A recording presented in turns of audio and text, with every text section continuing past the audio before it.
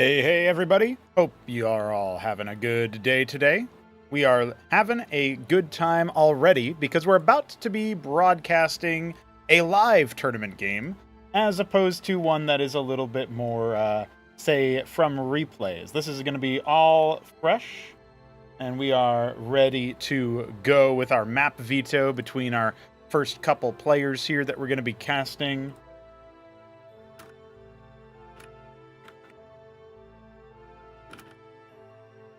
And I'm just going to go ahead and get that lobby set up for us in only a moment. Just doing some last-minute graphical updates here for the overlay, and so that we know that we are in the thick of it. I'm going to try bumping my in-game sound volume up a little bit for you guys. I think that would be a good move in general.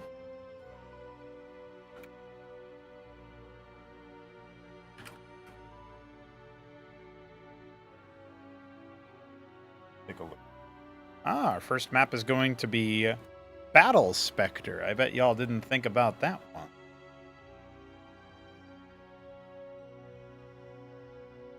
I guess I should have made a 1v1 variant so it wasn't so confusing. Alright, so we are going to be playing... I see Shamblers in the chat already. We're going to be playing some exciting Cosmonarchy matches today, casting some exciting Cosmonarchy matches today. We're going to be talking about Zeke versus Grasseater, probably the most one-sided opening match that we have, but Grasseater has been gaming, so maybe he has a chance, you know what I mean? He actually seemed more happy about facing Zeke than facing Neblime, which is what the original matchup was going to show. So we're going to fill this one out pretty soon here. The winner of this match will play against the winner of Newt versus Smarty Cakes, which I guess we'll cast right after this. Why not? And this match is the third opening match here, 01C, Opener C. We'll go ahead and put that in our overlay so that we can all be prepared. I feel like Zerg vs. Zerg has been on the rise a little bit lately, which I am not going to complain about. You know how it is. So these are all going to be best of fives.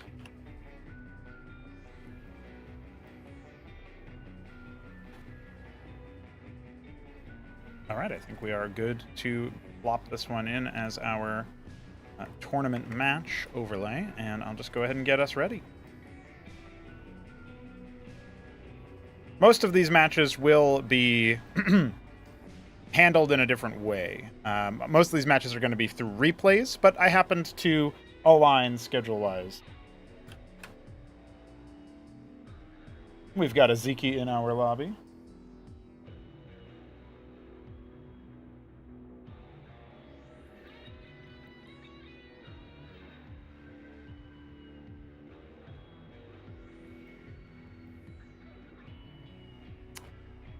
This will be a good showcase for some of our Zerg versus Zergs. We actually have another ZVZ later on to cast, a Shambler versus Cannoli. That'll be casted later today. Our only opener that hasn't had a result logged, as far as I'm aware, is Art of Turtle versus Doglived. They're prepping to play on Tuesday, so we will see if we can catch them live then. Winner of that faces Ayud64, our top-seeded player in the bracket. And we also have, let's see, Ultra awaits the winner of Neblime versus Sausage, and Top Ramen awaits the winner of the Shambler versus Cannoli. So going to be TVZ for Ramen no matter what, and a PvP, I guess TVP for Ultra no matter what. But the matchups could be different for everything else. Let's see what happens. Let's see what happens as we get a little bit deeper into this. I guess I have to refresh this page because it's not working. And I've got to ping Grasseater to get his ass in the lobby.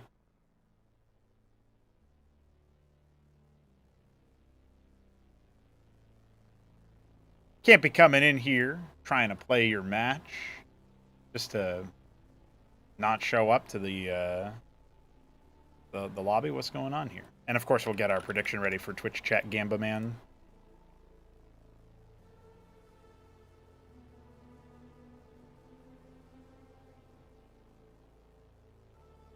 Oh.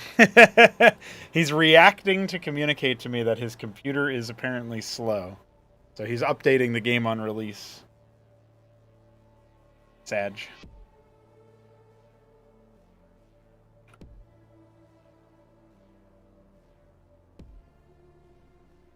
Well, I can tell you guys a little bit about this. I can tell you that this matchup, a best of 5, in theory it should be Zeke 3-0. But again, like, Grass Eater can be tricky. I would liken him to how Cannoli was in his debut back in Acropolis 2. And I think other players have... oh yeah, here he is. He's already popped in. I think other players have also noticed that particular thing.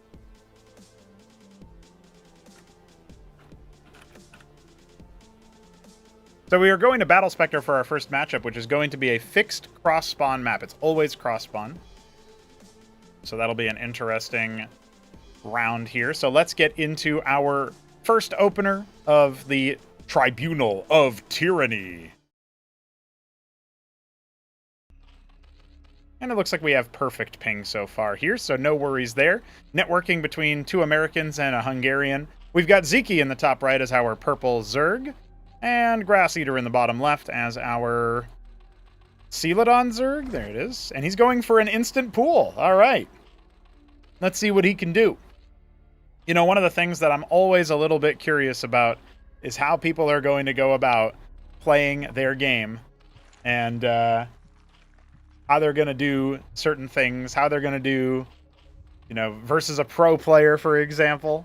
You know, we've got some really exciting matchups. If Neblime does what is expected versus Sausage and goes to face Ultra, that would be Neblime, reigning champion of Acropolis 1, former Acropolis champion against a pro player. First time we've seen that. Let's see, if Zeke moves past here, I guess he'd have to move past here and the next round opponent in order to face off against Aoud, assuming Aoud makes it past his opponent. And then we would have another matchup there. So, pretty good. Pretty good. Yeah, that's right. Smarty in the chat saying Grass beat him ZVZ. Yeah, he's got some antics. He's got some ideas. He's making his 3 pairs of Zeths. Even though it's cross-spawn, you know it's cross-spawn on this map. So, what does that change about the matchup? Well, it might be a long rush distance, but you can still make things happen. Zeke going to make his own 2 pairs of Zeths, but we've already got 3 of them moving out across the map right about now. So Grass Eater is aware. He does not have to scout the other corners. It's fixed. It's always going to be cross-spawn. Starcraft 2 players probably love that idea. I guess they'll really dig a map like this. So Zeke's Zeths are moving out, and he's got his second K-Grid coming in. He's actually going to try to go after the Zeths as they come in for Grass, but he ends up losing the first one. Which is maybe not what we thought would happen there. So he's going to make a Circuit, and it's going to be dove on immediately. I don't even know if Grass thought about it. Good cancel timing.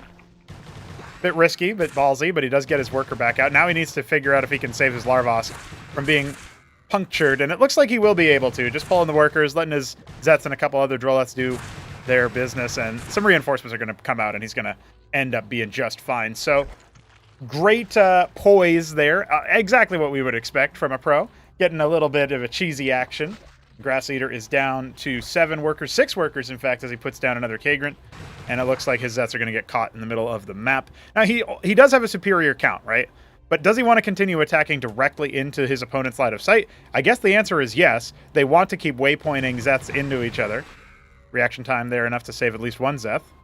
Might get overwhelmed there in a moment. And of course, we are going to get that Larvosk made. And maybe at this point, Zeke will think about putting down an extra Kagrant, turn it into some static defense so that he doesn't get immediately bopped.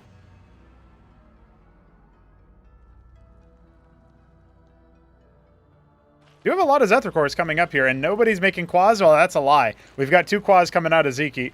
So he 2 pairs, 3 pairs now. So he will indeed be able to take care of business here. When you have a padding of the Zets over here in this set, plus a much better engagement in general for Zeke, you're going to see Grass's Zets just fall by the wayside, and he's making a lot more. He has not made another worker in a long time.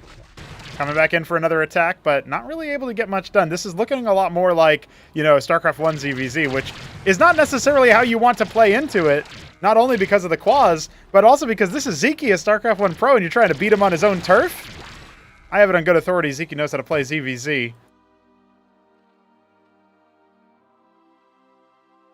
It's seen as a more variant matchup, right? A coin flip matchup in some ways in StarCraft 1. I don't think you can say the same thing about it in StarCraft, in Cosmonarchy. I was about to say StarCraft 2 because, you know, this is StarCraft 2 in my head, but not quite the case. I guess in StarCraft 2 it might not be a coin flip there either, but I don't know enough to tell you that definitively. I don't know it like I know StarCraft 1. Oh, interesting choice. Blows up his own Kagrant. I wonder what the tactic for that is. He's just freeing up another worker so that he can get back to mining. That's how dire things are right now for Grass Eater. Behind by 10 workers. Zeke already grabbing his Apex node. The Calcure Lake in production right now. He's got a healthy amount of quads. Not as much of an army as his opponent, but when has that stopped him? Yeah, there's this crazy thing that exists even in ZVZ called Defender's Advantage. Zeke's definitely using that. Going in for the surround. One thing you can say about the Zeths is that it is a bit difficult for the Quas to actually stand and fight them when other Quas are also there, right? So there is a point where you can start to get a little bit more value from trading Zethra cores into the army. This fighting retreat is pretty good from Zeke. You know, considering how much more of an army that Grass had, you'd think he wouldn't have took so many losses. Now he's starting to add some Lyrilisks. I think really the death knell, though, is the Vorvs. The death knell comes way earlier. Because you just have to deal with having these armored versions of the Zethra core, which have way more health. Like almost, yeah, actually double the health. More movement speed. They apply ensnare on your units when they attack. And you finally pop them, and then they turn into Zeths, which have better DPS. So kind of ridiculous. Now, the Quas don't struggle versus the armor, per se. They still deal full damage with their one armor pen, but it's still pretty outrageous in terms of how much power there is. And I think as the Lyrilusk is shown, Grass Eater is going to be in some real deep waters right now. It does not look like this is a winnable fight for him, even with the 16 Zeths he's sent across the map. There's so much more tech here. The Vorvs, evolved Zethra cores, the Lyrilusks, the evolved Quas. This is going to be too much to handle. But he's going to pocket these Zethra cores and move them maybe for a counterattack. He's waypointing all of his other units back, including 3 workers that were mistakenly rallied. And, well, it looks like maybe Zeke is considering, like, okay, I'm going to put down this hatch, but I need some defense there. And he is just making a band of workers. So he wants to try to see what kind of damage he can do with a smaller subset of his force. His Nathra cores also fly over, presumably getting a bit of a scout, or they're going to pocket and turn into Calcs, actually. Zeke up on the meta, and this circuit is not going to finish in time. You got some Zeths doing a bit of a brawl inside Zeke's natural, but it's not going to matter when your main gates are under siege. It feels like there's way too much here for Zeke for even some reinforcements to clean up. Like, he gets the kill on the Droleth. Now he's got to pull his own workers, and there's a couple of Quas. Maybe he can do something, but there's 14 Quas about to hatch. Guys, we're about to see the end of this game as the Calculists come in. There's not a single worker left on screen. And now if I move over to the left side, I tell myself a lie, but that one's a wrap. Not going to be able to make it happen. GG. A very bloody, brawly sort of game, but you know what it is. It's Zeke up first. And that's kind of what we expected, but at the very least, Grass made him work a little bit for it. You know what I mean?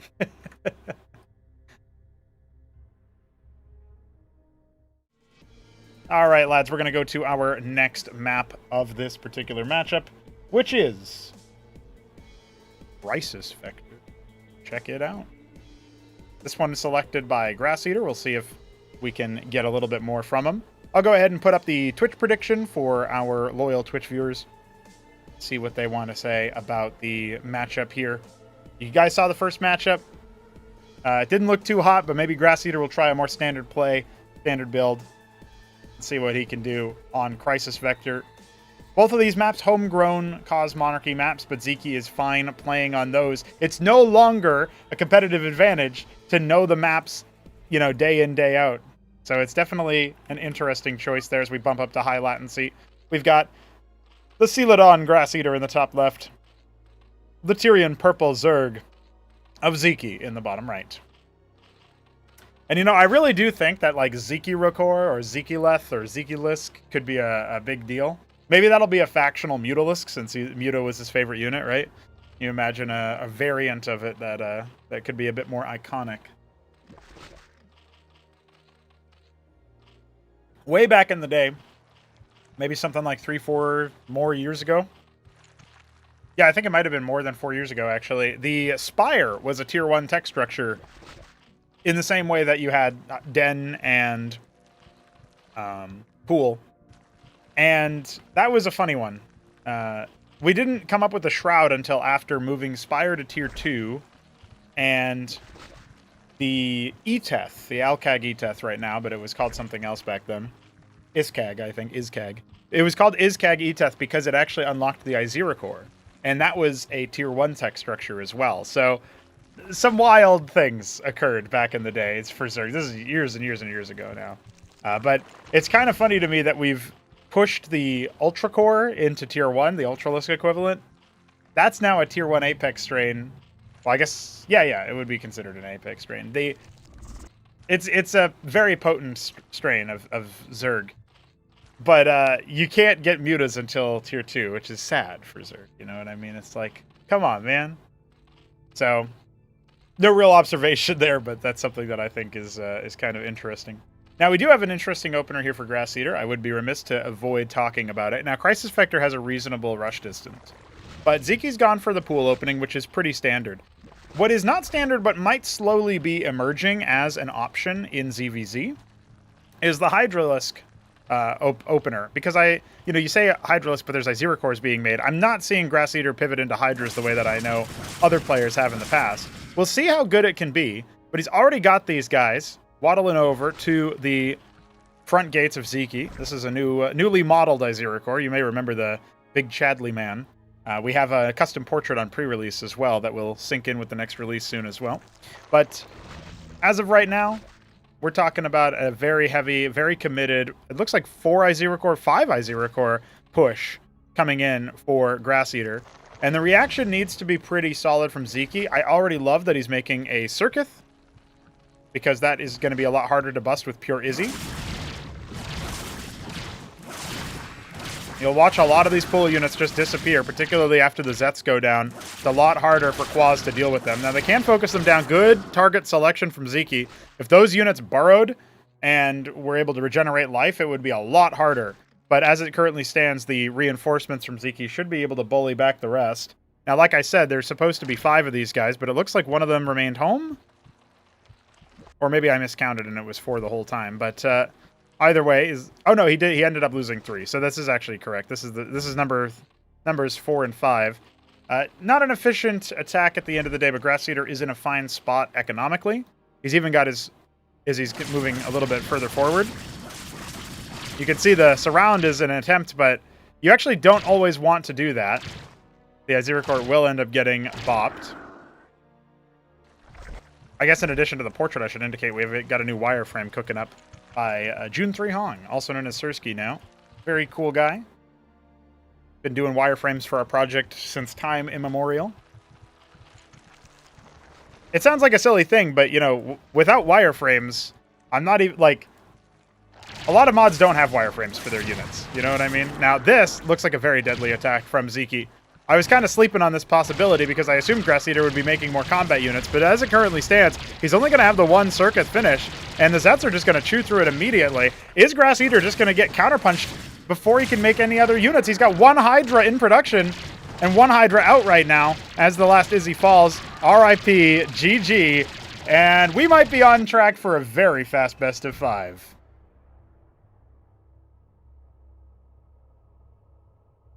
I would love, for Grass Eater's sake, to write that one up as a, you know, build order loss or something that's easier to stomach. But right about now, Ziki is just bowling him over. And we're going to acid test for our 3rd and could be final game.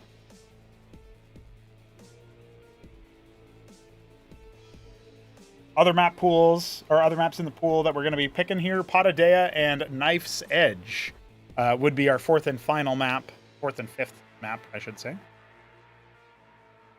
See if Grass Eater can muster up some more confidence, some more gusto. I think the Hydrith opener is fine, but he does need to control his units a little bit more. We talked about how he could burrow his Izzy in the front a little bit better.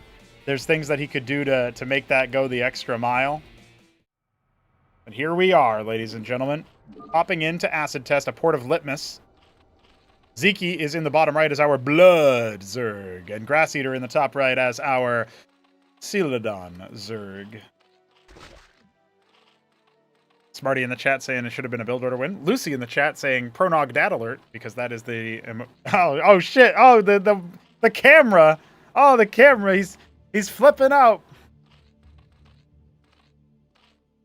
Looking for reactions. But yeah, I think the way that Grass Eater should have played that with the Izira cores is you probably want a Hydra follow-up, because if the other player scouts it and makes a reactive Circuith, which Zeke has done both games so far. The first time it was canceled by the Zeths. The second time it was, well, let's just say not canceled, right? That's an interesting position for you to be in as the attacker. If you only have Izira cores, you really can't deal with that. I guess if they have a Circuith and not very many combat units, what you can do as the Zerg player is as the attacking player rather, is you can just walk past the Circuith and attack the workers and kind of ignore the fact that your Izira cores are going to die eventually. But because there were enough combat units there, Grass Eater had an initial good engagement in the first time, but he did not burrow the wounded Izira cores and let like the fresh one tank the attacks of the Quas and, you know, kind of just cheat a little bit of extra HP in between.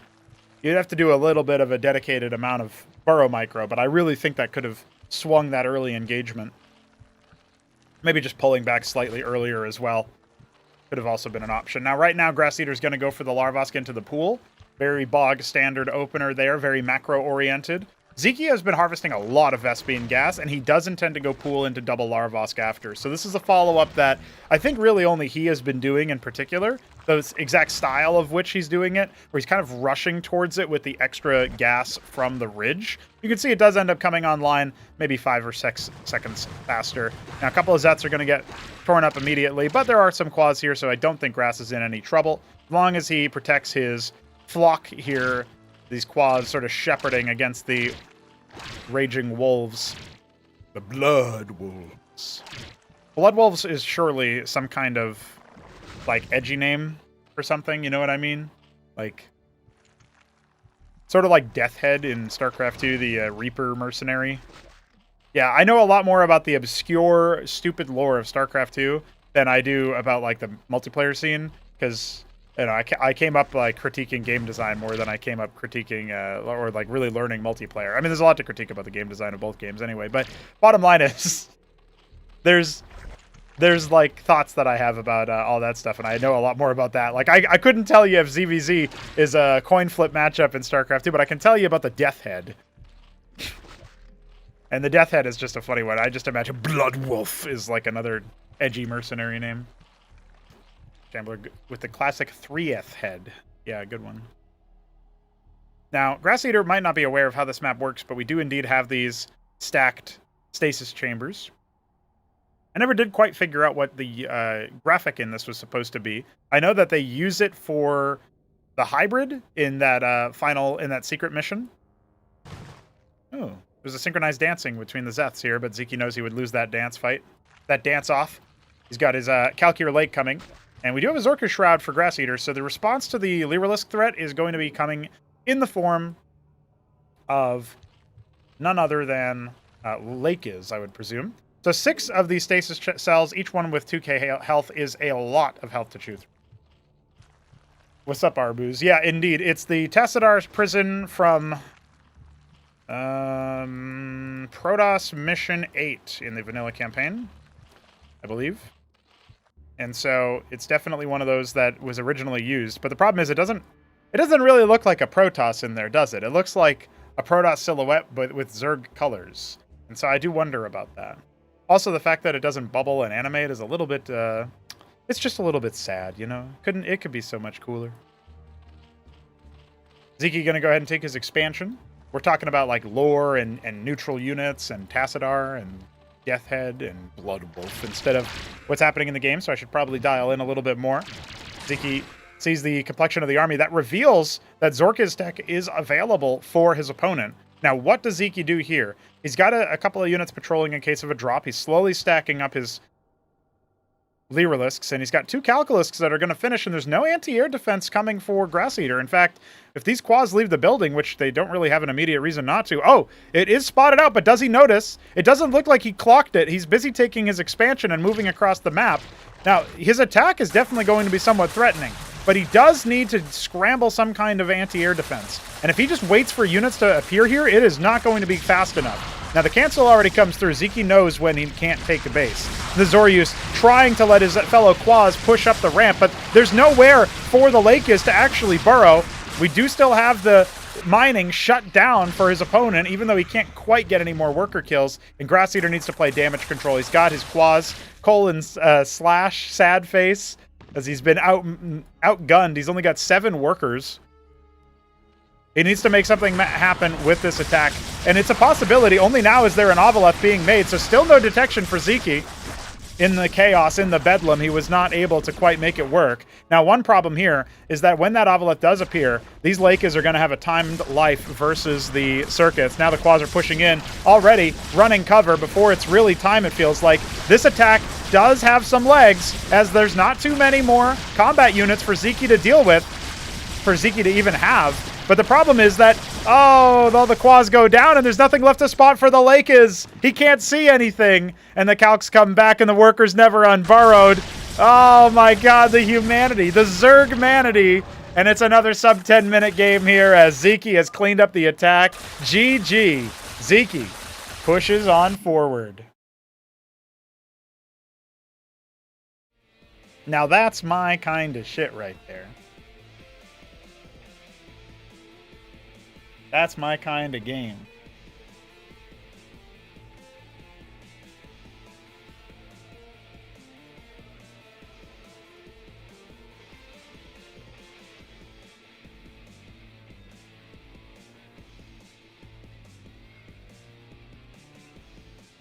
All right, time to go ahead and fill out our bracket. We are looking at, let's see here. Okay.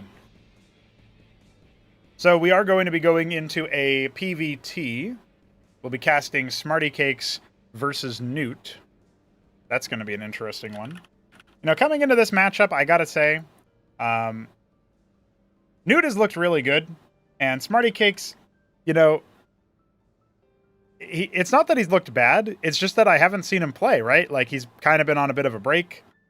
I think this is going to be his first real 1v1 test in a while. I don't know. I know he's in the chat. He might be able to tell me if he had much practice going into this one, but this feels like, you know, you gotta...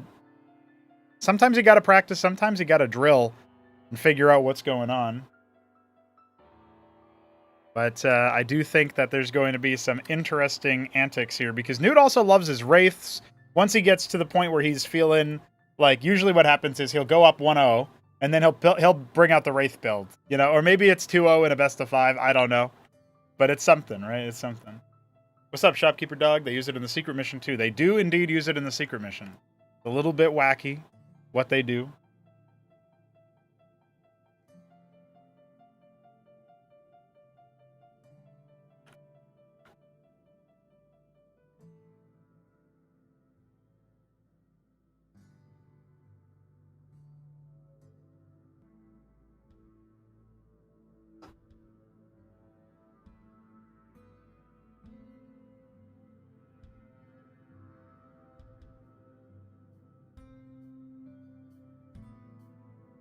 Trying to get my neck going. Too bad, too bad. All right. We have ourselves Ziki, the winner of that series. We're going to be looking at Newt versus Smarty Cakes.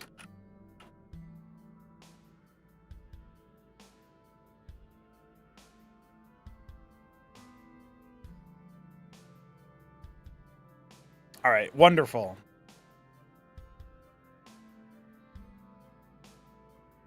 There was a worry I had that maybe the replays, the replay of that third match wasn't going to be stored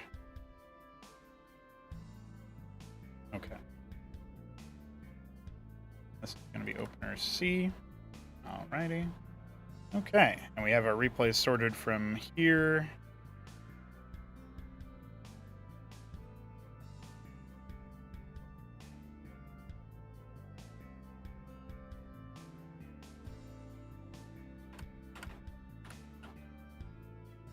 All right, guys, one moment here, and we'll be into our next match. We're looking at Newt versus Smarty.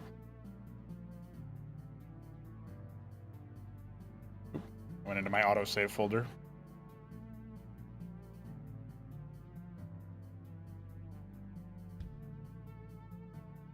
Okay, so our map pool here starts off on Acid Test. Then we go to Rage Slave, Mass Destruction. If we need more maps than that, Paradise and Potadea. Or Potadea, I guess you'd pronounce it as, because it's Greek. Potadea is a pretty nifty one. I like that one. We'll see how that one goes. We'll get our prediction started.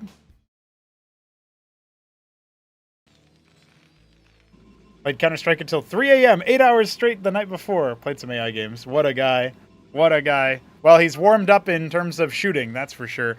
All right, Newt is in the top right of Acid Test. He is our dark green Terran player, and it looks like he'll be going for a mech opener here. Smarty in the bottom right, rocking out with the...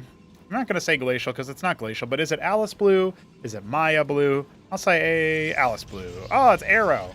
Dude, I don't know if I'll ever dial in the color guess for Arrow. That's such a hard one when there's so many others. Although I guess it didn't really seem quite like Alice Blue. It was a little bit darker. So maybe if I feel like it's Alice Blue but not, I'll guess Arrow. That's my algorithm here. We have a Fulcrum coming, a Gateway coming, so pretty bog standard TVP here.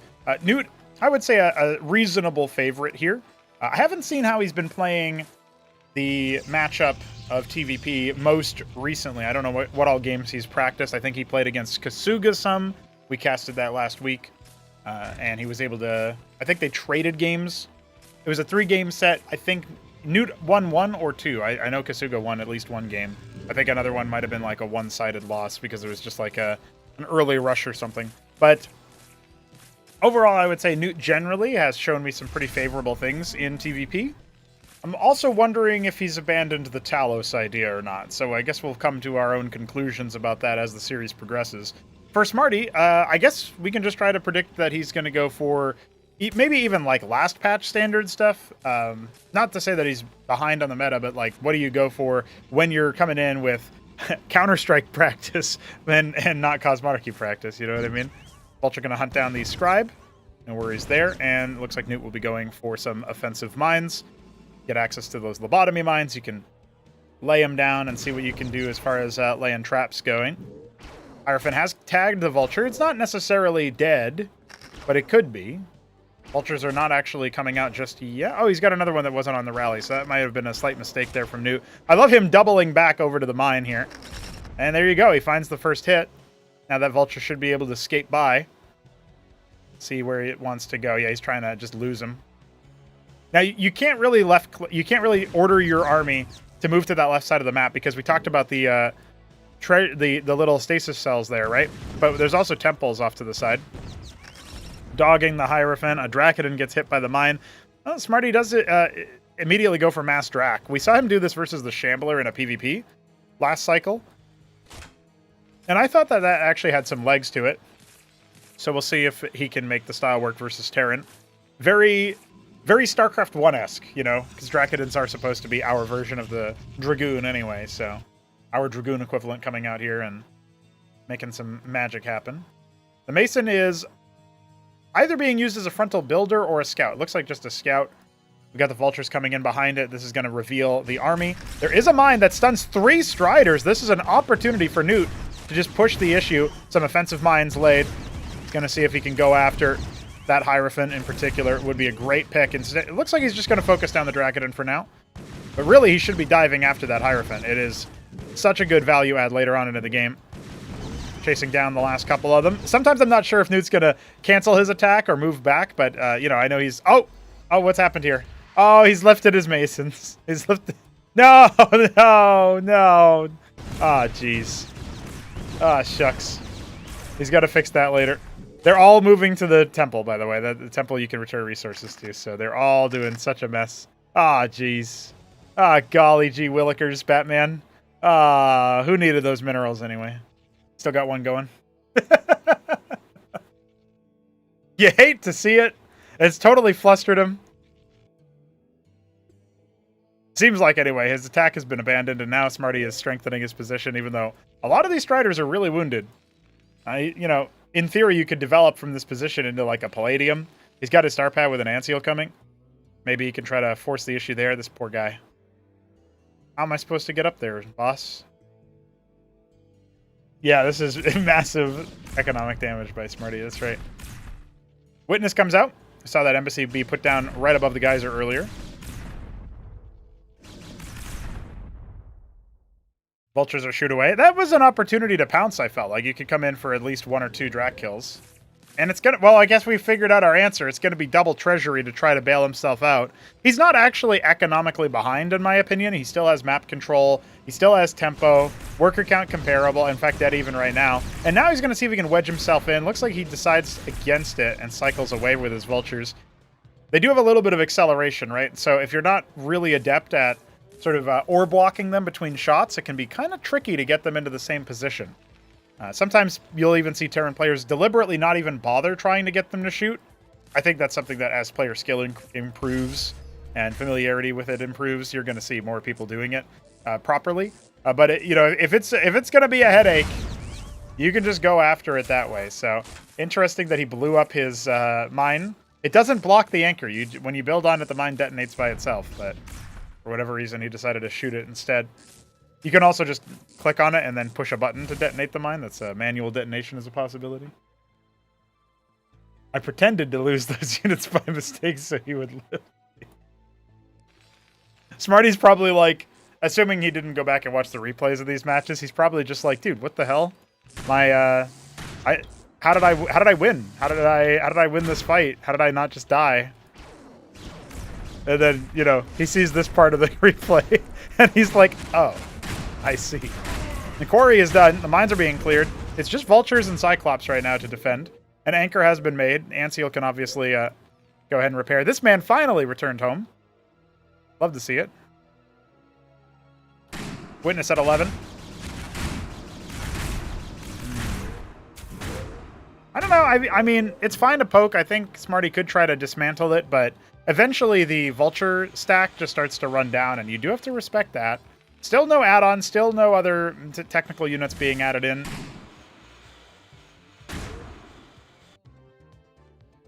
So one thing I am a little bit worried about is, you know, we're going to watch Smarty Cakes slowly stabilize in terms of the worker lead now that his second Nexus is done, and he immediately goes for a third.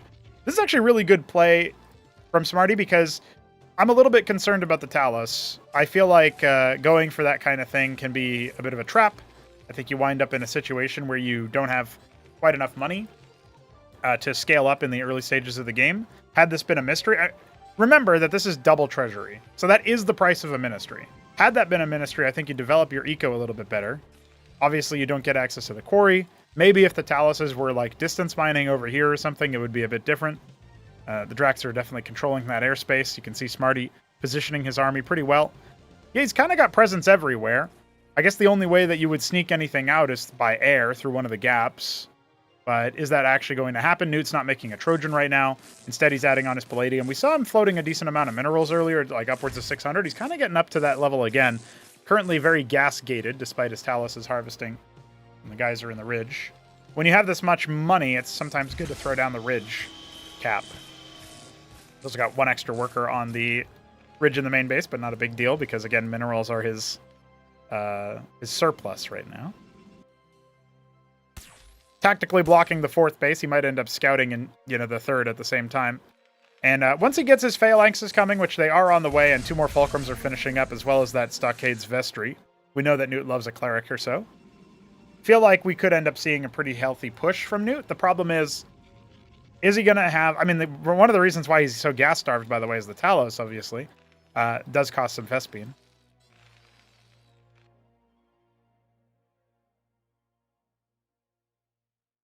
But one of the things that I'm also looking out for is how easy is it for him to develop his eco to to the point where he's actually making all of the units that he needs to be making in this stage of the game, because Stargate, Crucible to empower these 3 gateways. I mean, we don't have great production yet for Smarty. He is taking a 4th base at the sort of 4 o'clock position. He's making an autocourt. Okay. I appreciate it, dude. I don't think it's very good right now, but I appreciate it. Dodging back without any real losses just yet. Another Mason Scout sent out. See what's going on. Clearly, Newt wants to break out for a 3rd base. I think his best bet is probably this position over here at 2 o'clock. I think it's kind of hard to hold 11 on this map. And it can be pretty challenging to hold this. At least you have the high ground. And put down some static defenses. Entrench your position. The Terran specialty. And, you know, this is a situation... Oh, he's had to cancel that, and he loses the Talus as well. That was just a treasury being made, I believe. One thing that's a little bit worrisome here is that, you know, this is a composition from Smarty that doesn't have much mobility.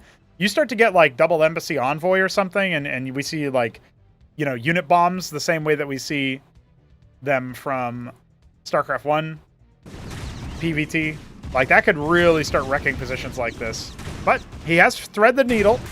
Oh, a whole horde of zealots coming out. I actually really love this idea. I think you pair this with a herald, and you're in really, really good shape for engagements. Zealots are going to come in. We've got a flank up here to clear out some of the reinforcements. Smarty has accidentally set himself up for a huge surround. Units in the south have already been cleared, but now the Draconids are coming in. Not very well split for Smarty, but he's still going to be able to deal with these phalanxes, which were not deployed for most of this fight. And now reinforcements are coming in, including an Exemplar. Hold on. I think Smarty's just going to clear this without too many losses. At the end of the day, Newt ends up cycling some of his army down to see what he can find. He did shut down mining a little bit there, but it looks like most of the workers ended up moving over to the bottom left. What does Newt have back at home? He's making 4 more phalanx. He's got clerics and ancials coming for that sustain and that heal, that shielding as well. A lot of workers idle at the position down there at 4 o'clock, so we're going to need to see that settled, and we do have double unitary union. Wonder what Smarty's going to go for out of that. Unars could be helpful. I wouldn't really rate much else. I guess Architect would be pretty good. Oh, Architect it is. There you go. And they are Crucibled. So this is like having 3 unitary production right now, because each one is 50% faster. Oh. What? What? That must be a fraud. I must be... Oh, no! I know what happened. He autocorded. Oh, no! Oh my god, where is the autocord? It's somewhere. Dude, 1000% just autocorded. He warped it to, yeah. Holy shit. I thought for sure that like somehow something really wrong happened in the replay or something. I was trying to think about how that could possibly be, but no. It's empowered by the Crucible, but not quite in the Crucible's power radius. So there you go. That's StarCraft 1 weapon ranges and such for you. Ability ranges, unit searches, etc. Wild. Alright, so it looks like the Vulture is going to scream on by here for Newt to scout out what's happening. I got to reset because we have 2 more Fulcrums coming up. Plenty of Talos over here. He's sort of slowing down on his scaling, though. The Autocourt is at the 9 o'clock position. Battle Workers and a couple of static defenses to try to learn from this mistake, as a couple of mines are going to be laid. And we have an Aurora and, oh, well, I guess the whole army. Actually, I wouldn't hate, like, if you have a Stargate anyway, making a couple of Auroras to deal with those kind of Vulture run-bys could be good, but hyper-specific situation, I feel like. Pretty big production bar right now. He's actually got a Nexus over here at 3 o'clock, and I guess his Autocourt is going to be doing something here as well at some point. You can see Newt has this entrenched position with Watchdogs. Kind of defends him against the air because he knows that the Exemplars are out. And they do have better range. But overall, right about now, he sees the army. He's going to try another little infiltration tactic where he somehow moves through the entirety of the map without being seen by Smarty. That's one area where we can definitely say Smarty could improve, is he's got these witnesses, but they're with his army. Even though there's not really any cloaked threats right now, it's not like he's gone idle on. So what is he using these witnesses for? Well, right about now, not for spotting his enemy. But it looks like they might end up moving into each other anyway. And some of these units didn't get the memo and go to the high ground. Architect count is looking pretty solid. He's got 5 of them already. We'll see if that can be reset. The Phalanx count isn't spectacular right now, but Newt has invested in a ton of Goliaths for tanking this. See if that can make enough of a difference here. He's also trying to deal with the anti-air. It feels like right about now he's actually winning the fight, though. Most of the front line is gone. It's just the Architects left. Reinforcements coming in to frustrate those Exemplar targets, and the Vultures can sick onto Architects. We saw that in a recent matchup between Arbuz's Terran and Sausage. But it doesn't actually look like a random workers coming up as well. They were just sitting there, and they draw fire, letting the Architects find a little bit more value. They're doing really, really well right now. They've already annihilated all of the anti-air. And now the Exemplars can start chewing up those Phalanx. What else does he even have? Newt's kind of running out of steam here, only on the 3 bases. Mains are starting to run dry at this stage of the game. We're hitting that 15-minute mark. Most of those are gone. Definitely needs to cycle back. He's got a couple of Goliaths here. Maybe the Clerics can patch up those Phalanx. Field repairs necessary. Top left could be his next base.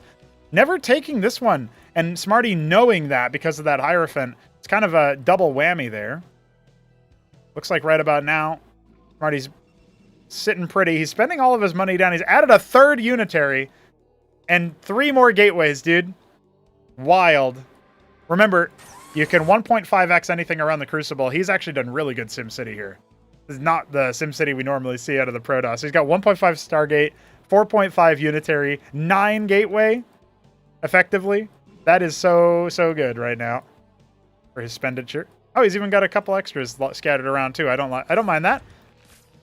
Atlas coming up here for Newt. He wants to go for tier 2. He's only now capping his ridges, which feels like a very overdue move. Oh, it looks like he didn't finish this one.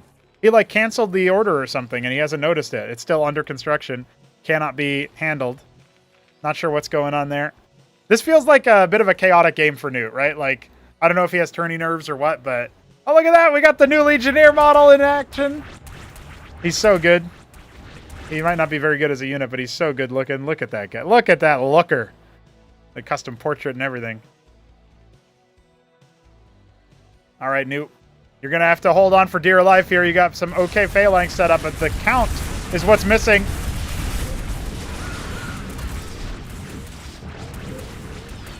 Zealot count is pretty good. Legionnaires are in here as well for style points, and, well, I think he's got plenty of action right about now. Vultures are coming in, but they cannot protect the rest of the line. They can't stun the Architects. This game is over, man. Wrapped up. Unless these Phalanxes can change my mind, but I don't think they can. A lot of friendly fire onto that Legionnaire. Gave his life for the cause. Zealot getting immolated on the way out, but the Architect count is so damn high. Atlas finishes up, but we've got Zealots attacking the top left. 10 o'clock base, soon to be asphyxiated. Got a lot of Phalanx, but now the problem is he lost all of his support units. No static defense setup. He's going to have to lift this other base at the 11 o'clock position. He still hasn't been able to move over to the 2 o'clock and expand to that point. Smarty is saturated 3, has gateways and Crucible and a base ready to be saturated at 9. He's all over the map. How is Smarty doing this?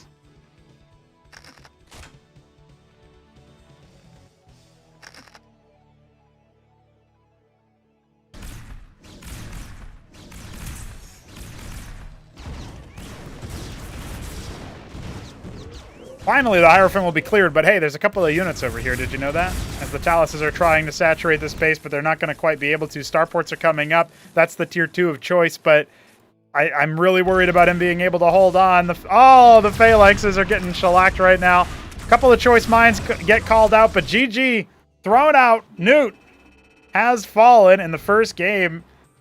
The scary thing is that Smarty didn't really, like, there was a moment where maybe that Vulture pressure could have gotten to him. But he held his nerve, and then he just played a straight-up macro game after. Like, what world are we living in where that's what's going on? You know what I mean? Protoss just needs to remember how to build gateways again. I agree, Chef Dog.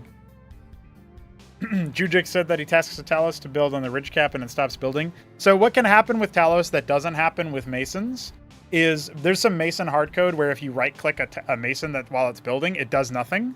And if you right-click a Talos while it's building, it doesn't have that hardcode, so it does follow your order. That's the only example of such a behavior that I can think of, is that, like, he right-clicked with the... Like, what must have happened is he right-clicked after issuing the build command with a Talos, and then he right-clicked the rest of the units there on a mineral line, thinking that the Talos wouldn't follow the order. I'm not really sure what else could have happened there. I'd have to actually see if somebody could repro that in a more controlled environment. But anyway, that was a very interesting game. And, you know, by that point, I think so much had happened that even if it is just a bug, you know, that I got to fix, I don't know if you can call that one, you know, a position that's too bad there for Mr. Smarty. I think he probably would have taken it at the end of the day. Trying to play Terran as Starcraft Brood War never works. Comps like Phalanx Vulture, Phalanx Maverick, Phalanx Blackjack, ends up face planting in mid-late game. Says Dr. Hoffenmeyer. Well, welcome, Dr. Hoffenmeyer. I don't recognize you, but welcome to the stream. Yeah, I feel like if I had to critique, like obviously Newt had the float of his ministry and then never tasked his workers back and stuff. It was really, really, really destructive. I guess disruptive, and may have just kind of thrown him off. I can't really tell you how impactful it was compared to his opponent, but I think at that point he did lose a lot of the pressure he had. I think that the mech armies could have worked, but the minefields, despite making so many Vulture, he really didn't have many minefields. And I know that, like, on the one hand, when the Witness and Architect combo comes out, it's really hard to keep your minefields protected anyway, because the Witness will detect the mines, and the Architect shoot it so far away that, like, what'll happen in this is a very specific case. If you have a combat unit within range, or within, like, aggro range, or you get attacked by a combat unit like a Phalanx, you are going to aggro onto that unit, and you're no longer going to prioritize mines, even if you can see them. So that's how Vulture mines can still be useful in the mid-game, when you've got these mid-range, or even, in some cases, long-range armies. But if the Architects are getting the jump on you, because they have almost equivalent range to something like a Phalanx, then they're going to clear the mines before your Phalanx can really trigger that kind of interaction to happen. I think that Tier 2 is probably a bit delayed. Remember, I think he got his Ridge Caps as he was getting his Tier 2. Normally, you get your Ridge Caps a lot sooner, so there is an argument to be made that he just didn't have enough things because his gas amount was really, really neutered in that game.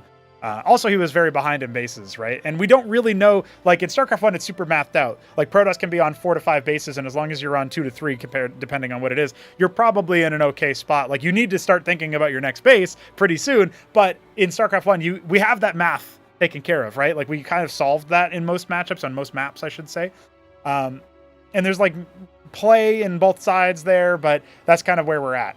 In Cosmonarchy, it's not really dialed into that point. So we don't actually know, is 3 base versus 5 base TVP playable, winnable, conventional in a Cosmonarchy match? We don't know that for the Terran side or the Protoss side.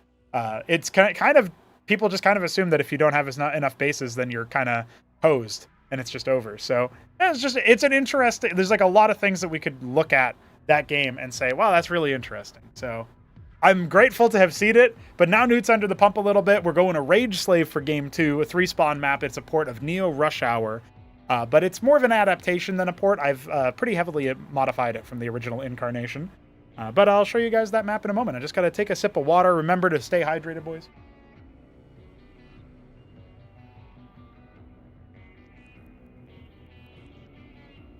Delicious. Here we go. GLHFs have already been exchanged, as you can see. And Newt is in the top left as our Ultramarine Terran. Smarty in the bottom right, or actually the mid-right, the 3 o'clock position, is our Glacial Protoss.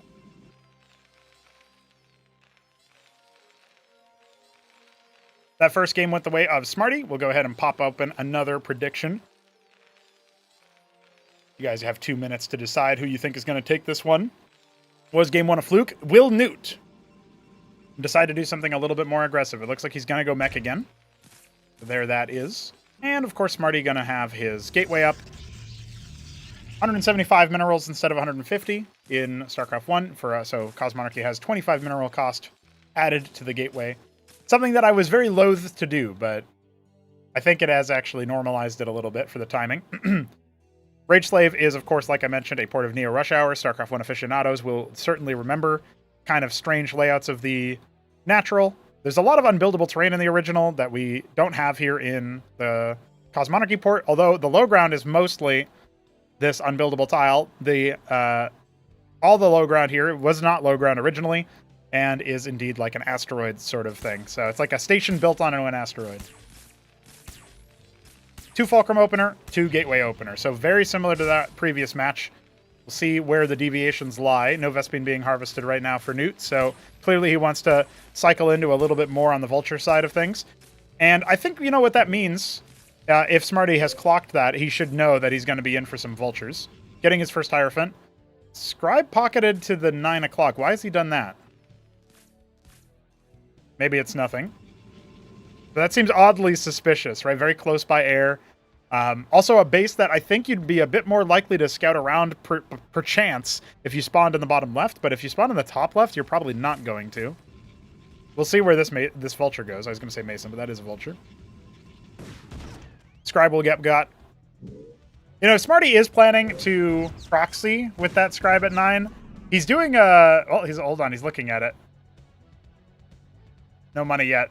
What's he? Well, I mean, if he builds a pylon, we know what's up, but okay. we'll need to figure that one out later on. But I was gonna say, donating the Scribe early so that you don't even bother going to look for it is maybe a bit of a mind game in that way.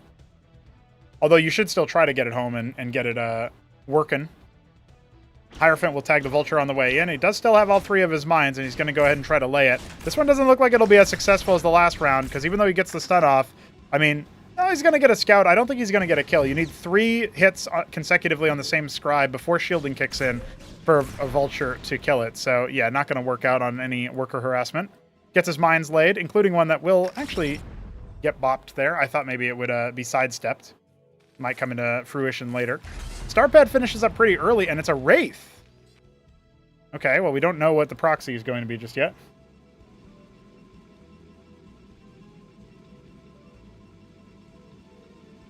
Feels like right about now, this is a... Like, the way that I'm thinking about the... So we got the lattice coming. Okay, so it's going to be vassals. I was going to say, maybe if we see an embassy, we know that there's going to be something that gets dropped, like you move the envoy over here. The shuttle equivalent. So we got bands of Vultures on both sides. I wonder what the Wraiths are meant to do. I guess they're going to harass the worker line while the Vultures attack the front line. Oh my god, triple lattice. Not really caring too much about where he puts it. I don't think you can fit it there, though, actually. This looks like it's only 2 tiles tall. Well, maybe not. I don't know. Palladium coming up. This is a little bit more of like a committed 2-base move, but it looks like Newt might be moving out for an expand pretty soon. His Wraiths will scout that there's like no tech developed over here. And his Vultures can maybe, you know, push against the front there.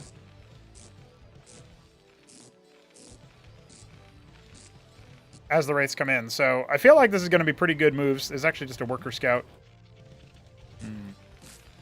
Also, if the Wraiths are home when the Vassals hit, which doesn't look like it's going to be the case, it's going to be really difficult for Smarty to get much done. But if the Wraiths end up getting cleared... Oh! Oh, the Phantom Warden. I see, I see. Okay. Mason scouts everything. Man, that's a Star Sense Warden, honestly. Phalanxes are coming in. Wraiths on the way. You got 4 Vultures on one side. You got plenty of Vultures on the other. Treasury not on location, so it'll float over. Or maybe it'll just make the quarry, and then he'll make another one on there. Vassal count's getting pretty high, guys. This is going to be 11 Vassals pretty soon. Vultures laying mines everywhere. They have not canvassed for proxies. Proxies are one of the least notable things in Cosmonarchy. Like, we don't really see people even trying them very often.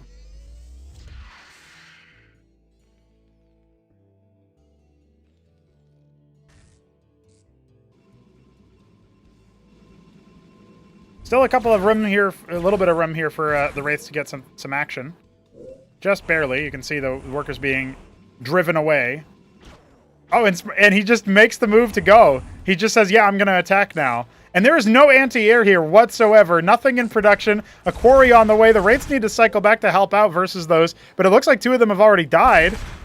The Starpad's going to get focused immediately. And Newt isn't even making watchdogs. Oh, his reaction timing needs some improvements. Maybe the Vultures can dive in now that the front gates are open. But there's still that Warden that they're going to have to deal with. And 14 Vassals are one-shotting Masons. Minefields are going to be good, but now the Phalanxes are going to get it drilled. This is nothing. There's nothing left to deal with the Striders. Oh my god. Now we're going to see those Vultures get activated, but I think this has just been a dizzying move. This is the kind of move that if you lose this game, you're like, whatever, I can win all the others. But Newt's already down a game, and I don't see a way back in from him. He's got Goliaths out. Masons are getting heckled by the workers. The Vultures have been killed by the Warden. He's got one kill to show for it on that Vulture at least. And the Treasury is so damn low already. Now, it might still be able to evacuate, but again, look at this, man. 5 workers. I think he's just going to get bust open.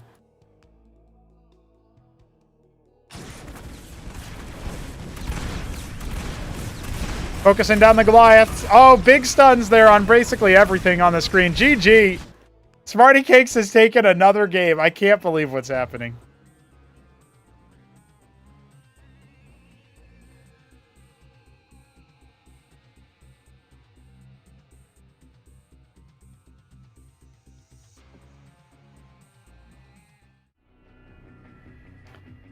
All right, well, we didn't get an upset from our first match, but we're certainly getting one from our second, at least so far. We'll see if we can do another round here if we go the distance. Mass Destruction is up next. Let's cue that one up for you guys. If we need extra maps, and Newt is going to need to certainly work his ass off for it, we do have Potadea. Potadea as the Decider. Paradise is map 4. Gamba up, let's get into it.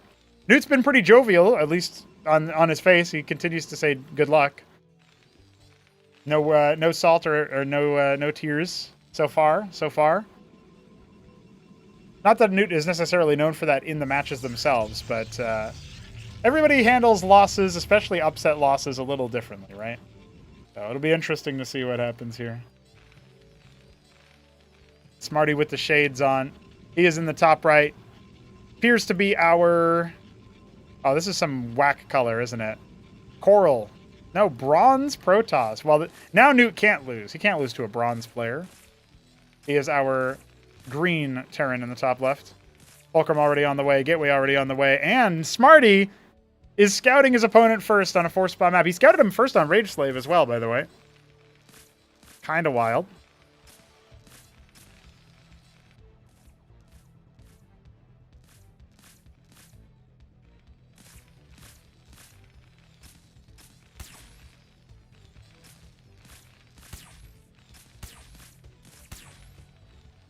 Second Fulcrum coming up here for Newt. A little bit of worker tax as the scribe arrives. Hierophant coming, so no big changes. I was wondering if Smarty would just do a Legionnaire push or something silly like... Oh, I found exactly where he is, and it's pretty short by rush distance. Let's see what I can do.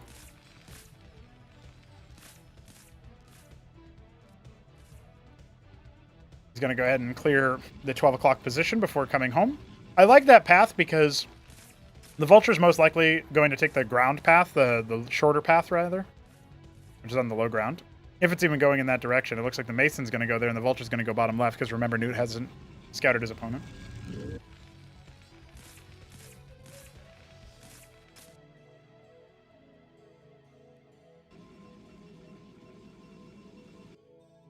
Sees nothing in bottom left. Mason will get got by the Hierophant. Does have 2 Vultures out. He's going to make a couple more.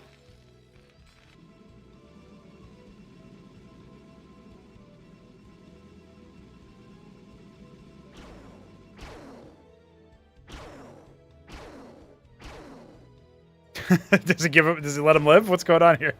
No, not quite. So we're going to go to a 4 Vulture timing. There's 2 more on the way. And we do have the Embassy, 1 Gateway idle at the moment. But there's going to be a decent number of Striders. I think in an even number situation, the Striders here are going to be just fine versus the Vultures. Shouldn't be too big of a deal. Although one of the Hierophants is actually going for anti-drop, I think. Defensive Mines, definitely pushing Smarty back away from the choke point. And it looks like that's all Newt wants to do right now. He's waiting for his extra Vultures to come in. We got a Warden warping in defensively in the mineral line, and we're going to have 5 Striders versus 6 Vultures. Well, 8 Vultures, actually. That math is a little bit more hazy. in favor of the Terran player. Scrapyard! Okay. Bit more of an aggressive timing. You saw that the Scribe was used to clear that mine. Again, 8 Vultures are going to be a pretty good number here, even though one of them is wounded. But if these other Striders finish, it's going to get a little bit more one-sided. So how soon does Newt want to go? Is he just going to set up for... Oh, I see. He's going to try to slip in and scout what's happening. Third gateway. Smarty pushed into a very weird position here. Doesn't look like that Vulture is going to get any mines down, unfortunately. Remember, it was the wounded one that laid the mines. And behind this, instead of going for something more aggressive, Newt is going to go ahead and double Treasury with the Quarry. So still going to stick to that game plan. He didn't really get a chance to get it off the ground prior.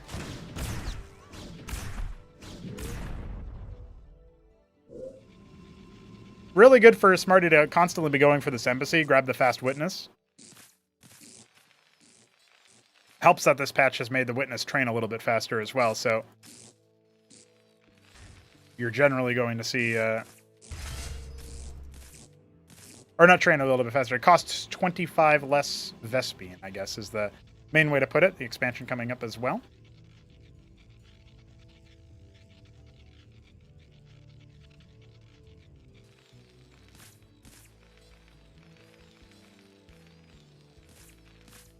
Talus are coming in. The Witness has already scouted everything out. Vulture in the bottom left. You got Vultures all over the place. I love the idea of laying mines. Give yourself that coverage. When they start to disappear, you know your opponent might be expanding. Because on Mass Destruction, you really do want to take another main if you can. Like, I know that these bases can look nice. Sometimes these 12 o'clock, 6 o'clock can look nice. This is a map that, even though it's been played for a little bit now, people haven't really figured out how to expand on it past their natural.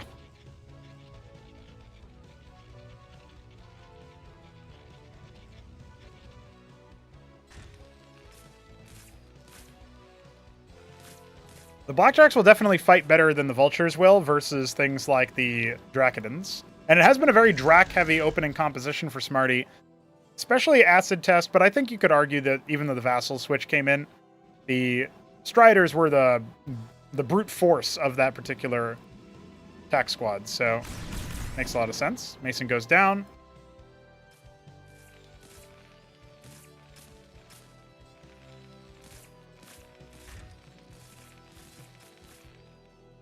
And it looks like Smarty is going to be moving across the map with his Strider army. We are at a dozen Striders. Dozen Dracs, specifically. I guess 13. A Baker's dozen. If you count the Hyro. Vulture slips the net for a scout. Another one gets got pretty early. Keeping up in worker production despite the double treasury. So Smarty looking just fine there. His expansion timings were really good in the... on Acid Test, I noticed. He obviously didn't need to expand in the last game, but I thought that was pretty good.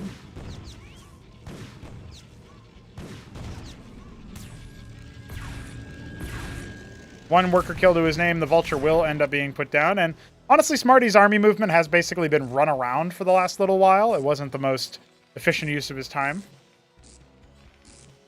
But I suppose with this entrenched position, despite the fact that there's no Antseal for counter...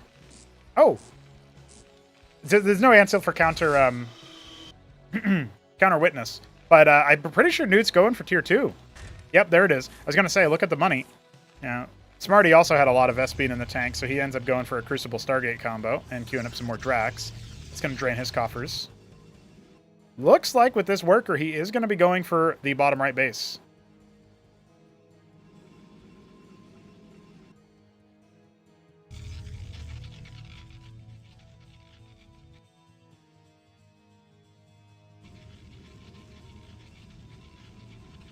The Crucible is going to empower a lot of units here. It'll also make him make workers even faster, which I feel like is a bit of an underrated aspect of... Oh, yeah, there's a pause. Easy clap, easy clap. Mike dead. Who is he talking to? Just commentating. He's streaming, you know, streamy cakes. Ansel comes in for the scout, sees that there's a Crucible finishing up. Stargate on the way. Gets a pretty good bit of intel there. Hard to deny the Antseal a scout into your base, which is maybe a bit fair. Like, it's still easier to deny that than scanner sweep, so whatever. But it's also, you know, sometimes difficult to deny a witness to get into your base as well, so. Feels sensible. All right, the Atlas is finished up. Let's see what he ends up doing with it. Captaincy. Another treasury as well, setting up for that third base. Let's think about this, right? Because the Unitary Union is coming up, probably within effect range of the Crucible, if I had to say. We're going to be seeing Smarty go for Architects again, I think. And if that happens, does Captaincy give you what you need to defend against it? Maybe with Apostles, you can try to force multiply your army back and defend against the multiple splits that way. Just give yourself more effective health, more targets for the Architects. But back when Architects were a little bit more commonplace because they came out of the Ardent, I feel like one of the things that Terrans were doing a lot was Star Part for Gorgon. And there is a lot of anti-air with the Striders here, but there's no splash anti-air. Like, nothing even comes out of the Unitary Union to splash down in the first place. This treasury could end up getting focused down, but at what cost? Smarty's going to have to lose a couple of Dracodons, or I guess in this case Zealots, for the process. But the treasury will end up living, and the Ancial even protects it from going into the burning. Yeah, it's two... Okay, he's going Tinkerer Tower. So, I feel like the way that he's doing that, as well as some mantles here for... Honestly, Ramses wouldn't be bad. He does need some kind of way to penetrate things like Zealots, but Ramses would definitely help versus the Dracodons. Kind of like a souped-up blackjack when it comes to fighting Dracs. Adding some Goliaths, Madcaps, okay. He's kind of just have like a couple of shooty units, as Dog might say. But I do think his artillery amount is pretty low, right? He doesn't have very many phalanx. And I know he's making a mantle. If he makes cataphracts, that can sort of supplement the phalanx. But it's not a replacement. It's something that helps them out because you lay down some suppressive fire while the phalanx get in a position. And they're tanky as hell. Now a fourth base coming up for Smarty as he's basically saturated this position. And he's adding 4 gateways. I love it. A 5th one over here at the natural. Oh, it's beautiful.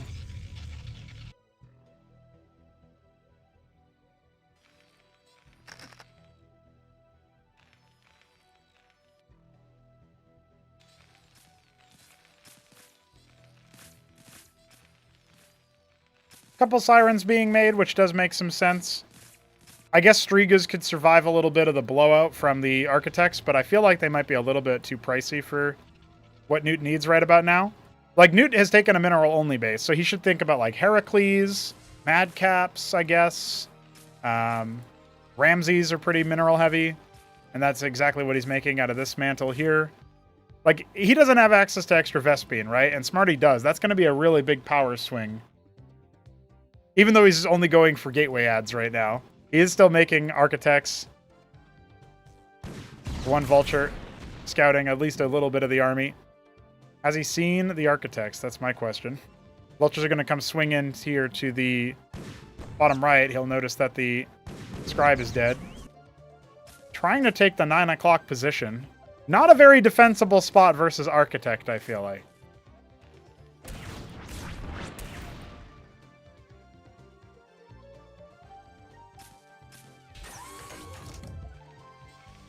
His phalanx count's okay. It does feel like it could be higher. They are also a mineral-heavy unit, to be fair. So I think you can get a lot of force multiplication out of this. But he's not really well saturated, and Smarty's already taking the worker advantage.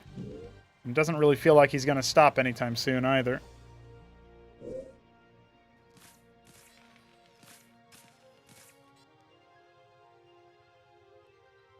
Couple of Zealots coming in for scouting and a little bit of heckling onto that treasury. It looks like bottom left is going to be attempted here. Oh, look. I steal your Aurora. Oh, the Aurora blew up in my face. What's going on? Could have maybe tried to go after those Exemplars as well. A couple of units going to clear out the Zealot in that position and then swing by to the bottom left. This is going to get... I feel like this is about to descend into a pretty messy game. Sentinel never finished. This one... already done. Maybe like 8 more and you'd have a pretty good position against the Zealots and stuff. Couple of mines get blown open here.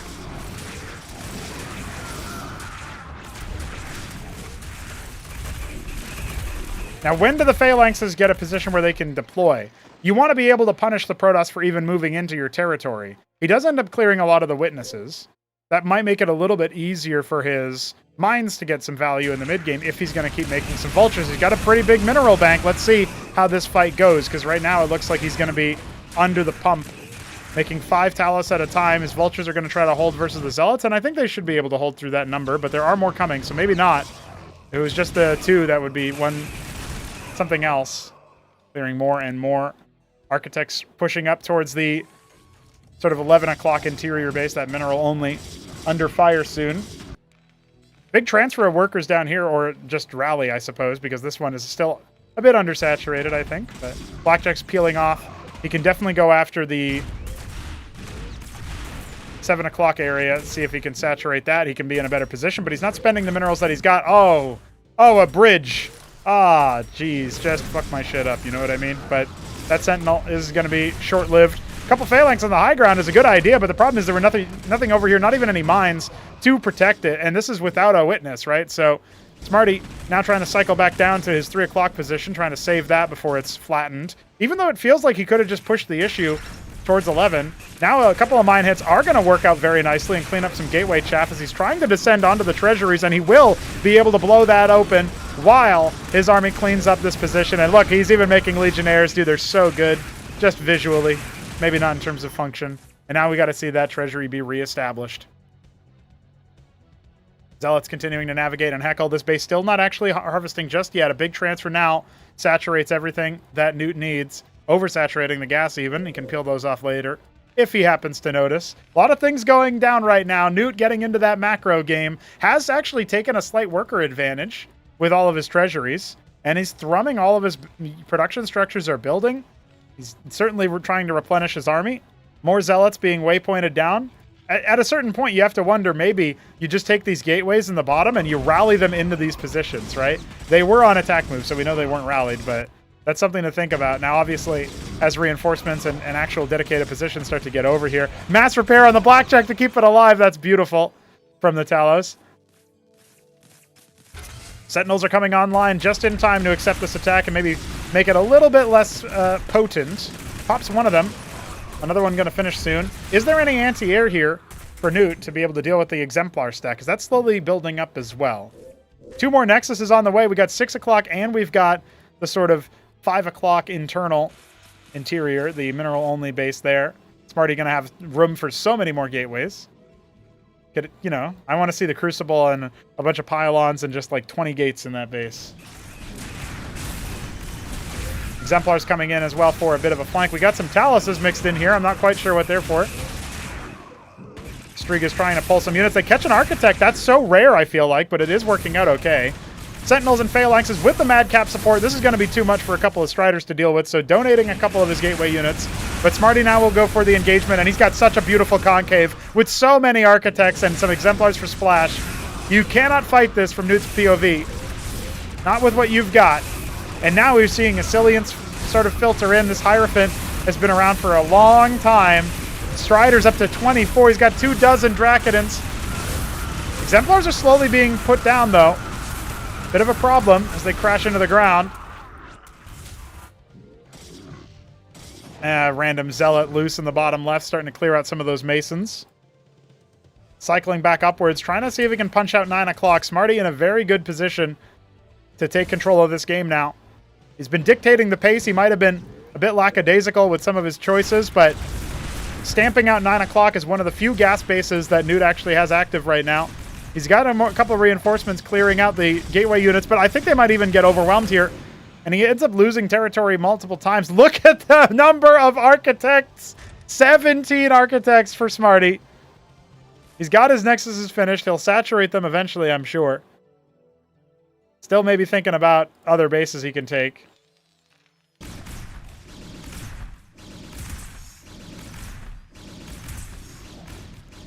The treasury actually gets flattened here. It was not mass repaired. It was not reinforced. The army now trying to move its way down there, but I think he's realized that it's kind of a lost cause. He needs to defend up here to the mineral only. His Talos is scout out 6 o'clock as some static defense is being put down, but the Architect count is rising. 21 Architects right now. And, oh, there's a 22nd and more on the way. 2 more finishing up. Good grief, man. He could beat his army just on an Architect-only A move.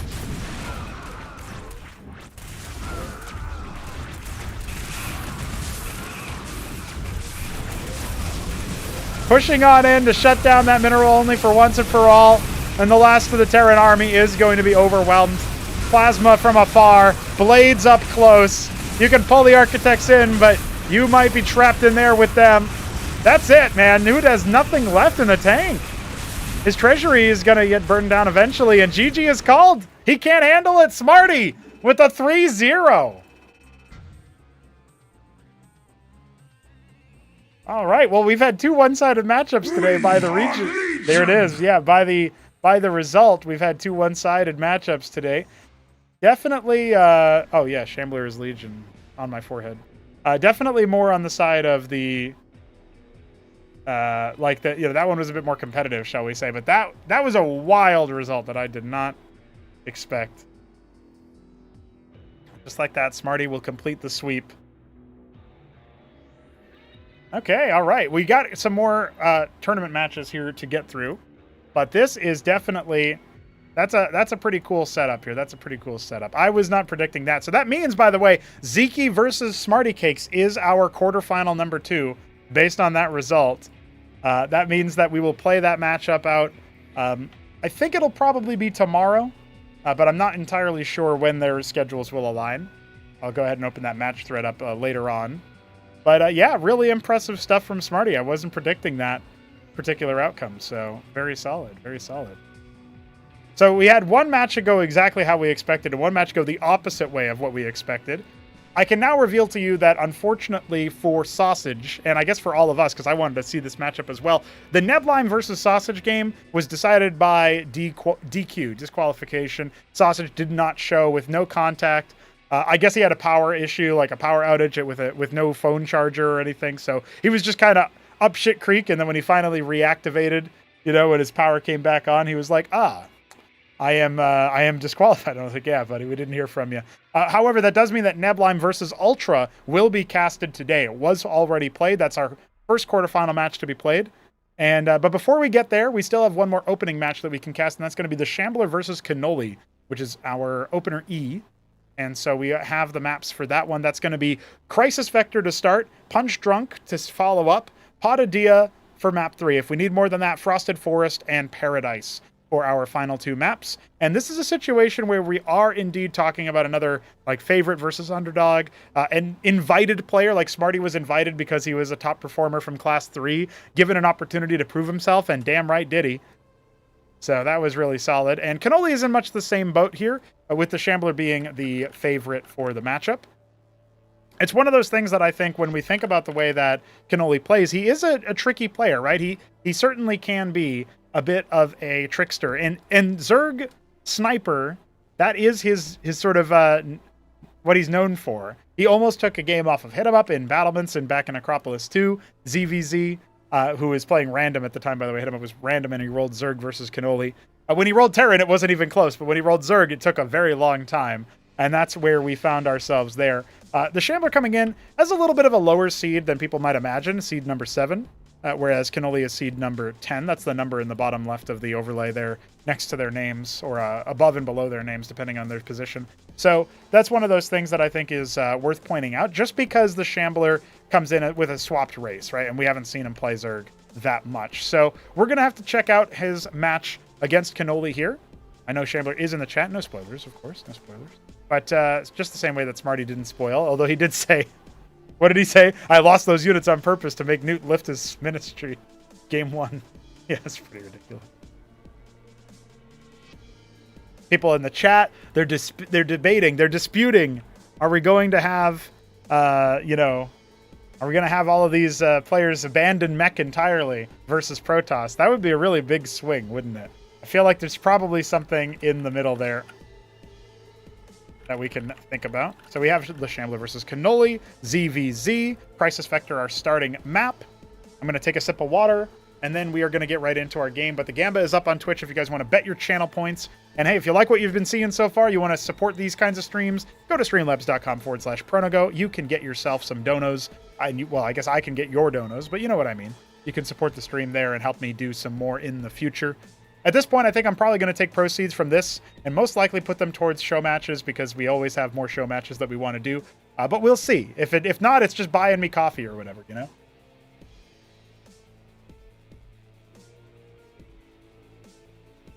Alrighty. Let's see how this first matchup goes. Some more ZVZ for you. Cannoli in the top left, our underdog, is the Pumpkin Zerg. And in the bottom right, we have the Shambler as our Yellow Zerg, the favorite for the series. He is already harvesting his Vespene, whereas Cannoli is being much more lackadaisical about that. It looks like he might want to do a pool opener. We'll see how soon he decides to go for that Vespene. Dr. Hoffenmeyer saying that when you don't find the Savant button, SMH. Yeah. The last matchup was definitely an interesting one. Would Savants have helped? Maybe. I know that people are rating Eidolon as well. I feel like Witness Architect probably beats their ass, but you never know. You never know. I'm not betting on you versus the Zerg. Yeah. So Shambler. Well, that's because Smarty has to go up against Zeke. Is that not true? Let's take a look at our bracket here. Yes, it's Smarty Cakes versus Zeke up next. So that's going to not that we're going to cast that today. That match is going to be played later on, hopefully tomorrow. We'll see how the schedules align because it's like weekday hours, right? Workday hours for Smarty, and for Zeke, I don't know when he's free in the day, but obviously he's up in Europe, so it's a little bit of a different move. There's that opening pool, and we now have the Vespene harvesting. Is it just going to be like a Vornath rush? I'm not entirely sure. Very late pool for Shambler comparatively, right? He's got his brood spawn coming out from the larva to keep him safe.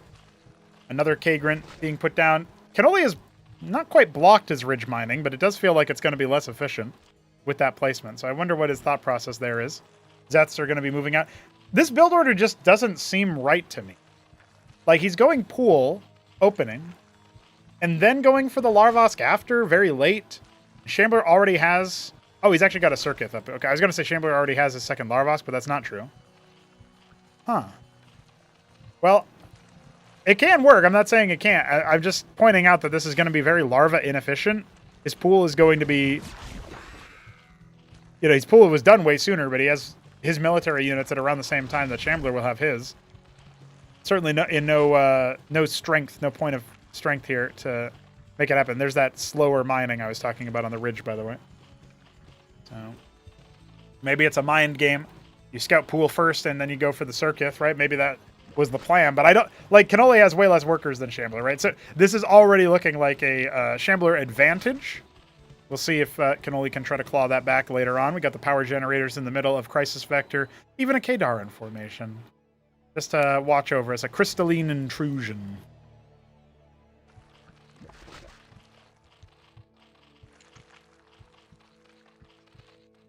So Macro Hatchin here and a Vornath Pawn. I think Shambler has been vocal in saying that Zergs underrate the Hatcherosk. They forget that exists because of the early Larvosk. So saving his own Vespene, or not really even harvesting too much Vespene, but saving it for the Vornath and then going for the Hatch inside the main base to continue upgrading his larva production does make sense. It's also much more durable, much less susceptible to raids and attacks and being sniped. And we do have a lot of quads, so this could actually be a focused committal to try to clear that Larvosk. But I think with the Rilla Rokhorse and his own quads, Shambler should be able to deflect from that. We'll see, as 6 more quads are potentially going to link up, but it's going to be a long march into the enemy base. This looks to be a third Larvosk inside, as Vornath is being made by Cannoli as well. So we are going to end up seeing I guess a mirrored tech option for now. We'll see how long they stick to each other's committed option there. A lot of Zethicores moving across. Shout out to Aleix. He does pronounce them Zethrocker instead of Zethricore, but you know, he's trying to Zethrock and roll. And he just released a video covering an Oya versus Zeke match from the original, the OG show match. So very cool of him to continue featuring Cosmo. Check out Aleix Gaming on YouTube if you want to watch that matchup. Shambler looking for his expansion. Calculator Lake about halfway done for him, so he's going for that Apex node very quickly. We saw this work out very nicely for Zeke against Grass Eater earlier, but this matchup is going to be a little bit different as the Vorvs start to try to go for a bit of a surround. I like that Shambler is moving his army more to the upper right. It feels like he could have continued to do that as this attack was taking shape, because he's basically pulling the enemy army away. He's also leaning into the weakest part of the flank for that surround. Now he's got to be cowed back into the main base. Now, there are some really road cores here. They can help out a lot to cut down the armor of the Quas, or the Vorvs, but also keep in mind that that does slow attack speed. It's very, very potent here. And we are going to see the last of the stragglers from Shambler even come in to help sort of sandwich and distract the Zerg army. Cannoli has just decided to abandon. Looking at his enemy's base, he's going to make a bunch of workers and a bunch of Zeths. And he will actually take a temporary worker lead, but remember that Shambler has his hatch already almost done. So the effective income here is going to be much higher for our yellow Zerg than it is for our pumpkin orange Zerg. Defensive Spraith being assembled here just in case Cannoli is planning on using Naths, or dare I say it, Calculisks could come in, but the Calculator Lake is not even started yet for Mr. Cannoli, and he did scout out deep enough to see it be finished for Shambler, so let's see what he decides to do with that. If he pockets these Zeths moving across the map, that might be one thing, but instead they're just going to kind of barrel into his opponent's forces. He does seem to have them on a control group, so he ends up pulling them away, and maybe that will actually cause a little bit of frustration, as Shambler has a really good opportunity to just move across the map and do some damage, but is he going to start to pull away instead? Well, he's going to end up losing that K-Grunt, that's for sure, and maybe some of these workers could end up going down. Looks like a bit of a worker transfer, but then they go back up after. Tries to go after the Larvosk. I'm kind of surprised he doesn't go after the Circuit, but I guess he's worried about the worker pull or any units hatching out. Just wants to do the damage that he can. But the Circuit is... Oh, is it going to die too? No, it looks like the Nats helped out just in time. 15 health. That goes to show you how good Zeths are versus structures. Oh, Cannoli going to go for the burrow so he can try to focus down the Lyrilisks. They're still in small enough number that they're not force multiplying quite as much as Shambler would like. So Cannoli going to try to hold on. Remember, he is down under the pump economically, so he needs to try to trade somewhat cost efficiently here. And I don't know that it's going to be the case because we still have more here for Shambler. He is going to end up finding supremacy on the ground. Cannoli making 11 more pairs of Quas, but it feels like he's going to end up taking some losses here. Losses he can really ill afford. Not that the workers matter that much, but just slowing his pace. It feels like he's already lost any semblance of control he could have in this game by losing all of these, all this ground and allowing the Quas to push forward. Now they're sacrificing themselves to cripple the economy of Cannoli. He went from 23 workers to 17 very, very quickly, and now it looks like the Zeths from Shambler are going to start peeling away.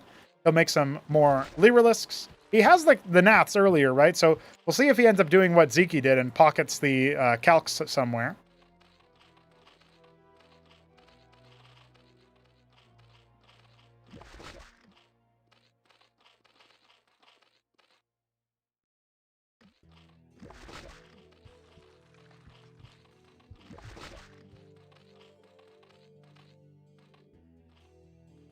Extra macro hatch in the main for Shambler. He is making his 2 Calculisks kind of like wantonly, brazenly in the middle of the map, but Cannoli does not have any map control right now.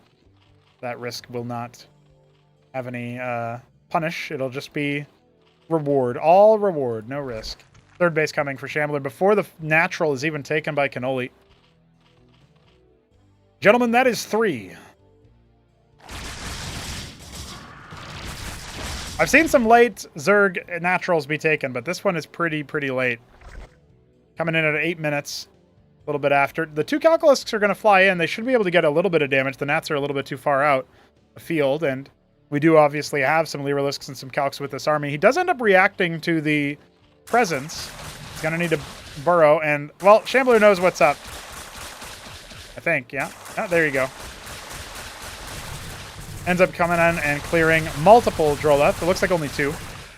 But still, every bit helps, and Cannoli's mining was not active during that time. His ground army sort of posited off to the side there, just in case, I'm not sure what, but errant unit movement here. A bunch of workers be made.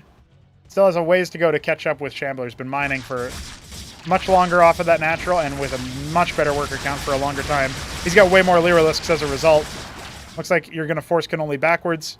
He's got his own Calcs descending onto this position, but there's a Spraith here. Massing up some more Yellow Zerg outside the third base. Shambler could probably just bowl his opponent over, but we're going to find out soon. The damage is being heavily reduced by having to pass through both Hatrosks before it can get to that Sprite, so that one's not going to do too much. And yeah, the air raid just does not foment. He's got one Nath left. Unfortunate there.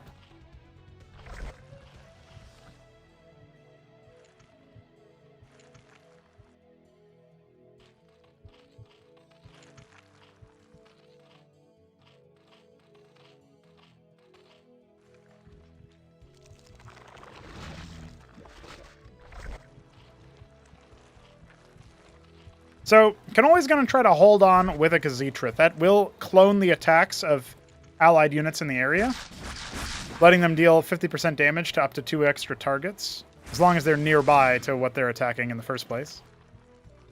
So they're kind of huddling around it. Oh, the Calculus will also get a lot of value off of that because it'll be firing 3 piercing strikes instead of 1. And it already does so little damage that it's not going to really lose that much DPS. Oh, gotta watch out, though. You don't want to give it up for free. Shambler kind of bungling this attack. It looks like some of his more expensive units got it hooked on the attack move while the other ones were trying to get in or maybe trying to disengage. They were cycling away on an attack move instead of a proper move. Shroud coming down for Shambler. Could see Lake is. Could also see him just decide to fully upgrade that. We'll have to wait and see what the option is here.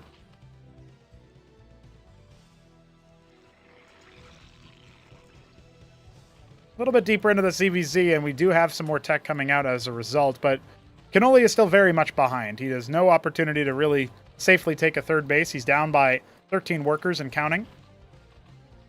Third base is starting to give up returns. Obviously not many mineral harvesters here, but Shambler has plenty of gas coming in from this base. Spreading out his Zeths, which is a great move here.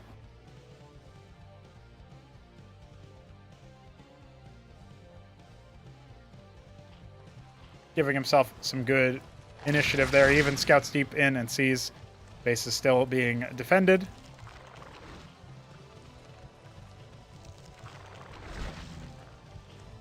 We are going to see some anti-air be set up here, and this is as Shambler was, I think, making some Calculusks at some point. He's making some more right now as we speak. Yeah, over here by his natural. One scouting calc is going to navigate over towards the natural here. Doesn't last too long, does it? And there it is, the Ulgorg already on the way for Shambler. He's making 4 Zoryus. I have a feeling he's just going to end this with Ultra Cores. You can't really DPS them down as well as you'd like. The Lyralisk lost 1 armor pen before this, as part of this release update, so to speak, so this balance patch. So it's going to be even worse versus the Ultra Core than it already was, and the bounce damage just doesn't really do that much. Also means that I think like Tetzora Cores and stuff will be much, much better versus the Lyralisk army, so we're going to have to see how that evolves in ZVZ in particular. Looks like a couple workers might end up going down here, or maybe not a single one. Wow. So that ends up getting entirely routed. A little bit of lost mining time. I suppose that does hurt. Nathacor coming in just in time to get shellacked by Infinity Spores. Oh, and Tier 2 is going to be how Cannoli tries to fight himself out of this situation. I guess the question is he going to be able to hold on long enough? He has no circuits. If he had like 4 or 5 circuits here, I would actually say that he might be insulated against the Ultra Cores a little bit, because the circuits do a lot better damage. Obviously, the Ultra Core has a lot of armor, but we are talking about 20 damage, so. Plus the Khazitra would help it out. Put down extra damage the whole way through.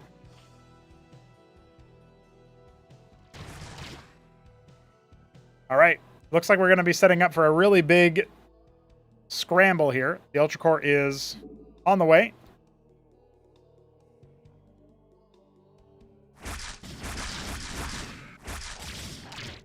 Cannoli just doesn't have enough army to really be active on the map right now. He's also spread quite a bit. This is the kind of thing where if you're trying to surround with the limited number of units Cannoli actually has, it's not really going to do anything. And I think he might know that, although he is going to have to cancel this third base, and it doesn't look like he's actually got his camera in the right spot, so it will just end up going down. Some of his units slowing down Shambler's back end, but the flank is not really a flank, right? It's just going to collapse immediately. The Ultra Cores already at large. A Mutat Spire on the way as Cannoli tries to scramble back to his natural. This one looks to be just about wrapped up.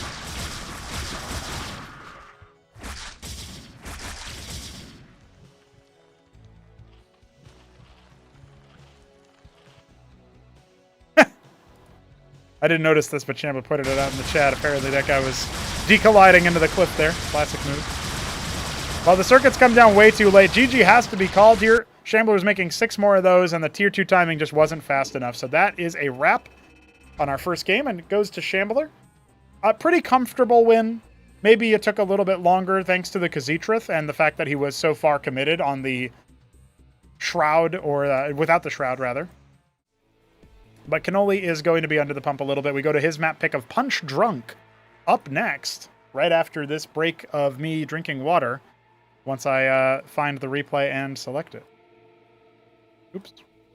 Don't you hate when you go up one level when you don't mean to? As a reminder, guys, Punch Drunk is up next, but it's also a port of Knockout by Jujic. So if you're familiar with that, current ASL maps, this is going to be a familiar sight.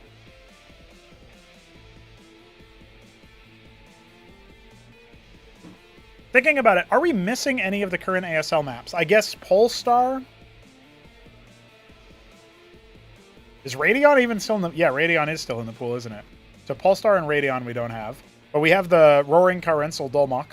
We have Knockout. We have Litmus. So those 3 we definitely have. We don't have Eclipse, but I don't even remember if it's in the current ASL map pool. Anyway, bottom line is we have a lot of those maps. And eventually we're going to have all of them. I'll quickly take a look at the map pool there. Oh, Metropolis is another one that we don't have. So yeah, there's 7 maps. We don't have Polestar, Radeon, or Metropolis, but we have Dominator, Litmus, Knockout, and Roaring Currents. So there you go. That's what we got. The majority of the maps are there, and I'm sure that somebody can port the other ones as well at some point. All right, ladies and gentlemen, I'm going to go ahead and get that Twitch Gamba up for you guys once again. Chandler took that last one, and it looked pretty easy. Will Cannoli end up punching back? Does he have a strategy prepared? This is a cross-spawn position on Punch Drunk. Port a Knockout. Chandler's our red Zerg in the bottom right, and Cannoli our pumpkin Zerg in the top left. One thing I appreciated about Alex is... in his video, he just flat out said the color names without guessing. He just like looked and then introduced them, which I thought was pretty good. Oh, we'll take that one.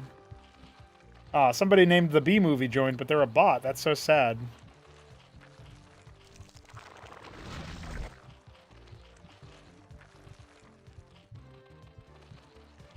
Imagine if the B movie was a legit person. You know what I mean? Wouldn't that be so good? It's going to be a Larvosk opener for both players. No Vespene coming in for Shambler. Vespene still coming in for Cannoli. I noticed that Shambler last game did a Larvosk pool opener, which is, I think, very greedy, very brittle. But we're going to have to wait and see on that one. You know, it could end up being a different style. Something that Jujic was pointing out as like maybe changing the tile distance here. In order to place a town center, it has to be like square. But he was talking about making it more radial or whatever. And so that way you could take this mineral field and put it like closer by one to the bottom and left. That one would work out pretty nicely. I feel like that would be very nice visually as well. But yeah, we can't modify SCM draft to show that, even if we could modify it. And I don't even know if we can modify it in the game. So that's going to be a doozy.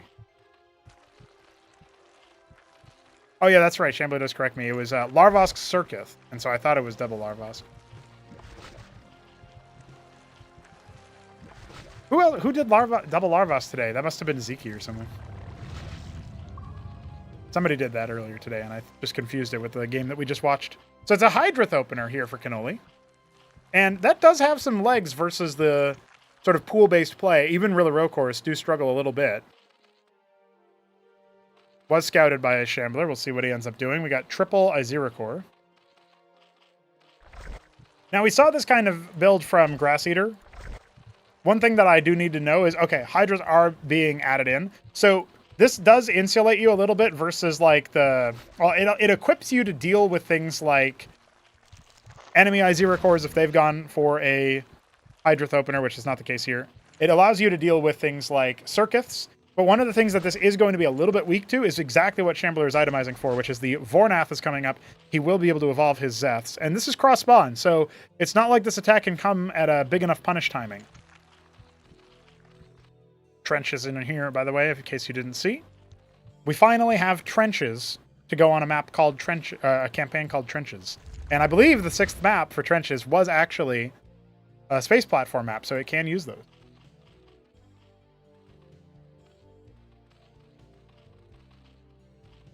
Lots of orbs being made here, 5 of them. Gonna have 8 more Zeths coming out as well. Let's see how well the Izira cores do in such a situation. Immediately focus down. If this front line ends up collapsing and there's still some Izira cores left at play, we could see a little bit of a trade over, but it does look like they'll just trade front lines and then fall back. Shambler going straight for that Apex node, the Calcure Lake on the way. We do have more Izira cores here. Do we see an evolution? Or, I mean, Cannoli almost had enough money, or I guess he had more than enough money to expand there. He decided against it. Oh, now he's going for it. Okay. So it's going to be 4 Izira cores for reinforcements. He's got a lot of Vespene, so he's either going to go like Shroud, maybe Larvosk or something, or he's going to upgrade this tech node, and it's really one or the other. I don't think you can really go pool here. I know he logistically has the money for it, but I don't know if it's much of a value add. Just going to keep adding the Izira cores. Lovely new model there from Solstice. Almost said Cannoli because I clicked on it and that was the name down there. All right, what's Cannoli going to be doing now? Setting up his extra base there is going to be a counterattack from the Shambler as he sets up his own hatch. But I don't think you can realistically deal with this many Izira cores now. We're talking about 5 of them. No, 6 of them. And that's exactly, like, Cannoli's over at building or like leaning into more Izira cores, right? Exactly the right choice. He's already lost 2, but does it really matter when the Hydra count can still continue to deal with all these claws? Losing all but 2 of his Izira cores, but it was exactly the right choice. And now, what does Shambler have behind this? He's got some more Zeths. He's got some more claws. The Hydra count is still there, so he can focus down the hatch if he wants to. And it does look like we're going to have an instant Vespene saturation here. Ski backed on the way. Bactyls, I don't know if they're going to be so good versus what Shambler has right now. Like, I think you can itemize to block them with, like, a Shroud or something. Is it going to be enough to do so in this context? I don't know the answer to that. Clears out the worker, forces the cancel, sees a couple of Kagrants. Oh, okay. He's going to cancel the circuits and make one of them back into a circuit, but one of them is a Larvosk, so that's interesting. I thought, because the Oviloth was there, I thought he was just going to pick one up and kind of degen down so that he could establish a foothold, so that he could retake his expansion much faster, but not going to happen. 9 Hydras being made right now.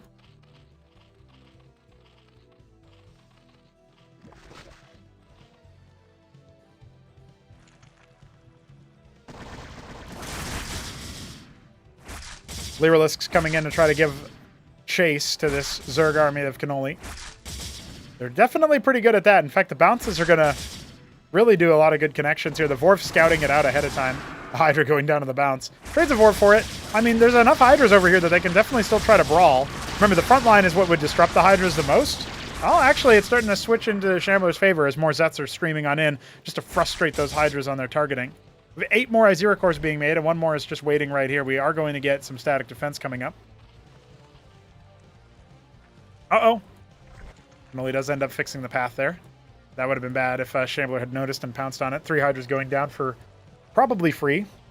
Free? More like free. Oh, he's turning them into Bactylisks. That's a bit risky, but again, his Izira cores do finish. And even though a structure does get sniped out before it can turn into a circuit, we are going to see Shambler lose all of his units. And way more Izira cores where that came from. Only 1 of them going down. Oh, I guess 2. 2 of them going down so far.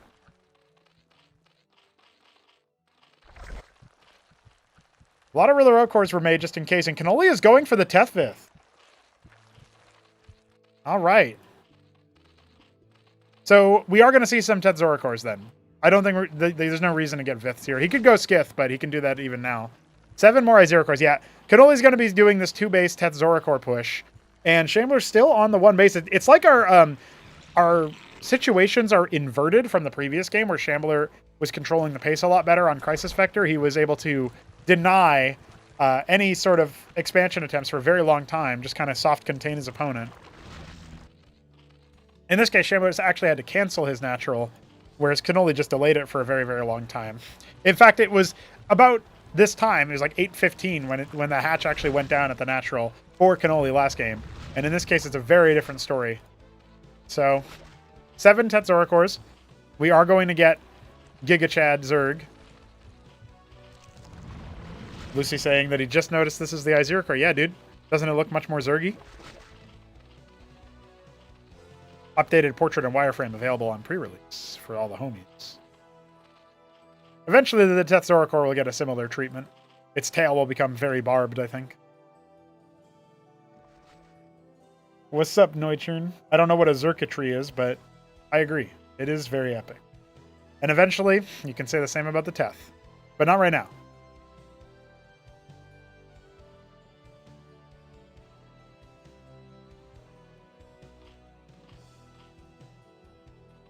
Quaz on the way. Bit of a sandwich here, but again, I really rate the Iziricor, Tetzoricor front line here for Cannoli. He does have the backdols. Has Chamberlain even noticed this is going to be a bit of a bisect? It looks like maybe he's going to wrap around and try to focus down the backdols, which is not a bad idea. But his units are kind of getting caught up here, and the Tets are just using their Boner Reflection to eviscerate this army while the Iziricors continue to do so many more projections. Oh my god, these units were delayed by the eggs as more Tetzoricors are on the way. The third base is almost gone, even though it's just not even under attack. He's actually going to ignore it. Cannoli charging in to that front line. Doesn't even bother attacking the hatch. I think at this point he's just going to saunter on in Giga Chad style, and there's nothing Shambler can do, surely. No GG, no need. Cannoli takes a game and makes it a tie series. What's up, sausage? Not the Boner Reflection.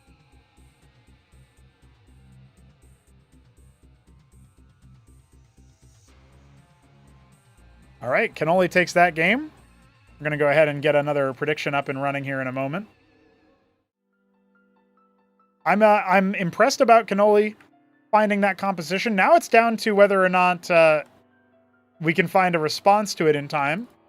Autodia is up next. It's a very, very large rush distance map.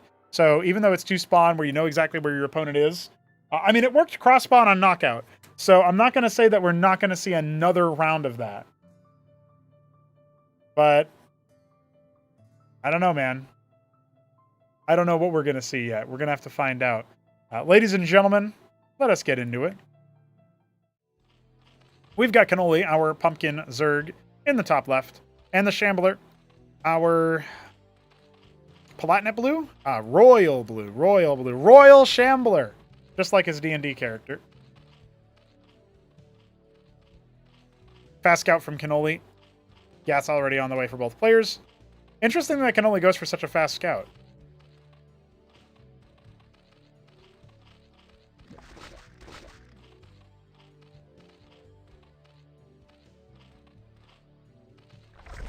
It's an hike. So before he did Larvosk into Hydrith, this time he's just going straight Hydrith. Okay. What are we going to do with this one, Cannoli? I know what I'm going to do. I'm going to take a sip of water.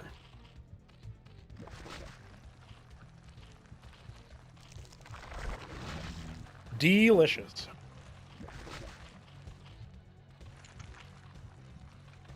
You know what I feel like I need, guys? I feel like I need, like when I need to go to the bathroom, not in the middle of a cast, but like in between games or whatever, I feel like I need to be able to call into my own stream so I can just phone post to you guys. And, you know, I'd obviously mute while using the bathroom. But, you know, maybe I'd turn it back on just so you guys can hear the flush, so you know it's authentic.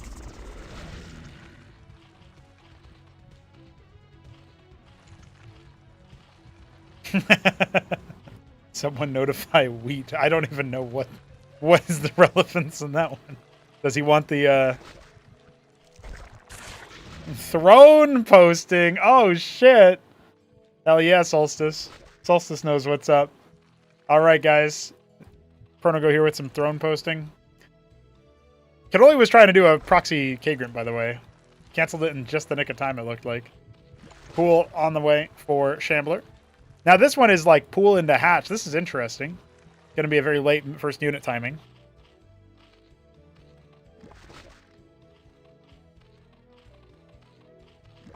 If it ever takes me a podcast length in order to use the bathroom, something has gone very wrong with my digestive tract.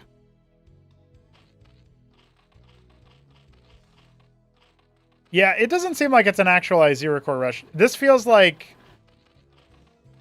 a lazy Izira core right click. Not a rush, you know what I mean? They're just taking a stroll. Taking a waddle.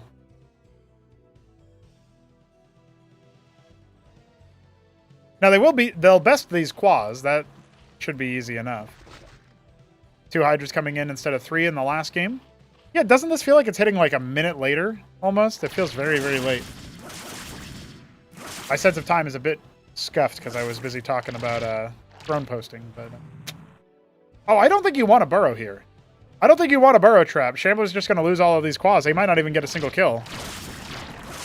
Yeah. So you burrow versus units that have more range for the ambush, but if they've got less range than you, you're actually giving them up. What is... Oh, Shambler. Oh, Shambler. Is he dead? He's got a lot of quads coming. Maybe he can still deal with this. He's going to lose a Larvosk for sure, right? I feel like there's no way anything else can happen. Really, Rokors are going to help out quite a bit. Reducing the armor so that the quads can actually do their full damage. I think he might have thought this was a circuit, so he just ignored it, but that's not what it is. Now the Izira cores will be taken care of. You'll see, can only start to tuck tail, but wow, I thought Shambler was just going to roll over there. I'm going to be honest with you. I don't know what the hell happened. Cannoli certainly doing things. Got his natural coming. Back here, he has not really developed too much, but he does have a second Larvos coming. He's behind in terms of larva, that's for sure. You can see this one Izira core is not going to escape. See you later. But he does burrow this one for a safe day, you know, a rainy day there. Looks like his Hydra falls back as well. There's a lot of quads for Shambler. I don't know if I can safely say that he's got kill pressure, but he might be able to try to bully this natural as it's coming up. Again, you got to remember the rush distance on this map and the slow movement of quads. It's not an easy path.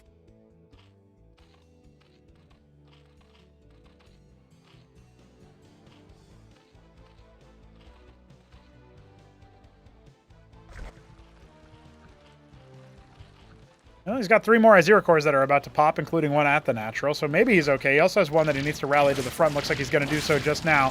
Kagran gets canceled before it can get focused down. The quad's starting to push in. I love that he immediately pulls the workers to make it a little bit harder for the quads to actually do some eco damage. And this is where you burrow, right? You burrow because your opponent has to close the gap on you. One of the quads getting, or one of the Izira cores getting cleaned up immediately. Hydra spawning behind. And I don't know why Shambler pushed the attack trigger on that one. Like, you don't want to pull the trigger on that attack when you expect your opponent to have any sort of army, right? And reinforcements are going to come in pretty quick from all these eggs. So felt like he could have maybe taken the lost mining time, the delay in that respect, and said, all right, I've got what I came here for. I forced him to cancel a Kagran. Little small wastes of money there. Obviously, pool units are pretty cheap, but if you can keep them alive for later, certainly a good idea. And you do need some kind of overwhelming amount of quads to beat the Izira core count that Cannoli is starting to get at.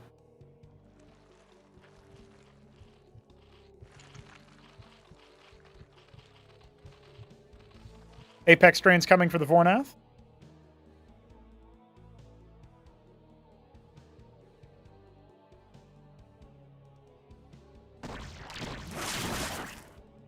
Now this army is a little bit split, so even though Shambler has a much superior army count, he's not taking a great fight. He's trying to come in for the flank, and he could do a fighting retreat here, but it looks like he wants to be a bit more expeditious, just leaves, and loses a couple of units on the way out. Oh, one Izira core gets away with 5 health. A scant survivor. Plenty more quads where that came from. Cannoli starting to set up some static defense. If Shambler decides to delay for his Lyrilisks, because his Calculate did just finish, it's going to actually be giving plenty of time for the circuits to come up and a Khaz'it as well. I think Shambler might know that he has a little bit of impetus to move here, and so he is going to dive forward. Remember what I said about that critical mass of quads? We're not quite there yet, but when you can focus down individual Izira cores much faster with just a couple of rotations of the quads, it can be really beneficial. Now Shambler's going to stall out here a little bit. This one Zero Core still has not revealed itself. Oh, I thought maybe it got revealed by that Drolith, but there's nothing actually over here to... I think he might even... He doesn't see it, so maybe not. It's a little bit chancy there to figure out whether you can actually see that unit in your vision or not. 4 pairs of Naths. Clearly, Calculusks are on the menu. We don't have that much static defense yet, but we do have anti-drop Rilla Rokors, Circuith, Spraith. I actually like the idea of the Rilla Rokors being in the way of the Drolith. They reduce the damage, but also when they die, they're going to attack speed slow the Calculusk. So there's something about that that I think is actually pretty cute.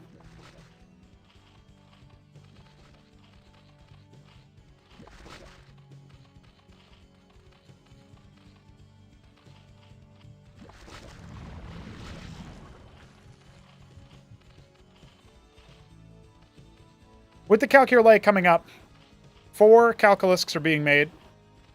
And they are pretty close by to the natural here, so there's going to be some time for the pathing.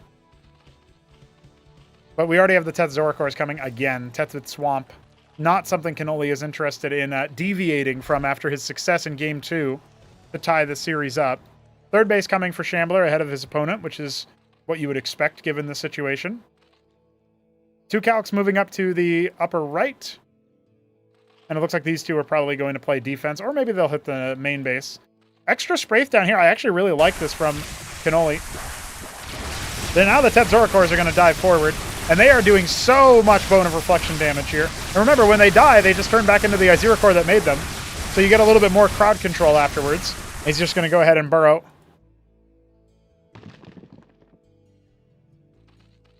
Forcing his opponent to cancel the attack. Now here comes the Calculus to try to claw some value back, but one of the Spraiths is going to full kill that one. Not good. Shambler has to think about what he wants to use the rest of them for, making a lot of Vorvicors. Is that going to be the play? Where is his damage? That's what I wonder. He lost a lot of Lyrilisks in the previous fight, so his actual damage is not good. And now the Iziricor activates. Is it even going to get a kill, I wonder? Yeah, it got 1 kill. Maybe flustered Shambler a little bit as well. Revealed some more calcs. This one in the top, revealing the scenic sight of the back of Patadia, but not much else. Now, this forward attack could be pretty good. He's trying to dive onto those Bactylisks, which is a great choice. But where is his follow-up? That's what I mean. He's only got like 3 Lyrilisks, and they're busy attacking the front line. I feel like he really needed like a bunch of extra Zeths or something else to follow up the attack with the Vorbs. Otherwise, where the hell is his damage? He's slowly trying to deal with these Teths. One of them was very, very low. 12 more Iziricors. Now we see the Zorkia Shroud. Okay, if we can get some Leikas out, Shambler can probably do a lot more versus the front line. Especially if we can keep the Vorp count high. Remember, he does have a superior economy by a fair amount. His army is just so inferior right now, so it's a little bit concerning. Third base at the 1 o'clock position.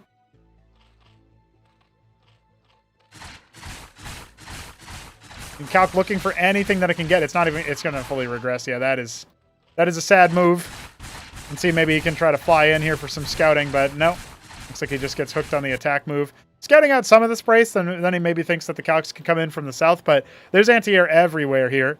And a decent investment into those Calcs, but those could have been other combat units. Let's see, the Lyrilisks are going to get the better of. Does he have enough Vorbs? He doesn't have anything from his Shroud yet. It's not even done. So this attack is actually going to cripple the third base of Shambler. He is going to need to cycle back, and this is as Cannoli is saturating his 1 o'clock position. It's a great fight for Cannoli's army. The Bactylisk's not really heavily dealt with right now. And the Iziricor is helping to clean out all those Vorbs. The Teth Zorikors are not going to be brought down. The Lyrilisks are just getting gutted. All the pool units, Apex or not, are gone. And the third base is massacred. The workers were not evacuated. Shambler is down to 0 APM, but he does have some words per minute, that's for sure. No GG, but at least we get a little bit of information from Shambler about how he's feeling. Cannoli now on series point, dude. All off of a superior composition. Like, as a reminder, Shambler had the economic win there. He had the economic edge, but he was behind in other ways. He was behind in a technological race. And that's how the army fight goes the way of Cannoli. So we go to Frosted Forest for our penultimate map. If Shambler wins this one, we go to a decider. And unfortunately for you guys, I've already forgotten what that map is, but I will let you guys know in a moment here as we get into our 4th map of this series. Cannoli in the top right is our Pumpkin Zerg. And he is going to 7 pool. No, 6 pool. Shambler in the bottom left is our... Is he Royal Blue again? He is. Royal Blue Zerg. Looked very familiar. Frosted Forest, a map by Biddy B. Just like Patadilla. We're getting a little bit of Biddy B resplendence here. Oh, and our last map is Paradise, if we need it. Could finish it here, which would be a big upset. The second of the stream so far, by the way.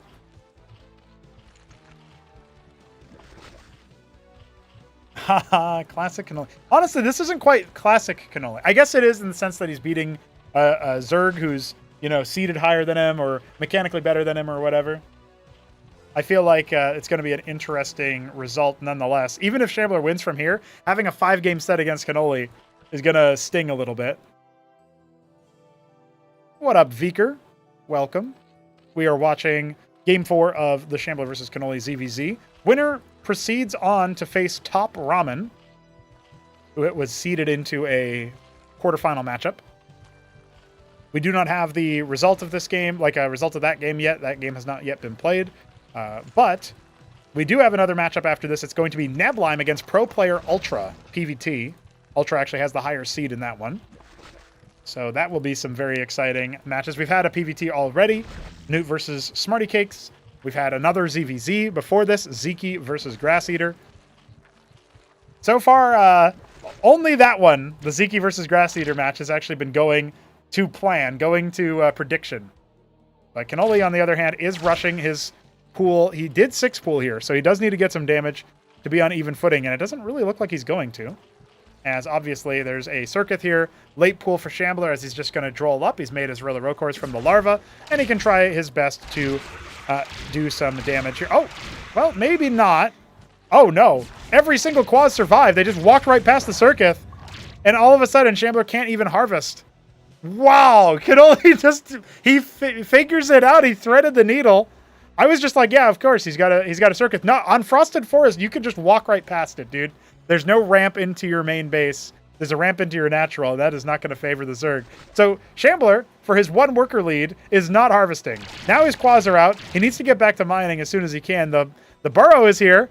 Oh, the burrow is here. Did Shambler even notice? Now focusing down workers. How many workers are going to go down? There was actually a decollided unit there. Good burrow to save that extra worker, but damn. All right. Insult to added to injury. I can't believe that Shambler ended up losing that one, but hey, versus a 6 pool, the timing is pretty rough, right? He went Larvosk, pool, and then Kagrin for the Circuit, but it wasn't in a spot to protect the workers, which I guess, like, it's hard, right? Because your Larvosk is up here, because you want to spread the Kagrin for more build space, but if it's not here defensively, then you can't defend it with your Circuit and also defend your workers, so that was actually really difficult there. You know, Hamster still does ZVZ, Larvosk in the mineral line. I think he's the only Zerg that actively does that now. Maybe Krankendow would do it if we got back into it. But I think on most maps, you could probably get away with just Circuit, Rilla Rocor defense. Not on this map, though.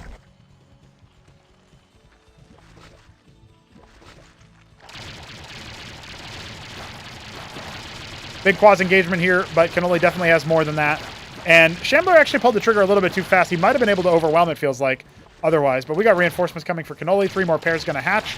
He's got a superior Larvos count finishing up here momentarily with an extra one. Shambler has enough money for one of his own, but he's not going to be able to get any counter damage done. He is rallying more and more quads that are not actually following up. This might have been a position for him to overwhelm eventually, again, if he just either waited for a few more units. But look, he's got 2 larva production structures and Cannoli has 4. So the larva is really going to start to swing in favor of our defending Zerg. We get a nice little massacre going on here with plenty of blood. Now he unburrows as more units hatch, and Shambler did not take advantage of the opportunity to move forward and try to pick some workers or put some damage down to the Larvosk, but it's just going to be a wrap on the amount of Zerg that he's got. Is he even going to be able to stabilize on the other side? He has not made any more use of his Vespene. He's been building with, he's been harvesting Vespene this entire time. He needs to put down 2 Kagrins and turn them into Larvosks immediately so he can catch up, it feels like. He'd still have 50 gas to spare. Build towards maybe a Vornath or a Den. Could make a Den right now. Instead, he's just going to go ahead and... Oh, he's losing a couple of his quads. I feel like this is a position where Shambler is clearly in a rough spot. Like, trying to stabilize, trying to gather his wits about him. Slight edge to his quaz count over here. And, of course, he has the closer reinforcement point. Deciding to opt into the quaz wars. And Cannoli has reinforcements coming in as well before Shambler's. Yeah, Shambler has done not a great job of, like, rallying his workers, or his fresh units, rather, to the front. And now, with a 7-worker deficit, make that 8 as he puts down another Kagrant. Shambler is definitely under the pump. Stabbing on in is Cannoli with more quaz. This should be a nice, easy sandwich here for Shambler. I say that. It does look like Cannoli's just going to sidestep a lot of that. He's got 8 quaz, well, 7 quaz, pushing in. And he's once again going to try to just ignore the Circuit. The Rokor's coming out as well to try to apply their debuff a little bit. But, okay, this one will get cleaned up. But it's a lot of lost tempo. And maybe a little bit of an additional scare in the process. Shambler trying not to blink during the pool wars. Vornath coming up for Cannoli. Likely for him to just go after some Vorvs. Like, technically, he has a decent amount of Vespene. He could go for a bunch of Naths and then try to attack the worker line, force them to burrow, and, like, while the Quas are engaged elsewhere. They don't do great damage, but they will kill workers eventually. Like, you can't just leave them attacking your worker line, so... Could be an option, but I feel like it's a distant one. Cannoli has a decent amount of money in the bank, and he's not even fighting with all his Quas. Now he is. A crushing fight. I was going to say, even if without fighting with all of them, he was still owning, still winning. The art of Quas on display indeed, as... Well, Cannoli's going to spend his Vespene not on combat units, but on another upgrade to the Vornath. He's going to go straight to the Calc here. The Apex node on the way. And it feels like Cannoli is on the precipice of victory in the series, in the map. Knocking Shambler out of the bracket. Single elimination is brutal. And maybe not even what our players are used to, but that's all the Quas collapsing on the ramp. Just as the Hacharosk finishes, so Shambler has no opportunity to cancel. He needs that larva, immediately turning it into a pair of Rilla Rokors. It's pure Quas from Cannoli. And the only thing he's going to make differently is maybe a couple upgraded ones. And now this hatch is actually in genuine risk of dying to the Quas. A burrow. Oh, and Shambler bites. Shambler does not control his army to cycle it back. Even when Cannoli's in a spot where most of his Quads are going to attack the hatch, he still finds a way to outplay and outmaneuver. Shambler should not be trying to pick this fight, it feels like. Maybe he can clean this up, as we do have a bit of a stall out here for Cannoli, so he will end up being taken care of. But there's 12 Lira on the way. And look at that, he even burrows again. Now getting a much more favorable trade. The Rilla Rokors will help deal with this. Actually, he's just ignoring them to try to pick off as many Quas as he can, thin the herd. We got more coming for that, where that came from, but this does not feel like a tenable position. Shambler has his third Larvosk up, so they're on even larva, but the Lyrilisks are a big deal here, man. When you attack with enough of them, it's not just like 2 or 3, he's got a dozen pushing into this position. He's got 12 pairs of Zets in the production tab. Hydrathen has started for Shambler, but I feel like it's going to be too late. Shambler's typing. Dad alert. What's up, T-Sense? I can't believe that Lucy wrote haha classic Shambler before the typing. Now it's haha classic Shambler. Oh, mutating into his face. That's just rude. I mean, the Quas takes so long to kill the egg, so it's not like it's a big problem. It's actually a tactical move, but it does kind of feel like manor muling in Starcraft 2, you know? Larvosk is going to pop. That's going to put Shambler behind even further. He's lost his hatch. Zet's now coming in. Going to go after the Circuit, and, well, after that pops, there's nothing here to defend. The bounces from the Lyrilisks, cleaning up all of the last units for Shambler, and his APM plummets as he quits the game. GG, not called, but a GG it was. Dude, Cannoli actually just beat Shambler.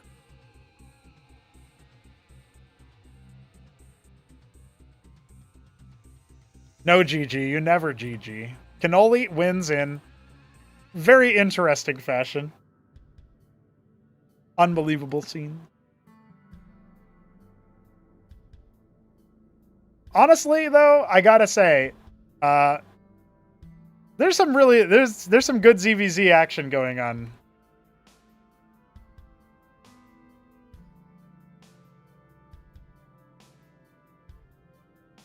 Very good ZVZ action going on in Cosmonarchy, dude. It's going to be a good time. We've got one more series from the tournament to cast. It's going to be Neblime as Protoss, the underdog in the matchup, because he's going up against Ultra, the Pro Terran. So let's see what we get done here as I set up our overlay for that. Really excited that Ultra decided to pop in. I wasn't predicting him. I thought Ziki would be the only pro. But as of right now, we could conceivably have a grand finals of this event to qualify somebody in to the battlement stage of Acropolis 4, and it could be a pro against another pro. That could genuinely be what we have here. Seed number 3 versus seed number 6 is going to be this round, and this is a quarterfinal matchup, as Neblime was given the automatic DQ on his opponent because of a no-show. So we will have quarterfinal number 3 going live here in just a moment.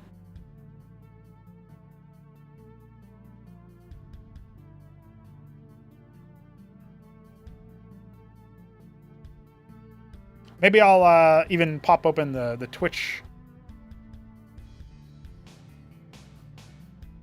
little prediction here. We should say Ultra Neblime.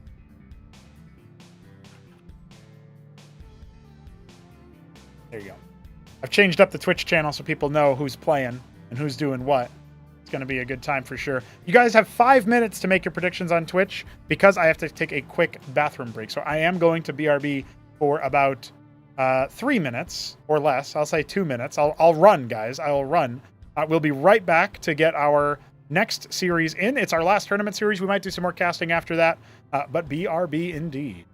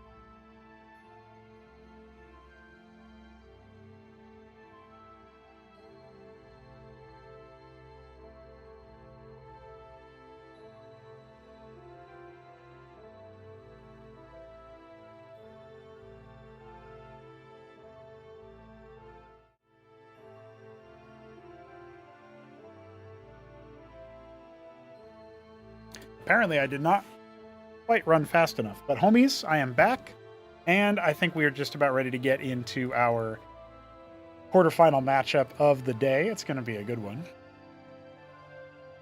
Oh, we've got some interesting map vetoes here as well. So once again, just like in the series with Ziki versus Grass Eater, the first map that the pro picks, because Ultra had a pick advantage here, Battle Spectre. Okay. Map 2, Paradise. Map 3, Mass Destruction. Map 4, Potadia. And map 5, Knife's Edge, the Dominator port. So of all of these maps, I guess you can say Paradise is kind of an adaptation of Dante's Peak, but it's pretty different. Knife's Edge is really the only faithful StarCraft 1 map port here. I don't know if that gives the edge to Mr. Neblime. I'm not sure. We're going to have to find out together, guys. let's get into it. Ladies and gentlemen, it is time to predict the outcome of this first match. It is Ultra versus Neblime. Ultra in the top right. We have cross spawns enforced on this here map, and I have no idea what color this is. I'm going to say Persian orange. Hell yeah. Neblime in the bottom left is our teal Protoss. Hell yeah. And we got our color guesses, so it's time to crack open a cold one. Do you ever think about how, I think the player Raz is on Team Red, if I'm not mistaken, but he could be Blue Raz instead, so that's kind of funny. But shout out to Raz one time. Maybe he'll play Cosmonarchy in the future. Art of Turtle just came back from the Chicagoland Chat Star League. Big shout out to Aranac, however you say your name, dude. Sorry about that. I'll learn. If I can pronounce this Thraitholeth, I can pronounce your name. I just need to hear it.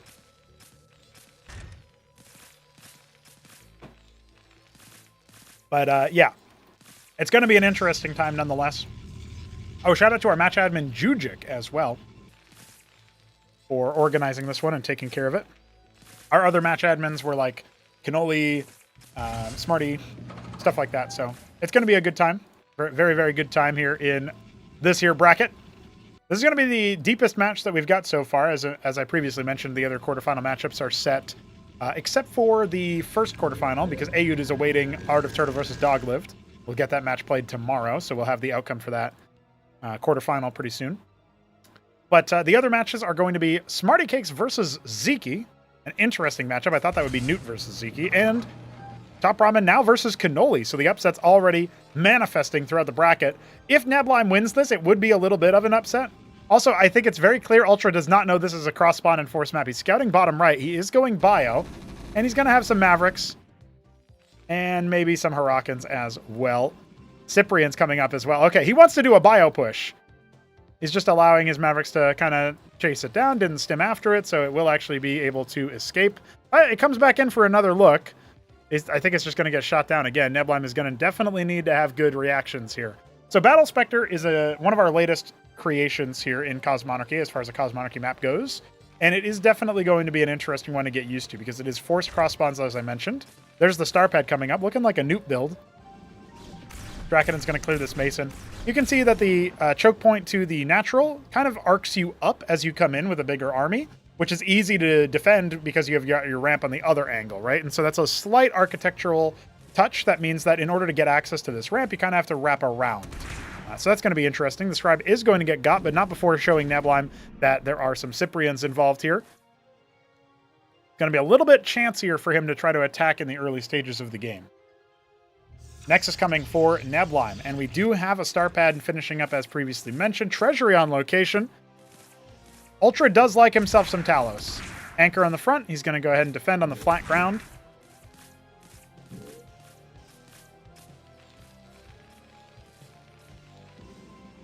Trojan immediately. He wants to drop Neblime. Let's see how much star sense our veteran Protoss, champion of Acropolis, won yesteryear's tournament. Let's see how good he is. It's starting to spot that out. Mason does not end up getting got by the attack. Doesn't actually lose any units at all. Ultra impressive micro there. That does mean that he can go ahead and use Cyprians and maybe some Mavericks in the drop.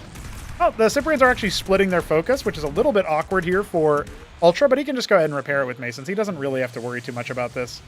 Yeah, 2 Cyprians and 4 Mavericks are going to be the drop, which does make sense. This was not spotted exactly by Neblime, but as he adds another Draken into the mix, he's going to force out a stem, and he's probably going to be able to intuit that there might be something fishy afoot. His Grand Library about halfway complete.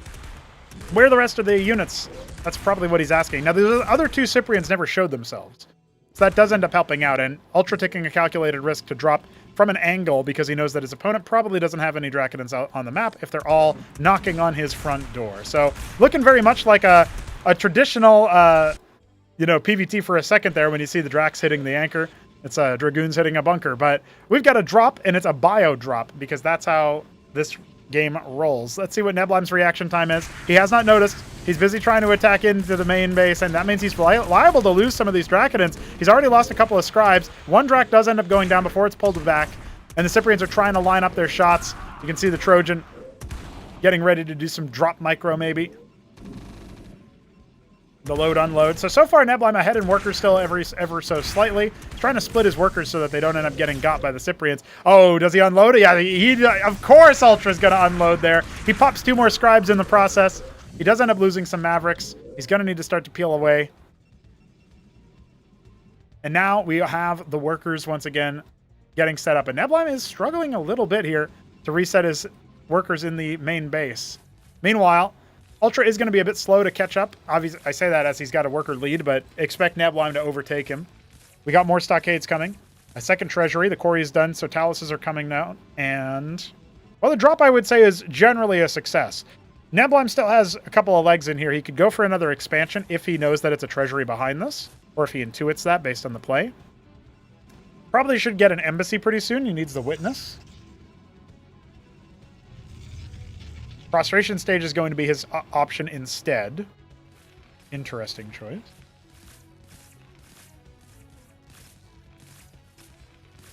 Couple extra stockades being added in. It's an Anseal for Ultra. He wants to get his scout on. Maybe his defense on as well. And look at this. He's already satellite basing down here. Not at the exact 3 o'clock position, but more towards 4. That's an interesting choice. That's effectively, I believe, the 3rd base. Yeah, this is the natural. So this is the 3rd base for the bottom right player. Bottom right spawn. Drax once again going to see if they can do a little bit of heckling. Maybe drain a little bit of resources. I love the Watchdog in the far extremist of the base. Covenant on the way, so Ultra going to get his Eidolons on. Very nice. Very beautiful. Nebulime has a lot of money. What's he going to be teching into after this? Is he just... I think he's just going to go Ancestral here. That's what it looks like to me. He's banking so much cash. And he's just going to hope that he can tech up before Ultra can get up to a Doom stack of Eidolon. Indeed, it's going to be Savant at first. All right, there's the Ancestral starting as soon as the Prostration finishes. So this is a deliberate choice. He could have gone for a cheaper Tier 3 option. Instead, he goes Prostration. He wants the Mind Tyrant with the Uptecton. And Ultra has struggled against that in the past. In fact, there's a queued up video release where he plays against Kasuga, and there's some problems with that in that particular matchup for Ultra. A little bit of a teaser. I was going to say spoiler, but it's more like a teaser if you missed that game from one of the earlier streams. So you'll check that out later on as we are releasing daily videos on the YouTube channel. There's a lot of economic damage that was dealt there, or at least a decent amount, and it still ends up being a very fast timing on that Tier 4. But the question really is, what is Ultra going to be doing with that? He's kind of slowed himself down with the Taluses. This is like a point of contention a lot, is maybe you Ministry and then you Talus after that for your 3rd base. Treasury on 3rd, or, you know, distance mining. You could build it like right here and then harvest the gas nodes for a little bit while you get set up. Nonetheless, Ancestral does take a long time to finish. This is basically a 9-minute Optecton. That's basically what we're looking at. Maybe closer to 10, as it is a little bit later. Each stage of that, the Ancestral itself takes a minute. Optecton takes a minute. No Crucible here to speed up the Optecton part. You can't speed up structures that are being made, but you can certainly speed them up once they're actually finished. Hello, Tyler. Welcome, welcome. Savants are out. The ground army could just get absolutely stuffed here by Ultra. Like, he could just walk over it, basically. Oh, he's giving away his Anseal for free. That's uncharacteristic. Gotta learn to control that a little bit differently. It would be like if your vessels moved faster than your bio, you know what I mean? Like, that's basically what happens here. He does reactivate the drop again, and he might be able to take out the Matrix, but I actually don't think so. Although the Cyprian... Oh, he does end up taking it out. I was going to say that Cyprian had 5 health, so if that got targeted down first, it would have been a very different story. Now he's going to load up and see what's going on. He is causing a little bit of disarray. Storm to buy time. The Optecton halfway complete back at home. And there is no Mind Tyrant, by the way. This Prostration stage wasn't turned into anything. And Ultra has not scouted the Ancestral. Another Optecton is queued up behind it. I don't think this is Nebulime's best game. I'm going to be honest with you. Queuing up the Optecton after instead of finding another use for your money. That seems to be a bit of a fool's gold. A fool's errand. Now, a lot of Eidolons are coming online here. We do have the extra base in the bottom right main for Ultra. But his transition point is that he doesn't have tech associated with this transition here. And there are enough static defense structures here that it's going to be a hazard for Ultra to find something here. If his Trojan was still alive, he could maybe try to ferry these Savants up to try to drain the Optecton, which would be a sick move. He does snipe the Cantava, so there will be no more storms. But I think he's going to have to fall back a little bit and see what he can do in response to that. In my opinion, when you see that from Ultra, you tech hard. You go straight for Tier 2, you grab some starports, you try to snipe those Mind Tyrants with Gorgons or Sundogs even. It's just not worth it to try to trade into that with Bio when he's already rushed to tier 4. Unless you can get a really sick surround with your Eidolons. If that happens, then, well, Bob's your uncle. But the Mind Tyrant's already on the way. That reminds me of a moment when I was casting some Counter-Strike. There was an arena, there was a LAN game and everything. There's a total blowout. One of the players' names was Bob XD. And my co-caster said, "Is Bob your uncle or your daddy?" And I said, if my daddy was named Bob, he'd also lose 16-3 or whatever the score. I roasted him for the name and for losing really hard. That's what I did. So anyway, Bob's your uncle. There is going to be an Atlas on location. One Dracodon clearing bottom right main, and we are going to see a couple dispatch to this sort of a 4 o'clock position. 3 o'clock has been taken in the interim, so they can't just sort of cycle back over there.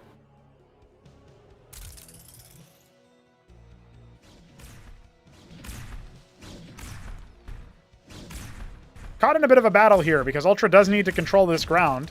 Tecton is solo right now. There's another one with that little pep in its step, courtesy of the Mind Tyrant, speeding it up there. The Antseals were out of position, so a bunch of poor Mavericks end up getting roasted.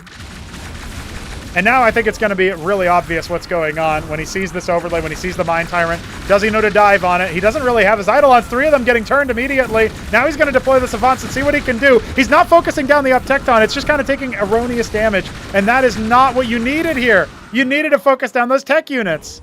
The Mind Tyrant, the up Tecton, those would be good choices. And he had the Savants in range.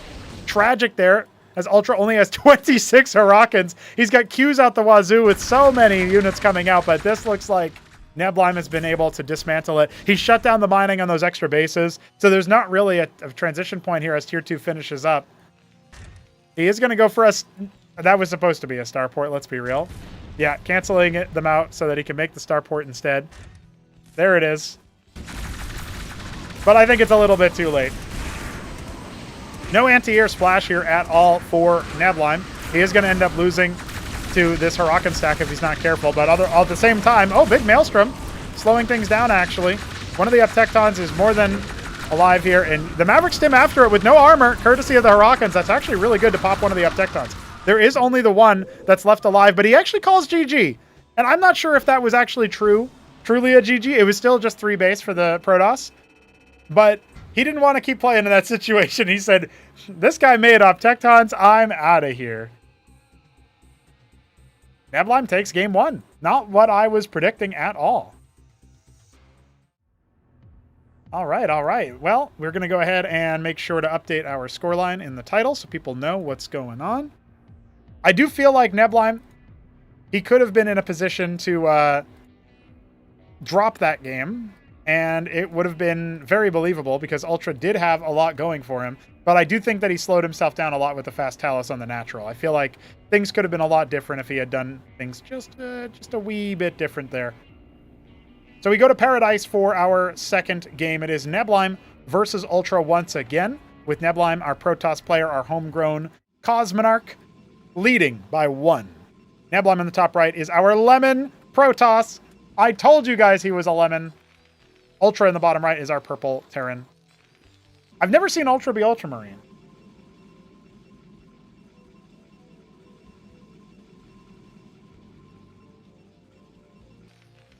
All his gas on Coven and also Talos, Shopdog. Have to take map and hope that you get a huge army advantage somehow. I think you can go for plenty of air units versus Ancestral. They're spending a lot of their resources on the up Tecton, so if they trade away from that, your ground army is going to be a lot more efficient.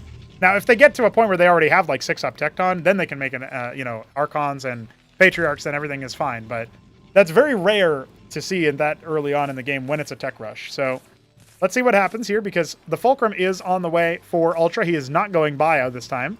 And Newt did struggle with Mech versus Protoss earlier, and I would say Neblime is a more learned, a superior player to Smarty.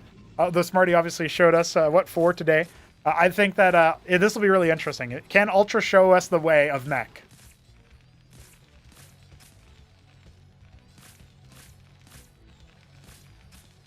Still harvesting plenty of Vespine.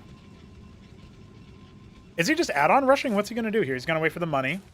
Second Fulcrum on the way. 100 gas in the bank. I really wonder what he's going to do with that. Doesn't look like a very optimized build just yet. This is a not cross-spawn, four-spawn map. Paradise, going from Battle Spectre to Paradise does end up confusing people visually, I think. It's kind of like going from Radion to Polestar at the first part, like before the map starts to really obviously differentiate itself. Maybe we can do some changes to Battle Spectre visually to help differentiate that, but either way, this one is not forced cross-spawn, as you can tell by the spawns. They're sharing the same hemisphere of the map. But Ultra will scout his opponent first, and Nebline will scout his opponent last. Gateway into Grand Library. I think this is setting up for like either an Atri... Well, no, it's probably Cantavis because he's expecting Bio. But Ultra is going mech. And this will not get scouted by Nebline until a little bit later. So this feels like a... Like, it's not like Grand Library is hopeless versus mech. In fact, actually, Atreus seem to overperform people's expectations versus, you know, Vulture Phalanx or something like that.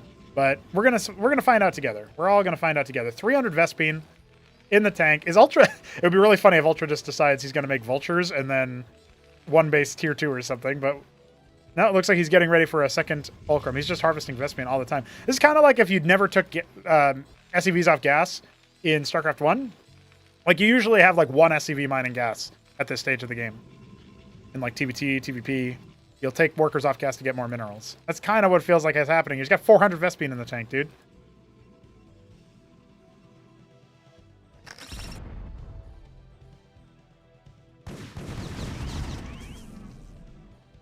Five Vultures leave the base. We have a Draconin and an Atreus. This doesn't look very good for Nebline. This is not this is not a very efficient build order, but he's actually got to pull workers. Like, there's too many Vultures. Let's see what the control is like. Ultra trying to see if he can push on through. The Pylon's frustrating his movement. He ends up losing a Vulture already. Not looking too good for our Terran hero. He's doing some economic damage, even on workers, but 4 of them are not mining for Nebline. He's going to wait for that Atreus to finish up, I think, and then he'll be in a better spot. The Hierophant will also help out quite a bit. Fast Palladium. He's actually canceled all future military units. He's just got the 5 Vultures. Replaced the one that was lost, and then otherwise just laid the mines and left. No embassy yet. Stargate instead for Nebline. This feels like... I really don't... I'm surprised Nebline is playing like this. He's playing very, like, almost all in. Like, he can transition from this, but it does rely on his opponent not, you know, maybe, like, doing a lot of damage to the point where he actually can transition. Having this much on just one base and no witness to deal with the mines in an efficient manner, I'm a little bit worried for him. Single Goliath. Palladium will finish up, and we'll see a bunch of Phalanx be made, I'm sure. I like that the Brood War pros sometimes select all of their structures individually there. That's very funny to me. All right, 3 Vultures cycling up to the other side of the map. They're just going to confirm no extra bases are taken. And it looks like Nebline is going to transition into it, but that means he's not going to have any money for unit production for a little bit. Vultures confirming nothing at 12. Mine starting to hit as the worker is sent off on a mission. 3 Vultures could bop it there, and the Cantavis is also in danger. Scribe moving over to the 3rd base instead. Okay. Yeah. How many times do you get lobotomized before you, like, turn into a neutral hostile unit and just start stabbing everything? It's a good question.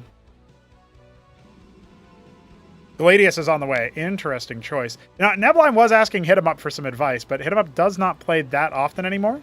So I'm interested in seeing what we're going to get from him.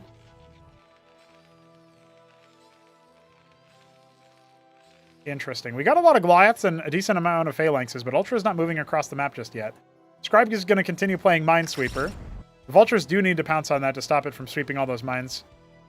It's not something that you're used to necessarily in the play pattern from coming from StarCraft 1, but he is going to go ahead and pounce on that. Nexus is going to finish up. Still no expansion from our Terran player. He's just very heavily committed with 400 gas still in the bank.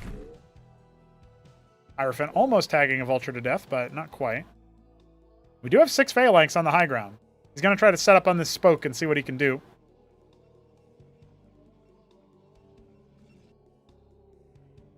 Yeah, the Cantavis was made, but I think he had just abandoned the Grand Library soon after that.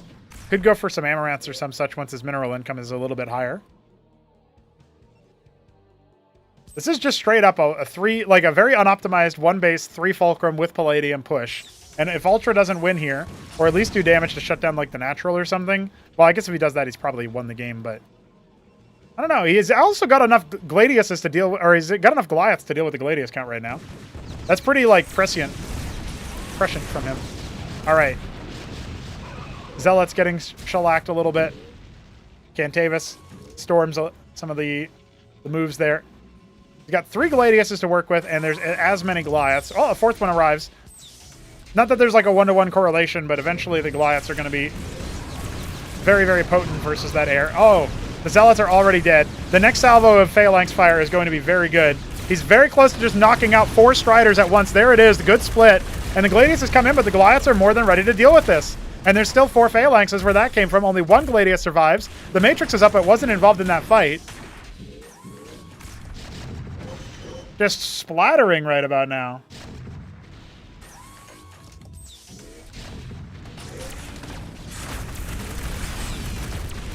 All right, 1 more Gladius going down. I think the Scribes will help clear the deck here, but the next round of Phalanx Fire should clear out a lot of those Striders. Oh, it looks like maybe only 1. And the Gladius gets pulled away as well. We got more reinforcements coming in. Still no expansion for Ultra. He wants to finish this here and now. Still looks pretty good for doing so, although Neblime still has a worker lead based on his natural. It's just, he's not really mining from it, right? So we got to factor that in.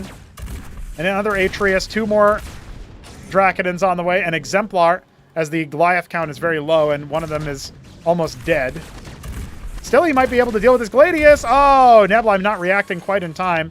That Matrix is doomed. And GG is going to be called? What? The Exemplar could have saved you, Neblime. He didn't think so. I think Neblime might have thought that Ultra had another base behind that. I don't know if he knew exactly how committed the attack was. Because that, like, I rarely can say with confidence that something is an all-in in Cosmonarchy, but in that position, I think you could call that an all-in. Impressive stuff. So Ultra takes the game. We are now 1-1.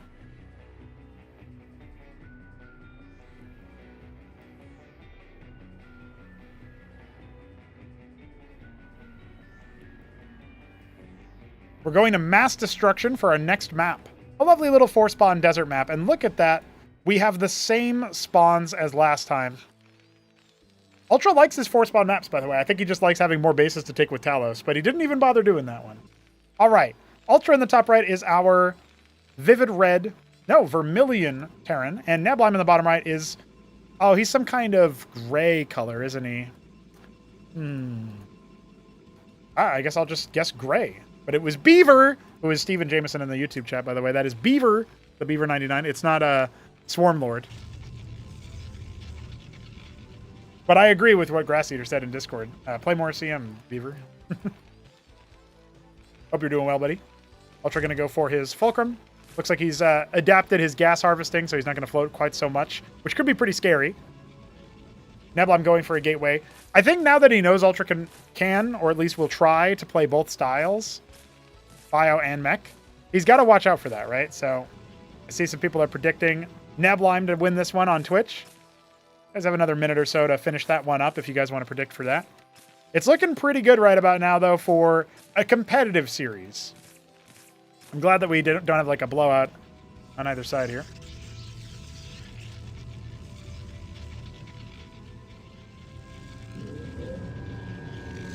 Going to be a Lattice after the Gateway. Now, Gate Lattice is pretty good versus Mech. Forcing out like an early anti-air unit can really gut your attempt at striking versus a Vulture comp, right? Also, I think this spawn configuration, we haven't really seen heavy Vulture pressure. And pros might play it a little bit differently, right? Like, obviously, their Vulture control is presumably going to be better than our homegrown Cosmonarchs. But just thinking about the way that, like, we have this side passageway that is a little bit faster than going the more direct route, are we going to see the Vultures go that way? Or are they going to wrap all the way around? Lattice is finished. Hierophant will try to staff the choke point here. I'm guessing he'll stay here until he has a couple more units, because otherwise he could get flanked. Like, if he comes up here and then the flank comes in through this way, then the Vulture's going to get in and maybe get a worker kill. We see that the Vulture is laying some mines over on that side, and we do have the second Fulcrum coming up. It does feel a bit more dialed in. He's also almost got 200 Vespene. If he's going for the Palladium really fast, no, he makes 1 Goliath after just 2 Vultures. I guess he's recognizing that the Lattice can be used for the Vassal, and so he's going to go ahead and make his Goliath just in case he needs to defend his vultures in the early game, and he's going to make vultures out of the second fulcrum in the meantime. He's harvesting Vespian a lot already, though. I really wonder what he's doing.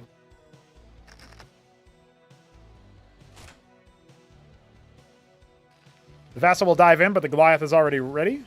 Idols are going to be made now to deal with the... Oh, I love that play there. I'm just smiling ear to ear right now because like it's such a simple move for a pro to do, but when his structure gives him vision of the Vassal, he moves the Goliath further away so that the Vassal commits to it and he can full kill the Vassal with the Goliath. It's such a small little nuance, but I love that Ultra's playing the game, dude. That's so cool.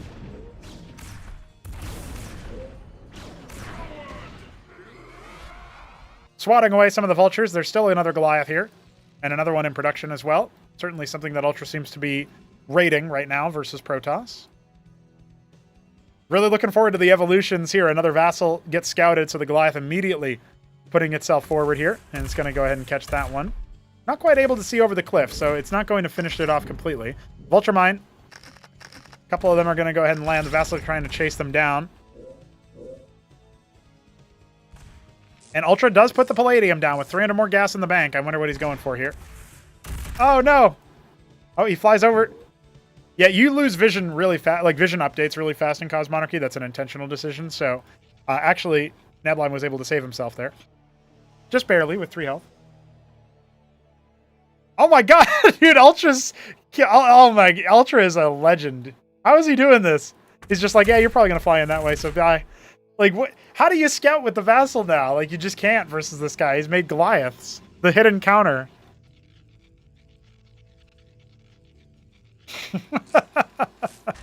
Third Fulcrum and a Star Pad coming up. We've got a Nexus for Nebline, but this looks like a much more committed, one base attack here from Ultra. Although, well, he just spent his money on Phalanx, so yeah, I guess I'm right. I was gonna say he had the money for a Ministry if he wanted it. Let's be real. I think if Ultra's going to go ahead and expand, he's going to make Talos. He's not making a Ministry, boys. He might not build a Ministry in the entire series. But as the Nexus finishes up, we're also seeing Idol's Legionnaires being made. Love to see that. 2 more gateways added. Poor Ecclesias getting bopped by the Vultures. A little bit of a skirmish here. Oh, Scribe is going to clear a couple of mines. Gunned down by the Goliath. With the twin autocannons, but the contender missiles. I guess the Goliath should probably... A tongue-in-cheek version... Oh, good stun. It should be like David's autocannon or something. Like Goliath actually beat David and took his autocannon in the process. All right, 3 Fulcrum Phalanx right now as far as the production is concerned. When you build the Palladium, the machine shop, you can make Phalanx out of every single structure. It's very expensive, though. Something to keep in mind. Ardent at the natural. Nebline with 4 gate and a lattice. Channeling Smarty Cakes, perhaps. As he's trying to add more gateways to his composition. I guess the Ardent will be used for a Cantor? Maybe Clarion? I'm actually kind of curious what the Ardent is going to be for, because I think versus this you would want Architects versus the Mech Comp. Like, I can see Pariah working out as well, but I don't know. Like, the Ardent is a bit puzzling to me. We'll see what Nebline's cooking. I think you definitely need more Zealots, and honestly, a Grand Library for a Herald wouldn't suck in the mid-game. I don't think it had too many legs in the early stages of that game than Paradise, but could be a bit different now. The Ancial flying in, not quite to its death. Not quite with the Focus Fire. Trading a Legionnaire and an Ecclesias so far. He wants that engage from the movement speed, but he doesn't want to be able to... He doesn't want to be building 50 gas units to do it, right? So that's where it really helps out to have just Vassals with your army that you can kill yourself to speed up the rest of your force.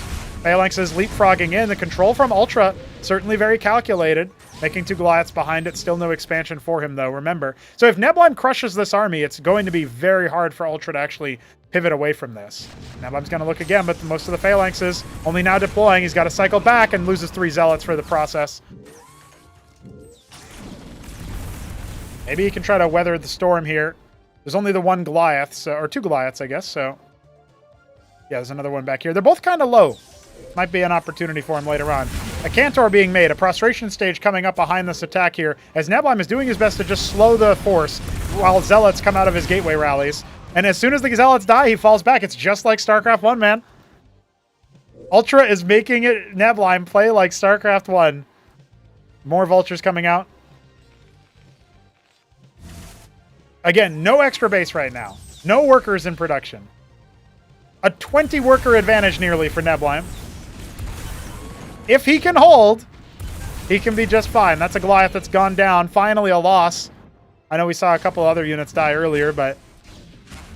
Oh, he's going to lose a couple of Draconins if he's not careful. That's a lot of damage put down on them. Now the frustration stage is done. Neblime not immediately using it. He's floating a lot of money actually right now.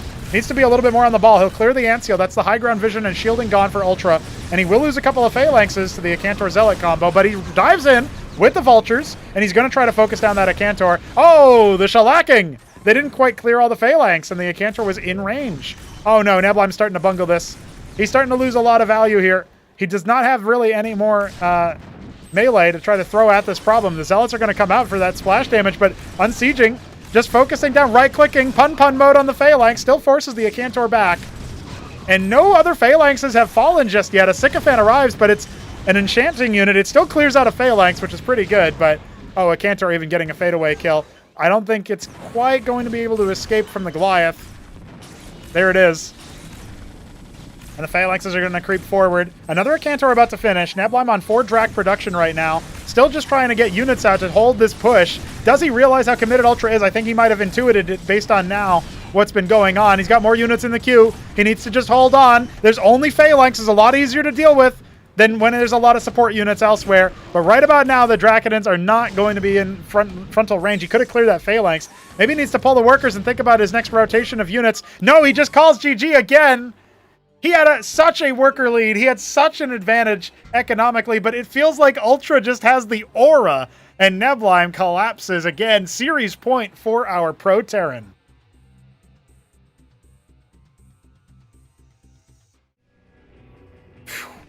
Wild stuff, dude. That was such a committed force. I can't believe it. All right, guys. Listen, we've got one more chance here for Neblime to extend play. Ultra on the precipice. Are we going to have a game 5 yet today? Or is this just going to be a 4 spawn, or a 4 mapper rather? Is it going to be a 4 spawn? I don't know. Let's find out. Not so many left in the pool. No, it's Potadia. That's right. And if we need it, Dominator, Knife's Edge, that'll be our decider. Let's see if Ultra finishes us off right here and now. If Neblime can come back, that'll be a different story. Ultra in the bottom right is our... I don't actually know what color this is. It's not Celadon. It is Asparagus? Yeah, Asparagus Terran. Neblime. In the top left is our dark green Protoss. Still on point for those color guesses. The only one I got wrong was Beaver. Shout out, Beaver. Nooblime. Okay, Smarty. Hey, if you make it to face Ultra, you'd have to dispense with Zeki and then probably Aeud. So if you that's assuming Neblime doesn't find the miraculous reverse sweep. He does say it's not over until it's over, right? So I'm already writing him off. But Neblime going for that Gateway Ultra. Once again, not the most optimized build here, but he's going to go for the Fulcrum.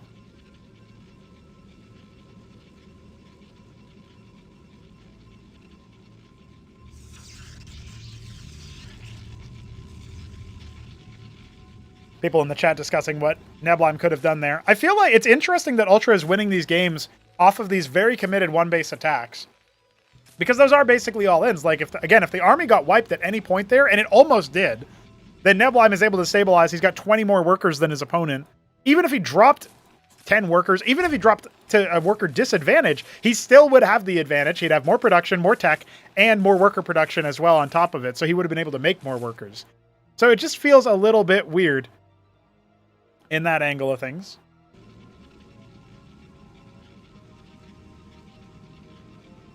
Ultra doesn't want to deal with up-tectons. What's up, Art? It's just, yeah, I'm gonna beat him before 8. It's back to beating them before 8 minutes, guys. I don't know what to tell you. The more things change, the more they stay the same. 2 Folk into Gateway Lattice. Didn't work out so well last time around. Neblime will scout, and the Scribe will be consigned to an early demise. The Vessel will be scouted by Ultra, so he'll know that he needs to make a Goliath, immediately queues it up. Maybe could have rallied it out a little bit later. But, yeah, he does 1 Vault Goliath. Part of that is due to his build order being a little bit unoptimized, but like we very rarely see Goliaths be made in the early game. I know that like based on resources, people want to make Cyclops. Vassal just kind of laughs at Cyclops. You do more damage to your own worker line or whatever. But the one Vulture is going to be headed off at the pass. We got 2 Drax and the Scribe. The Scribe is just there, I think, to try to stop it from running by. Slow it down enough, but actually there's more than... Maybe if there's more than one Vulture, Nebline would be more scared of it. He actually does not know what the composition looks like. Vassal scouting out very timidly. Goliath waiting in the upper part of the main base. Ooh. He could have dove for that Scribe kill, decided not to. Sometimes, you know, StarCraft 1 pros probably have to get it out of their head that there's such a thing as... Oh, is he going to get it? Yeah, he does! Good movement there. Good orb walking from Ultra. That didn't have to be a kill for him, but it was. Nexus coming down for Nebline. I think StarCraft 1 pros have to remember that there's no missed chance here. So as it dove up the ramp, I think Ultra thought, well, I don't want to maybe like risk the Vulture dying for the Scribe. You know, especially since it's a 50-50 shot, more or less. There's the Palladium presumably coming on. Yep, there it is. Could add some more production.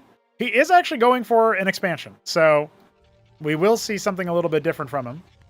And it's going to be a treasury. I thought maybe he was banking enough money for the ministry, but he refuses to build the ministry, guys. He will only ever make treasury and tell us. That's what he likes.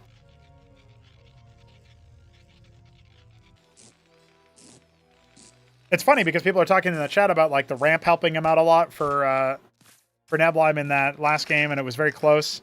There is no such thing as the ramp into the natural here for Patadia, so it's going to be a different story on this map. But the bridge could still be... Well, I guess it's not really a bridge anymore, but the choke point could still be interesting.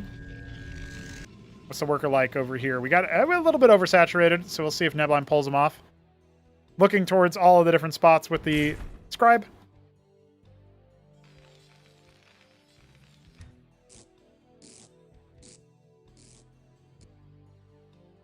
Second Vassal has emerged to help scout out. Army isn't too scary right now for what Nebline has. Secondary Mason Scout will see the complexion of the army, just briefly, before the Shade takes it. Worker transfer already as the treasury completes. Actually don't know. It's okay saturation. You can actually get away with like 16 workers on Patadia because the saturation rate is, like the mining rate is a little bit reduced. Mine gets laid there.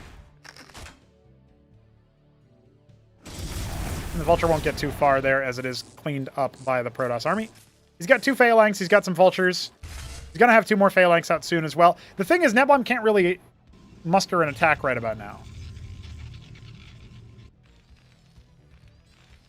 If he had a more like gateway-centric army instead of the Lattice, I actually think he would be in a much better position versus what Ultra has, if he had more Zealots to throw into the mines or something like that. But with, you know, 4 Phalanx... The Goliath just patrolling to deal with any vassals that might come in to attack.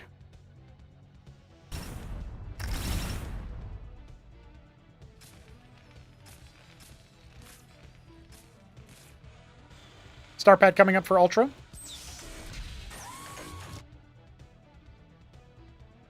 Gateway army still navigating around the map. There's an extra gateway, so maybe Nebula, I'm kind of thinking the same thing. Need more units, need more ground army to see if we can pound through. Anchors are on the way. You can load mechanical units into anchors here, but they do generally take up more space than the bio, so not always as efficient as a defense force. I guess you could put Goliaths in there. Technically, you could put an unsieged phalanx in there, but do you really want unsieged phalanx damage in an anchor? I don't know. Going to be a Goliath and Vulture, and then 2 Vultures, so that's what he's doing there. In some ways, I actually prefer the Vultures on the front, because, like, the Goliath anti-ground damage getting +2 range is actually pretty good, right? But you got these mines, but I would really like the Vultures to be able to block for the Zealots, you know, running in onto the Phalanxes. I know we don't have, like... Actually, I talked about this a little bit. I think it was on Acid Test between Newt and Smarty, how we don't see anybody actually going for Embassy, Mass Envoy, and try to do, like, the equivalent of a double Robo shuttle play for mass drops in, you know, Zealot bombs and stuff, right? I don't know about scouting with the Draconin, but that does reveal that there are mines and a very defensive setup. Talus is on the way here. Ultra playing a little bit more on the campy side of things does give Nebline the room to potentially go for something else. He's added the 3rd gate, a 2nd Grand Library, making Zealot and Atreus. I feel like his composition is going to look pretty good here. A lot of times I really do feel like people underrated the Zealot this whole time. And if you want something even cheaper than that to bomb out, you can go for Legionnaire bombs. They actually are more space efficient than the Zealot. Prostration stage on the way. That'll be his move here. Cleaning up the Vulture off to the side. Got a Talos earmarked for, yep, the top right there. 1 o'clock soon to be colonized by the Terrans.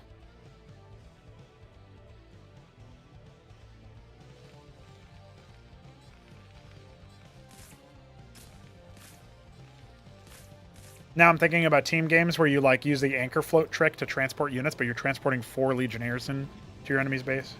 How silly would that be?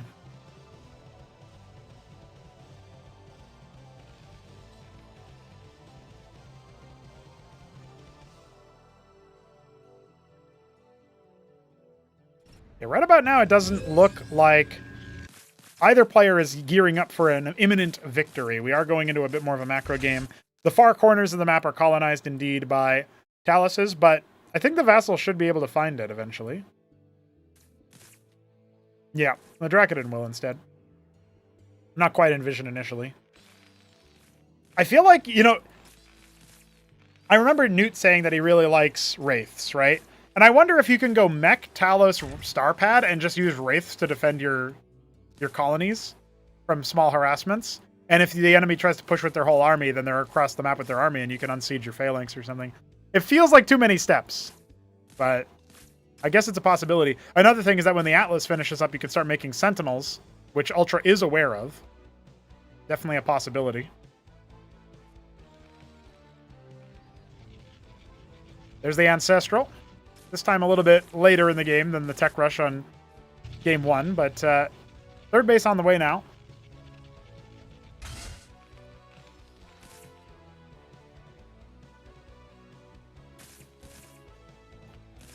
It's interesting that Ultra has abandoned Bio after 1 game, but this game looks a lot more like game 1, except he's doing Mech instead of Bio. And I guess maybe the Phalanxes are going to be harder to break into, even with Uptecton, but something to think about.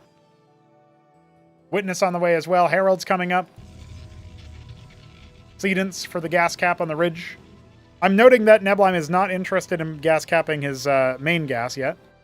Slowly starting to set up really good Vespene saturation here in the top right. Not much on the minerals. Ultra going to manage that bottom left base soon. The Dracodon has not actually found the place. I think Nebelheim's like, he hasn't gone here yet. I'll just watch for a Talos arriving. You know what I mean? But a bit lackadaisical there. Not that it matters a huge amount right now. All right, a minute to the Uptecton. I'm sure the Mind Tyrant is coming after. 4 starports already nearly completed. 3 mantles on the way as well. Well, I guess 2 starports nearly completed. 2 more coming after that.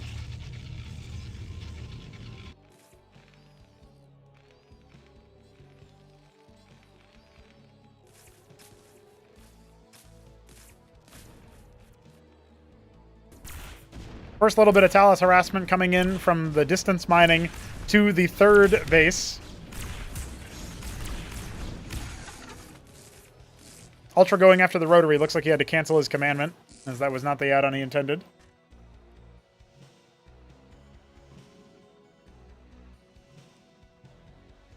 The Dracodon will once again move towards the bottom left. And yeah, this is a lot of extra Vespene workers here. Only now will Nebelheim actually see what's going on. You know what's funny? What's a funny troll is you can probably use 2 Talos to repair 1 Talos to just stop the Dracodon from killing you. I don't actually know what the amount is yet, but... Top right also discovered. The corners revealed. Now, what is Ultra going to be able to do when most of his bases are gone? Because we are looking at a 3-base Protoss versus what will be a 2-base Terran. Sundog's on the way. He likes himself some Sundogs. Do we have any splash for the air? I guess the Idols? That's it? He's got... what I can see, 5 idols in the army out here. Oh, juicy targets right over there. You don't need very many Sundogs to finish off things like that. Treasury will finally be dealt with in the top right. Bottom left as well. You can cycle those guys back and start harvesting from the 3rd base once you know, you could put like a couple phalanxes up to defend this as well. But it doesn't quite feel like he's going to do that just yet. Thinking about the move out. He's got 4 Sundogs already and 4 more on the way. Rockets at the ready. But this is going to trigger the collapse from Nebelheim, I think. Oh, those mines are scaring me. Oh, those mines are so scary. Don't tell me. Okay, we avoid disaster for now. That's a lot of dead Protoss, including some idols in the mix, so watch out for that as the Sundogs have yet to activate. He's up to 8 now, with 4 more on the way. And that's a lot based on the resource banks that he's got. Oh, he's queuing him up, man. He is not going to let him go for free. Now, as the Uptecton reveals itself, that's when the Sundogs do need to activate. He's got to cycle back, set up a defensive siege line, and get his Sundogs into the fray. He's got him on the hotkey. There's going to be more where that came from. I think they're going to reveal themselves here to this Vulture. Just barely, but Nebulon not paying too close attention. Some good mine hits. The Phalanx is going to splatter a lot of this, and there really isn't that much anti-air splash. It's just the idols. And look at the focus fire. They're going to immediately nuke down those Uptectons, but no. Oh, no. He came in from a bad angle there and once again went after the Uptectons instead of the Mine Tyrants. GG is called as the bus comes in. That is sad for Ultra. He had the opportunity. He just did not control the fight very well. And I do think that the Talos is once again, dude. The Talos curse is so sad there for Ultra. He just wants to make worker. But it turns out this game also requires you to make military. Sorry, guys. Well, that means we're on to a game 5. That's really cool.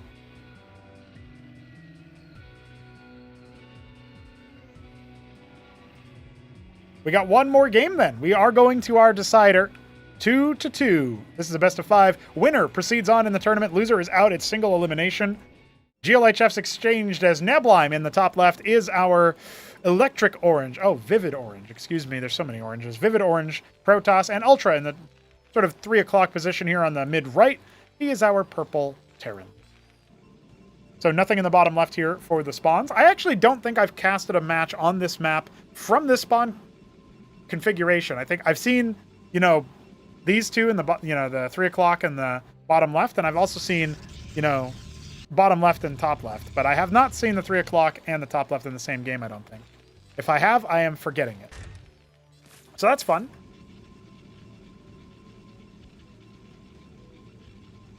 Shopkeeper dog spreading propaganda.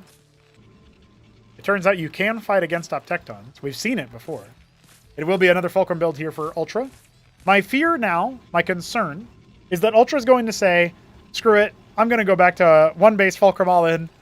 3 Fulcrum, Phalanx, Vulture, Goliath. That's it. That's all I do. I win that way. And Nebulon is going to hold it because he's now had 2 examples where he almost did and didn't quite. And, third time's the charm. And Nebulon proceeds on in glorious fashion.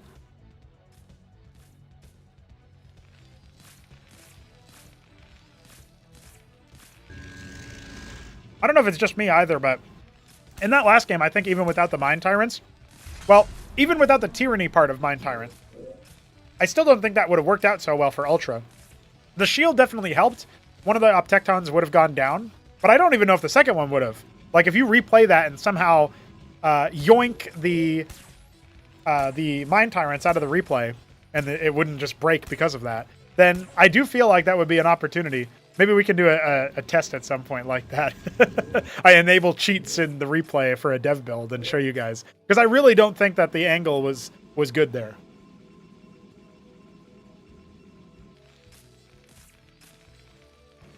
All right, double Folk. Once again, pretty bog standard here. Double gate for Nebulon. One big difference here is that obviously in Cosmonarchy, your Nexuses are power fields. So no worries there. Oh, Ultra got stunned by his own mine. Unfortunate. Unlucky, honestly. Well, he confirms that his opponent is indeed in the bottom, not in the bottom left, is in the top left.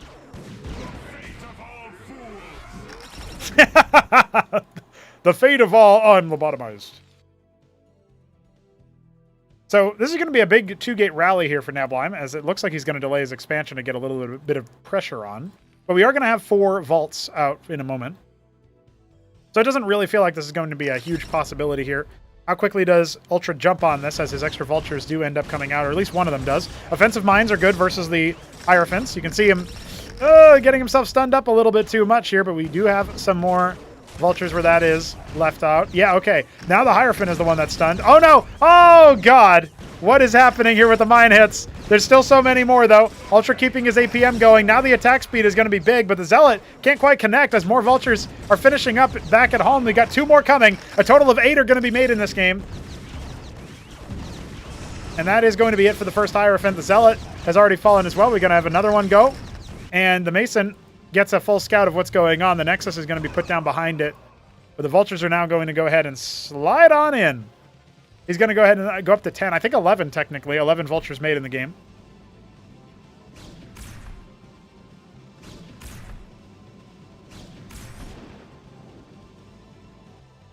Yeah, lobotomies are definitely being handed out like candy here. Dracodon, I think it could get overwhelmed here by all the Vultures. We'll see what the micro looks like as he dives forward. He needs to be orb walking in between those spots. He's basically surrounded this Dracodon at the bottom. Where's the focus fire from Neblime? He's not focusing him down. Well, he's got the Nexus coming, and it's really unlikely that Vultures, of all things, are going to clear that. But another mine hit. There's another one, but it's not going to be able to connect onto Ultra's forces, and it's just the workers now loose, trying their best to stabilize and stall out. But look how long it's going to be for more than just one Dracodon to come out. A lot of dead workers here for Neblime. We have no expansion yet for Ultra. He calls GG. Again, a slant, just a damn sight bit premature in my estimation. And Ultra pushes him out. Says, get lost, former champ. There's a new kid on the block.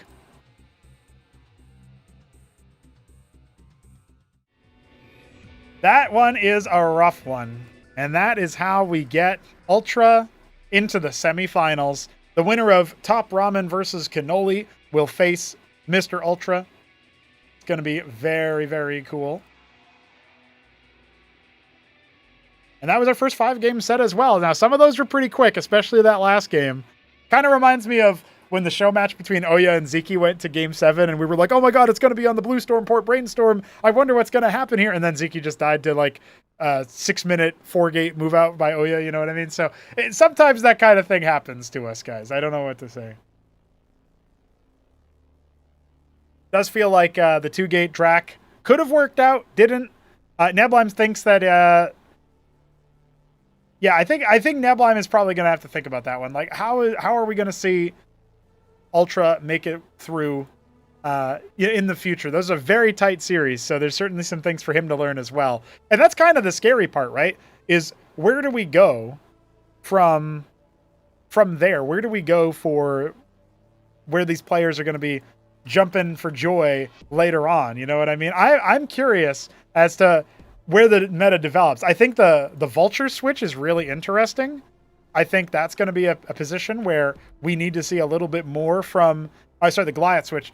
More from the Terran player. I want to see Terrans try the Goliath into the Vassal play, because apparently that's a big deal for Terrans going mech.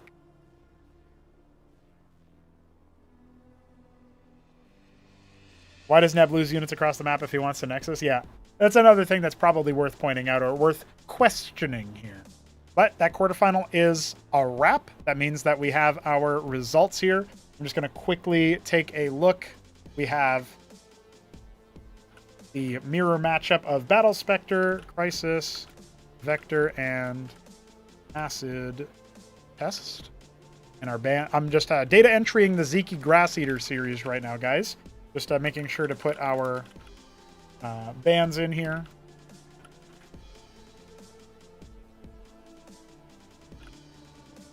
Alrighty. And that means that we have our next matchups decided, which I will show on the screen in a moment here.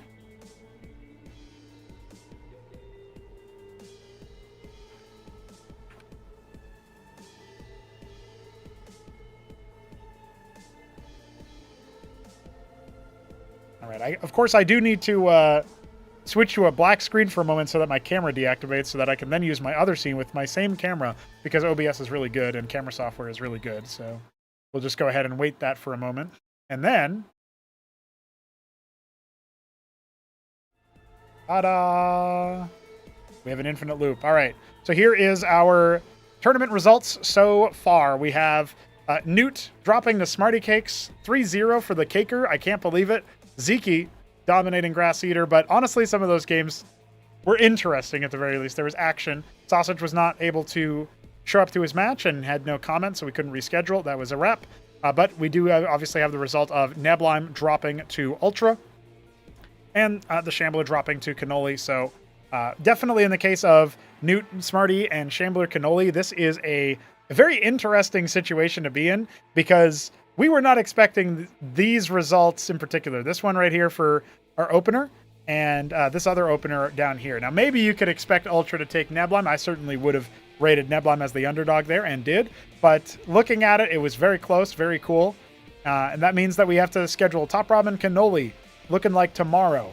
Smarty Zeke, hopefully also tomorrow. Art of Turtle Dog-Lived also tomorrow. The winner of that will move on to face Ayud. So tomorrow, depending on the timing, we might be able to cast some of those live the way that we did Zeke Grass earlier today. Depending on the timing as well, we might end up having to cast them on Wednesday. So expect probably less tournament games because we did 3 series today, right? We did Newt Smarty. We did 4 series. We did Newt Smarty, Zeke Grass Eater, Shambler Cannoli, and then Ultra Neblime. I think what we'll probably end up having to do, because I think this one is at night, this one is at night, this one's going to be probably more in the middle of the afternoon or something. So we might be able to cast Smarty Zeke live, which would be pretty hype after Smarty did what he did to Newt. And then we'll know the other semifinalist on the other side, awaiting the result of Ayud versus the winner of AOT Dog-Lived. So that is our update for that. But by the end of the night tomorrow, the games will have been played. And so by Wednesday afternoon or so, we will know the complexion of our second semifinal.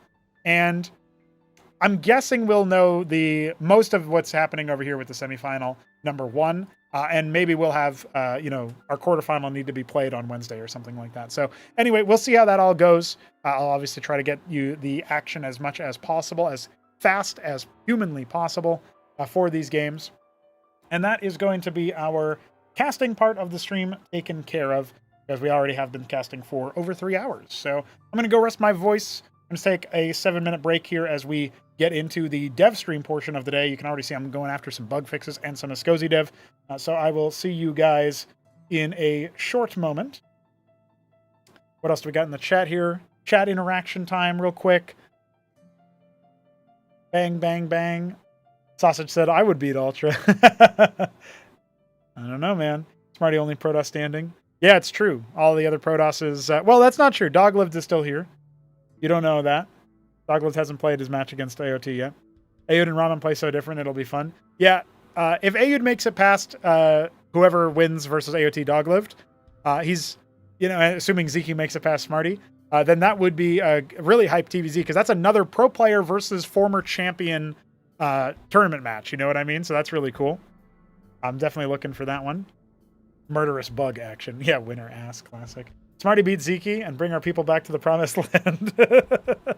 Hoping for the Protoss outcome there for sure for some of the chat. It's really interesting that he's now the people's champion all of a sudden. Neblime falls to Ultra, maybe an expected outcome, but then we get, like Dog-Lived is still shooting his shot. Kasuga didn't sign up for this one. He's the other big Protoss name that we have. Yeah, anyway, something to think about for sure. All right, guys, if you want to help support show matches to involve even more pros, we will obviously have a show match this Friday, the 29th of August at about 12 o'clock Eastern Daylight Time, and that is 6 p.m. Central European Time. If you want more show matches like that, you can fund our subsequent one. It's going to actually bring in some StarCraft 2 pros into it. We're looking for about $150 for that one. So if you want to toss some money towards the Streamlabs goal, feel free to do so. It is going to be, of course, a link that I will post in the chat. Streamlabs.com/RonoGo. So feel free to drop some dollars down there. We're going to take a break. I'll come back if there's any donors in the meanwhile. Obviously, I'll read them when I get back. And we'll be doing some development. So thanks all guys for your support and for checking out our stream. I'll be back in about 7 minutes.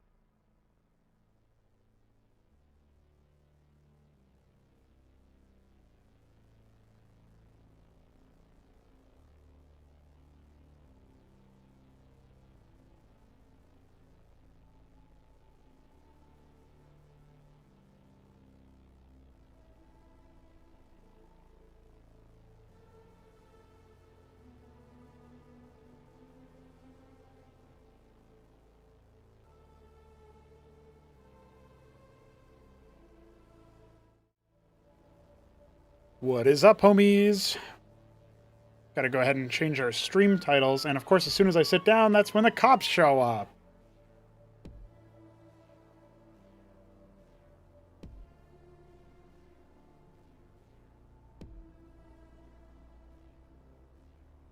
Oh, we saw Ultra in there. That's pretty good. What's up, homie? Good series. Good job.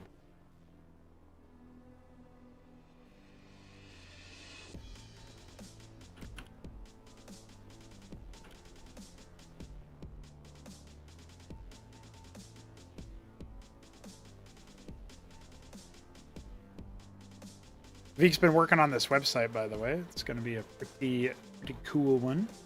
Got a little Discord button here now. Very nice. Very nice.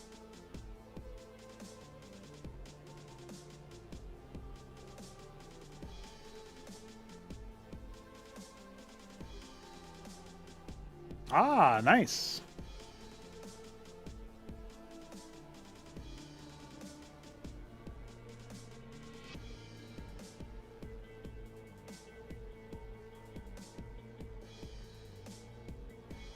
Very cool to have you.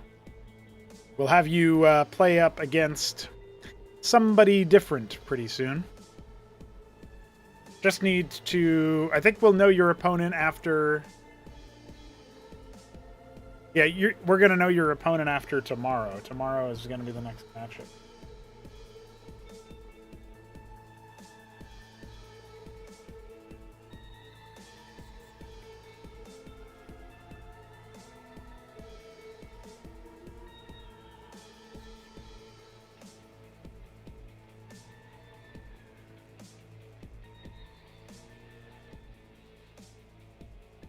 In fact, I should quickly open up the match thread for the Ziki versus UF2.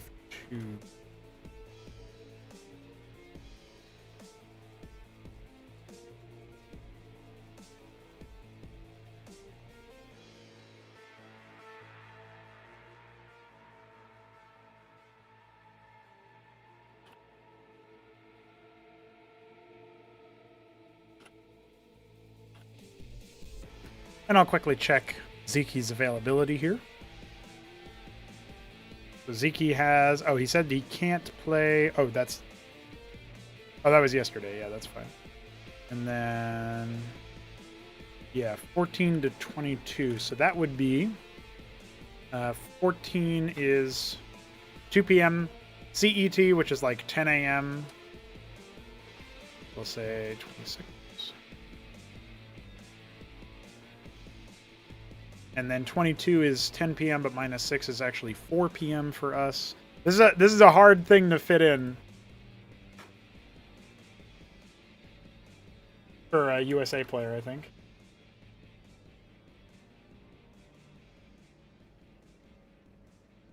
Yeah, I'm interested in seeing where it goes. I thought your Goliath play versus the Vassals, really good. Finding all of those spots, little micro tricks. Good job, man.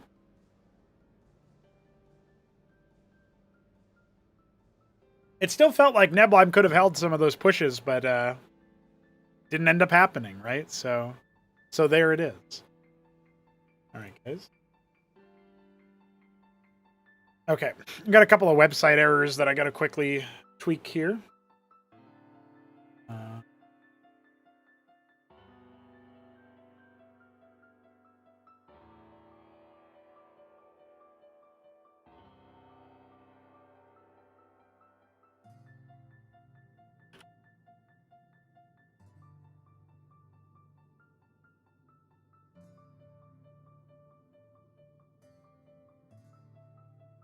Yeah, I forgot to remove the entry for the Talos having the repair buff.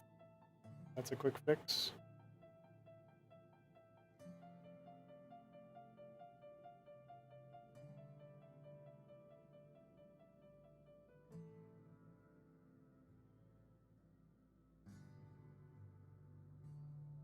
Oh, I see. And then this needs to be Mutalisk, Rotathalor, Sicrilisk, and do this. And after that, we do Tropical Chasm. Agrolisk.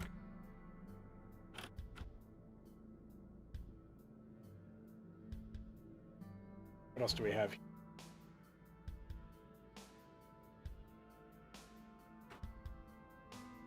Envolus, Core.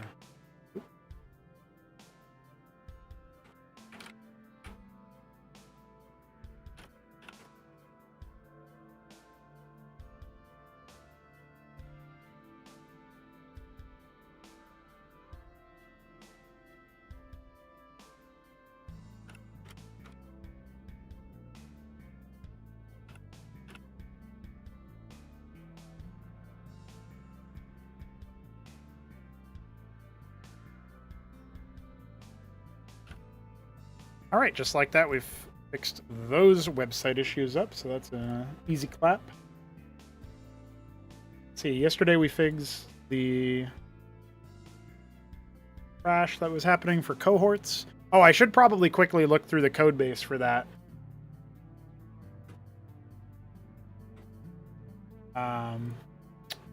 Anytime we're creating a unit, although I don't actually know, I should probably take another look at that case, because I just realized that, like, we do create unit in game, and if the unit doesn't exist, we return 0. So I don't really know about that one, honestly. Maybe it isn't the issue then, because it's already kind of safe by way of having this check right here. So when we go back to the weapon damage function, we create this unit. Oh, I guess... No, that's right. We still are interacting with the null pointer that's returned, so we still need to null check it here. So that's actually fine. So we should basically just run cases for that, checks for that real quick. I'll let Visual Studio figure that out while I do my next move, which is in tooltip.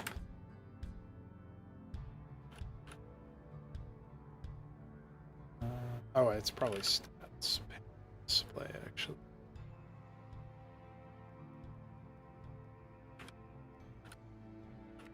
Gotta add an entry there. That fixes that bug. And then for button sets, Agrolisk.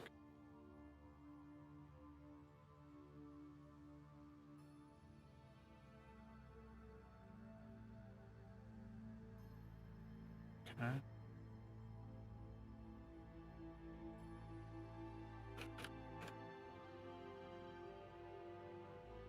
All right, I'm going to go ahead and quickly check. Let's go to buttons.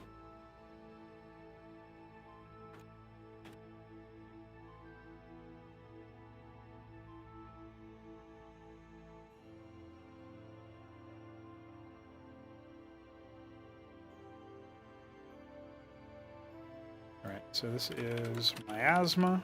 I don't think miasma, yeah, it doesn't have an entry here yet. So now we got to go quickly jump into here. See, it is there's like a custom miasma icon, maybe? Yeah, okay, so icon ID miasma. You don't need the comment. Sure, Wrathlore. Okay. Wrathlore already appears somewhere.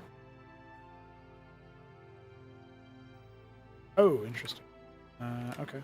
So we have to get rid of it, and then I guess we have to make a new entry here.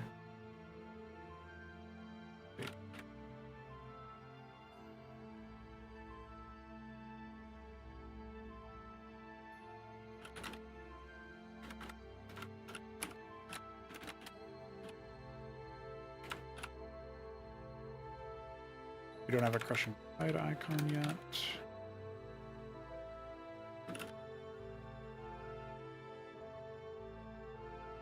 Okay. So that should fix that up once we actually put them on the command card. It is icon ID 768. We do this. And then we just need to add the string ID. Oops, this is the one going map pool. Oh yeah, I did want to do a little bit of mapping stuff today as well. Let's go to stat. See?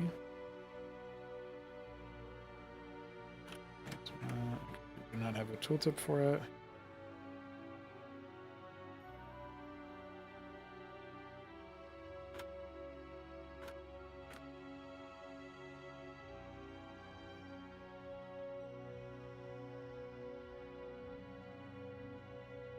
Okay, 1111 is our string ID. And now we just gotta copy this until we find the Chirbrothalor. Oh, the Chirbrothalor does not have an I think so. 5, 2, basic commands. We're gonna copy this one for the Chirb. 5 for 2.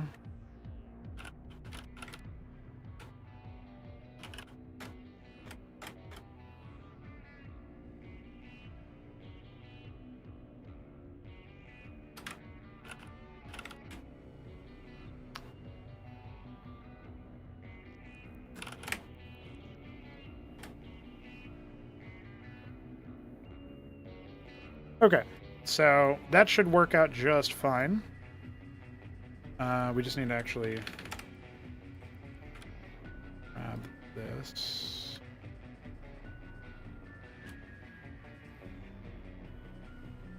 Wonderful. So now we just compile our grafting. We can build our plugin.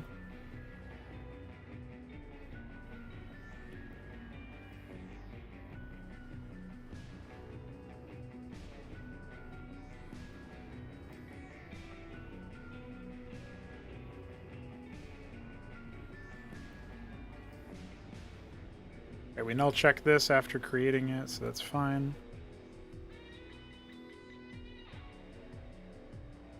We null check this. We can say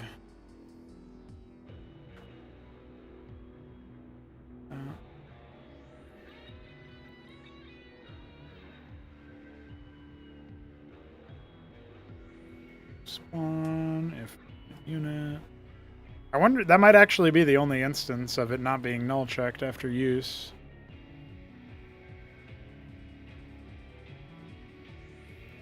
Yeah, let me check this.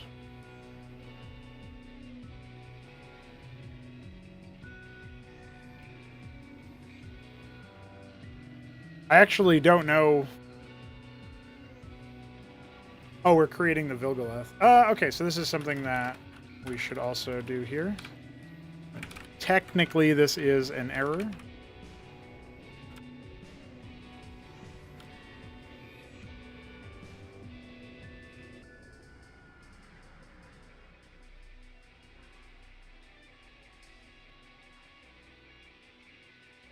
Already did that.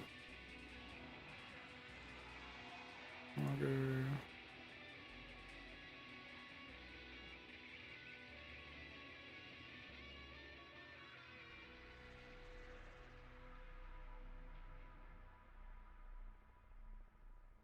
Well, yeah, that's whatever. Okay. Well, we only found one other case, and it was when you cast the Parasitic Excision spell for the Matrolith to create the Vilgalith.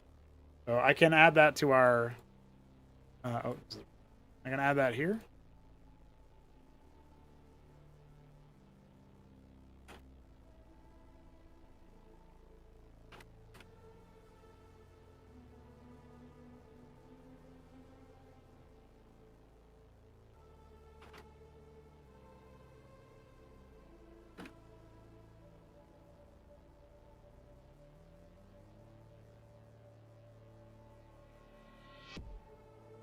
Okay.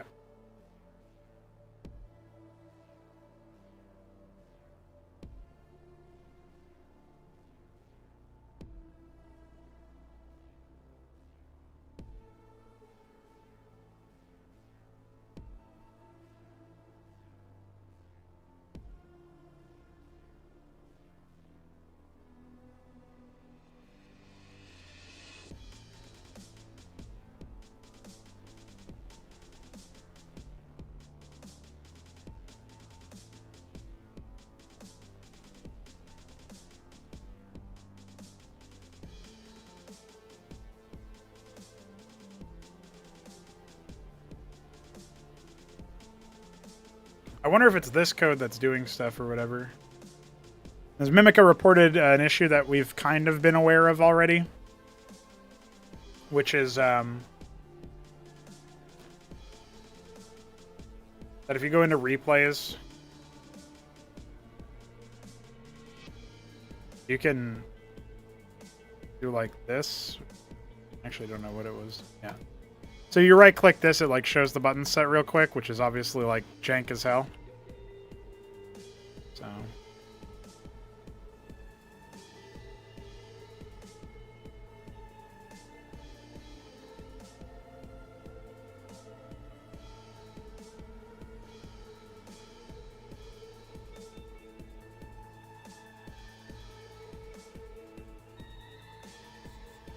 Like, we shouldn't be doing anything to the button set stuff based on that.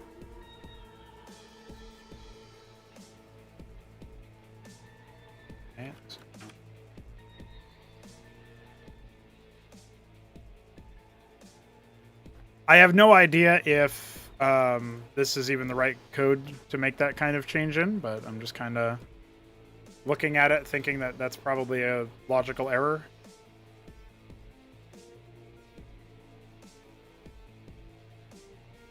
Also, that's the only replay evidence that we have here.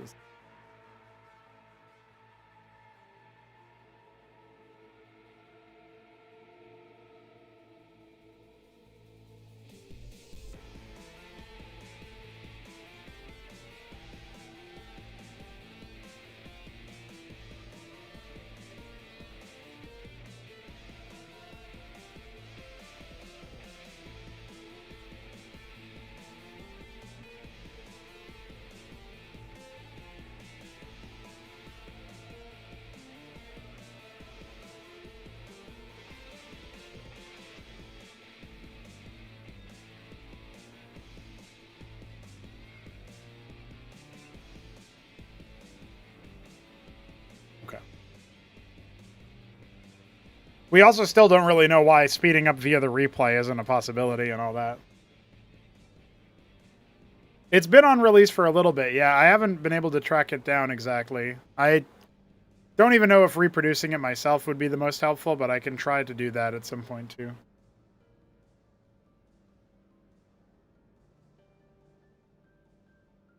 I'll see. We're supposed to have something in the game that fixes that, so...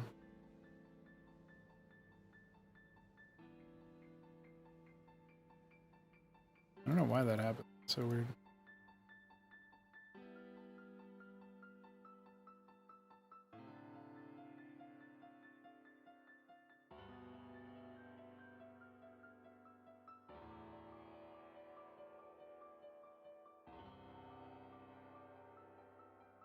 Well, I did have to update their defensive code to look at certain things, so it's a possibility that I implemented a... What I think happened is that the AI script was changed at some point to have an infinite loop. But I looked over it earlier for a lot of the differences that I could find. And I could not actually find any, but that might help me a little bit. Here, let's see.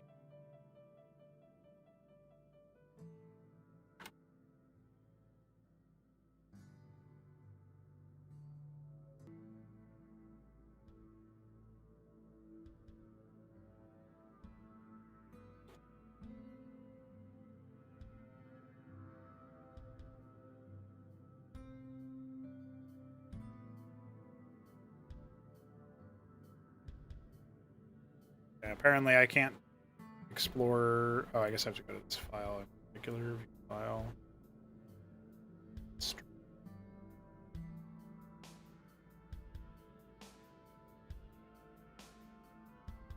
So it was this...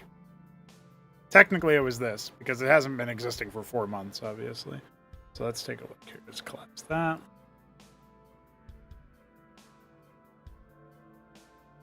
So we call Def Ulgorg. Because if it's defense code, then that like narrows my focus a little bit, right? Just renaming this.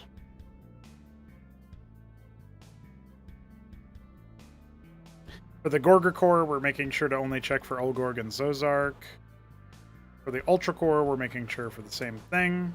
We erased no towns and did it a bring because no towns can only have one entry. And for Zobrielisk, we do Zozark. For Caver core, we do Zozark. Yeah, and then it jumps pretty wildly. That doesn't look like a suspicious set of changes to me. There's nothing that says, like, hey, call this thing infinitely, right? Like, We did some build pref changes. That doesn't matter because that's just like renaming stuff. Back their main base. Ultra.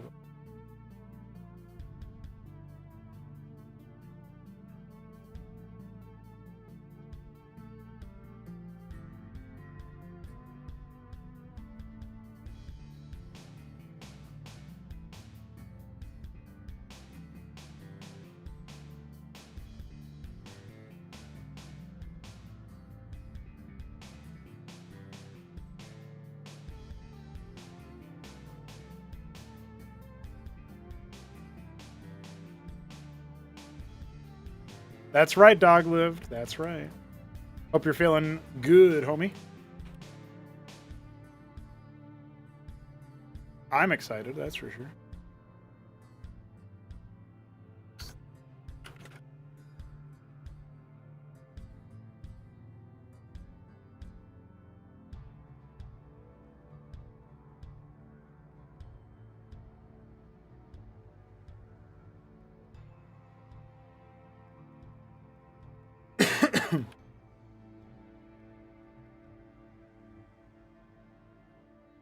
Yeah, we're looking for anything in here that would be like an instant return. That would be the biggest issue.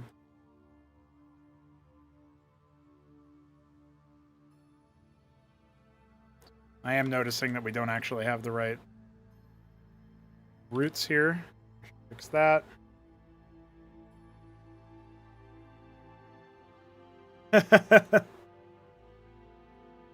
Always. Always a good bug.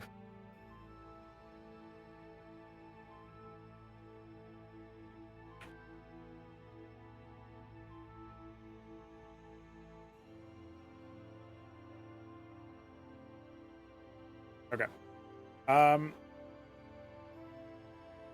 Ozark is now called, now invoked.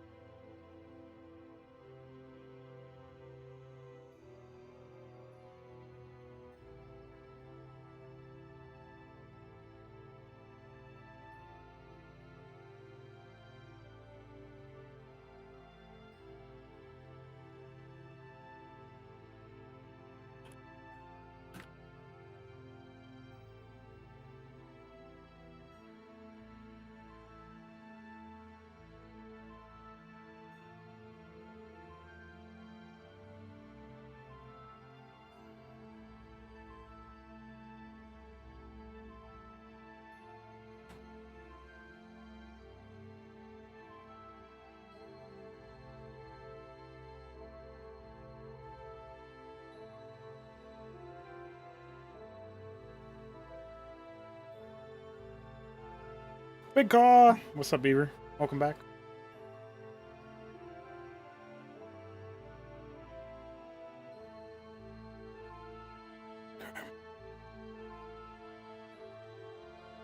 Yeah, I thought maybe I had to like fix up some attack handling and stuff to fix up the freeze, but that didn't end up being what it was, so. It's not like we have like really good handling where we can debug inside the AI script what's happening either, so.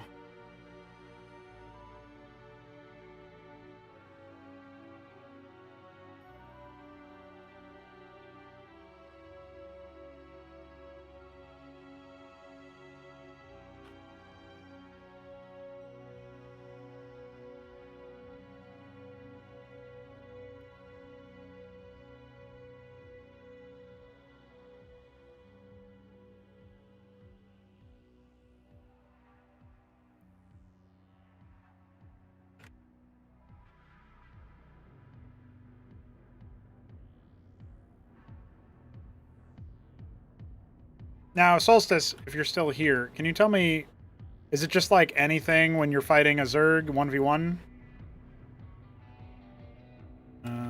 Pick a map that's going to work functionally.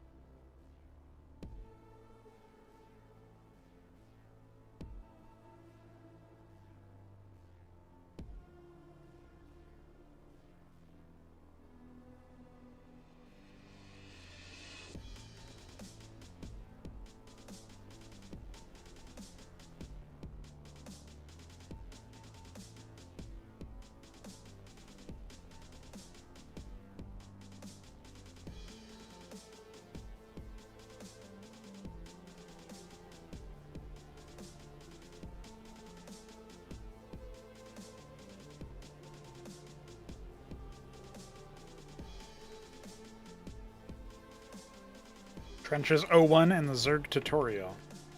Well, I know it can happen in melee as well, so that's why I'm testing in this context.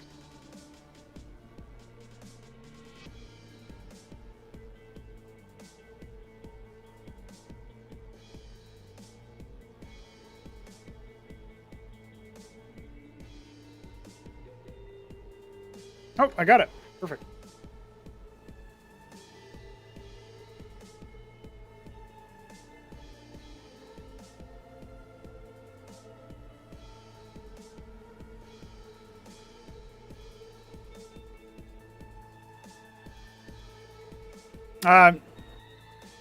Just playing at a higher game speed makes it harder to actually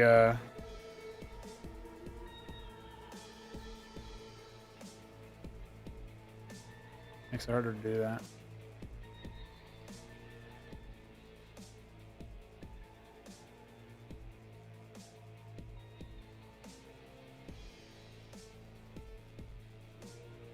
All right, I don't think we're infinitely looping inside the Discord game detection. That would be incorrect. I'm probably in the wrong thread, maybe? I don't know. Step out of this.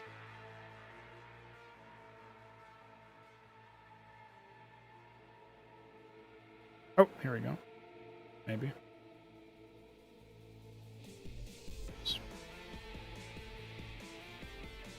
I don't know. The only thing... This is maybe a clue.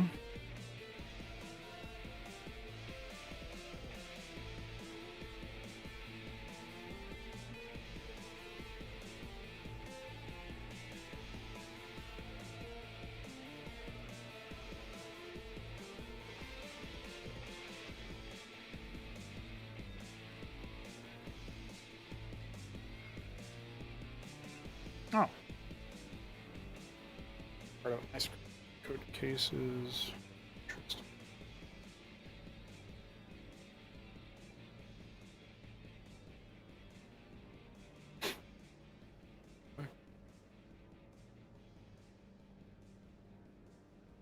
iScript? iScript return?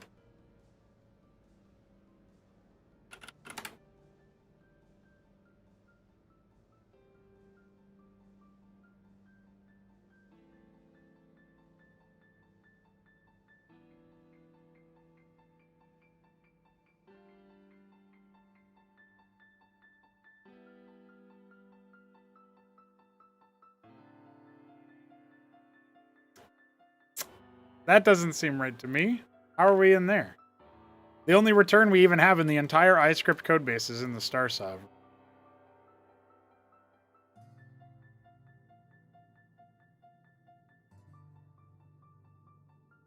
Which, you know, I get it. I get why it's done like that, but...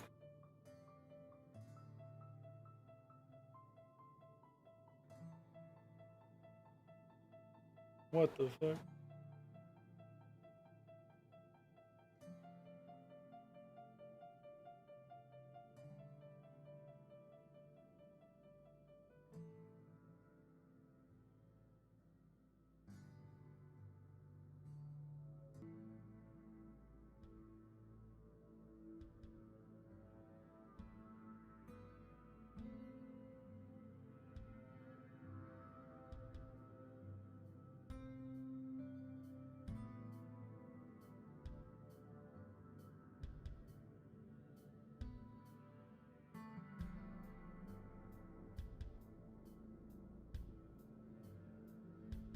All right, guys. I think we'll just keep stepping through for now.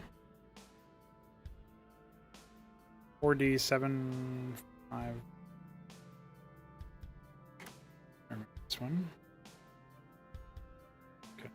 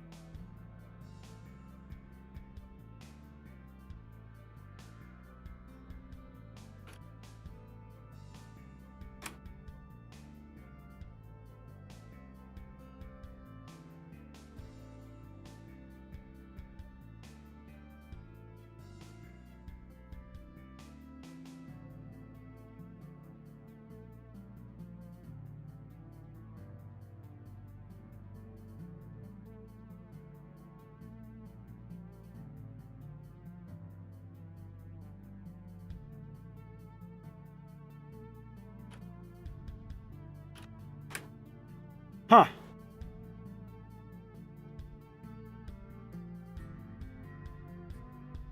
I mean, I don't know if this is actually legit. Let's just keep pushing forward until we see anything different. Maybe we can get image. If it's actually infinitely looping inside iScript code, which is fucking bizarre.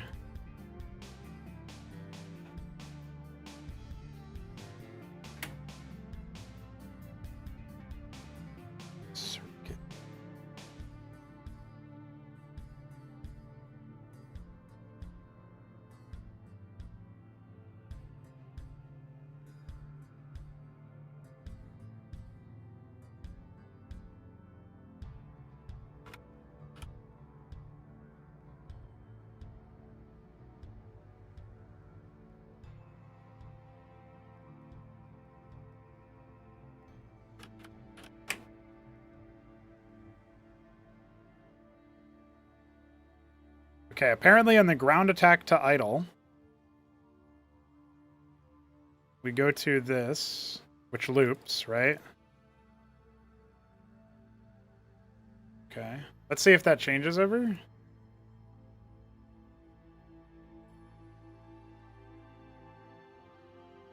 Alright guys, this whole time I thought it was an iScript issue, and apparently GPTP is infinitely looping in a ground attack to idle animation for the circuit.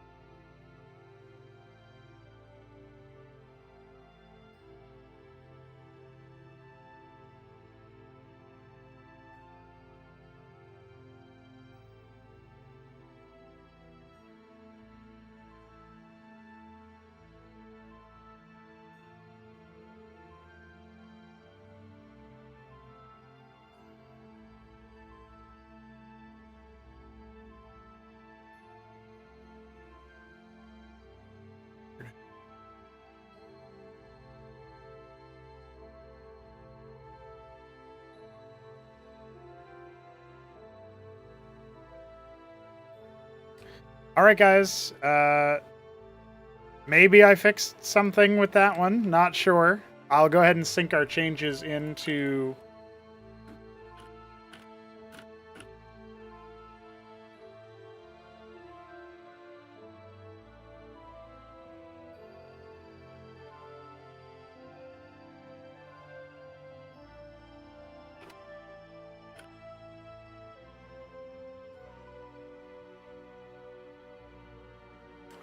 I'll send it up to pre-release for people to test.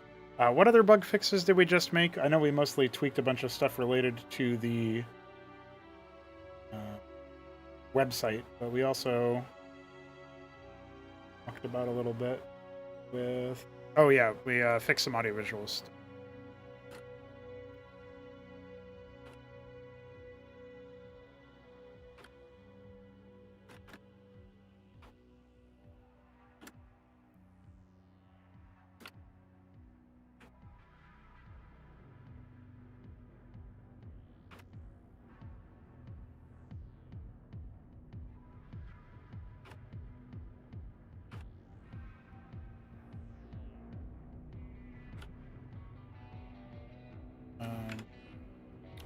Let's make sure that I'm correct in my assumption. Yeah, as my asthma and the...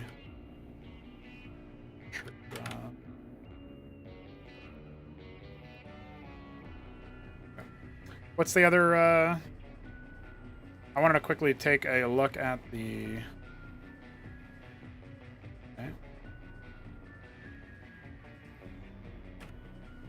Doesn't seem like it's any delayed.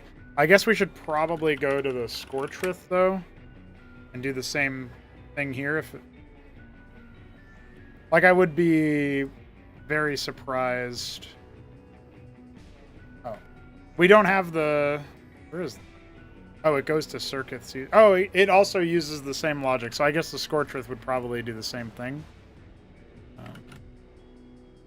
So we'll just go ahead and no break code start it at the same time as the other stuff, just so that we have, because I know they use very similar iScripts or whatever. So I wanted to make sure I synced the changes there as well. All right.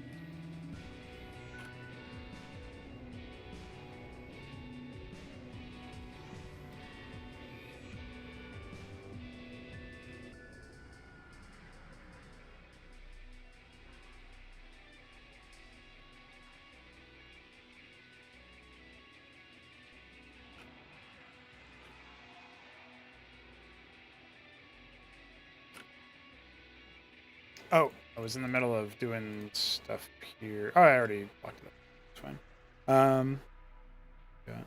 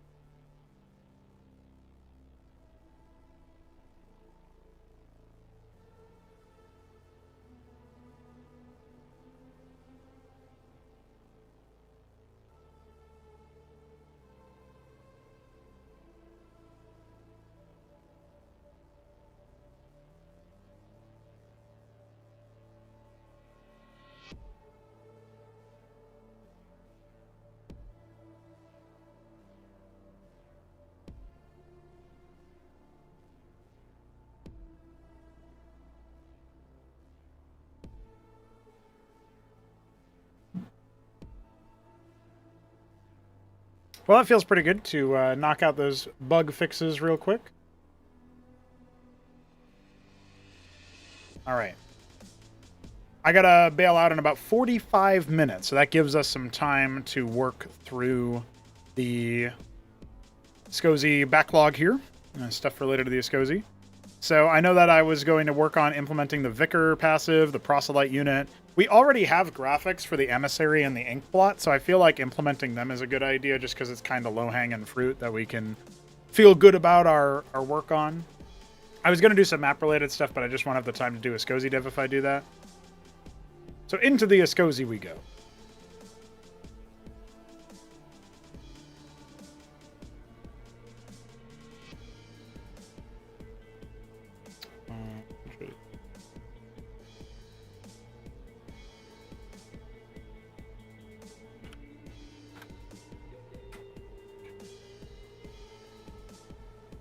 I think we'll go ahead and copy the Trojan for this.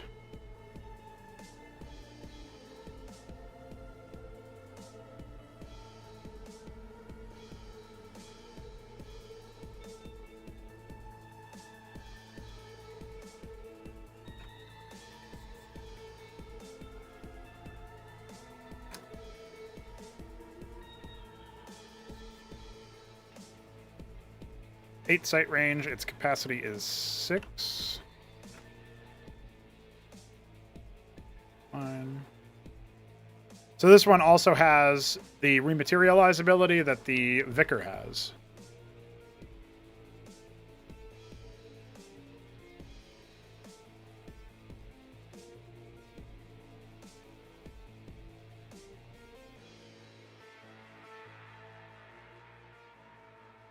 Oh yeah, I guess I should make sure.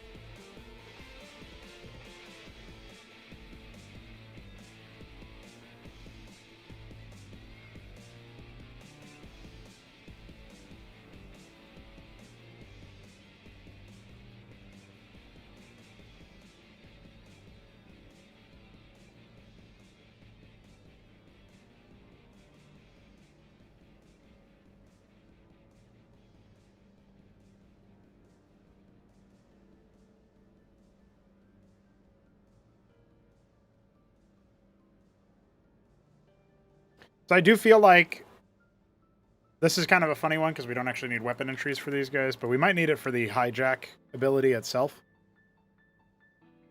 And we definitely need one for the targeted ability. I guess I can probably look into implementing the ability. Thinking about it, it should be pretty easy to do some basic stuff for it. All right, so let's first do emissary. Do we have an emissary entry? Do not. And then ink blot. These are the ones that we've got coming up. 6. I think Trojan will be a good baseline here.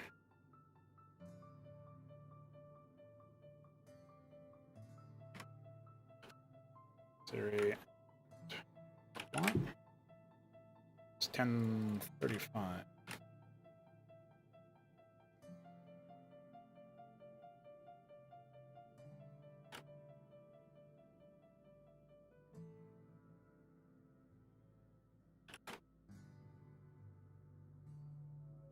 I don't actually have engines for the emissary of the ink blot right now, but I'm actually fine with that being the case. 67, 67.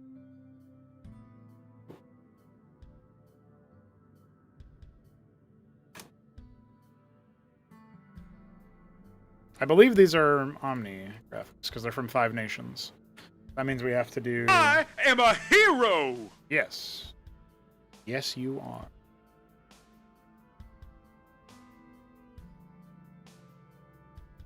Apparently the size of that is very, very small.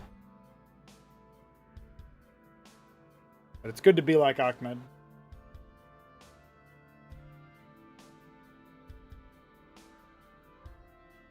Alright. Hopefully that fixes it for next time. Okay.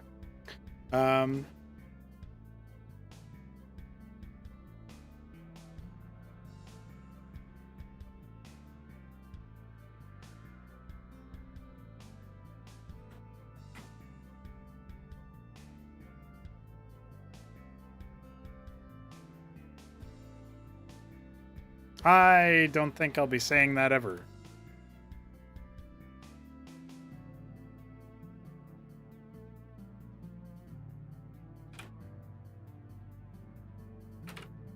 So I'll say $1,000.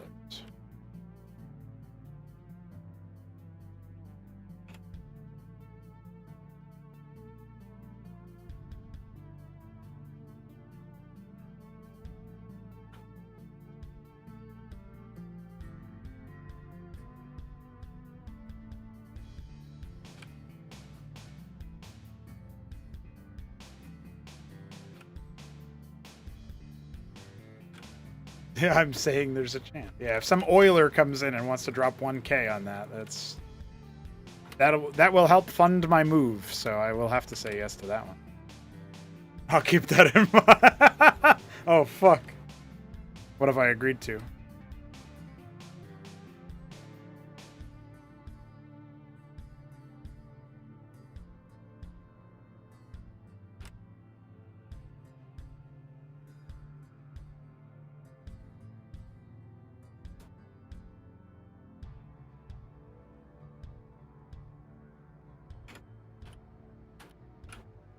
All right.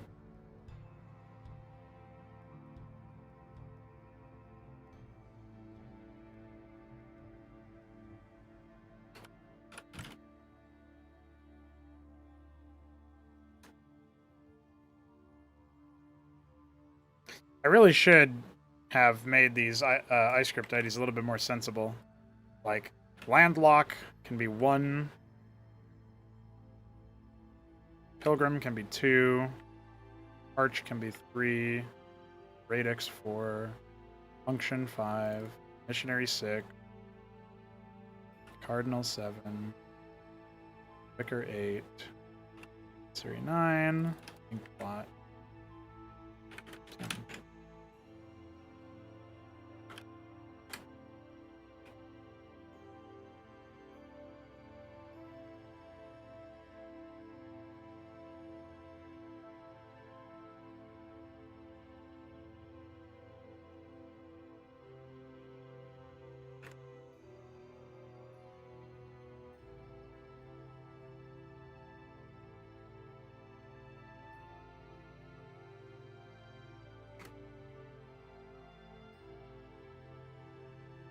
Oh.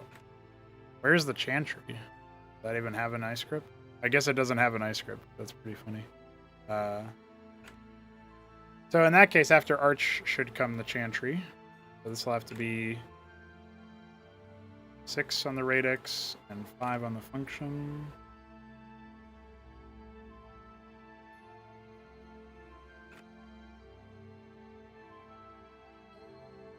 Seven on the missionary,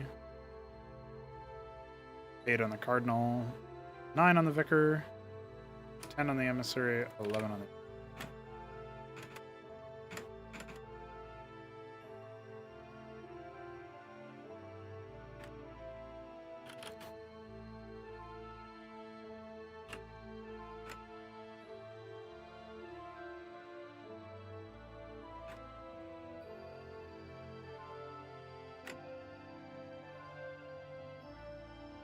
What's up, Cabra homie?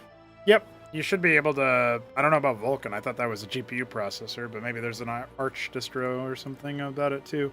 Yeah, it works on Linux, broadly speaking.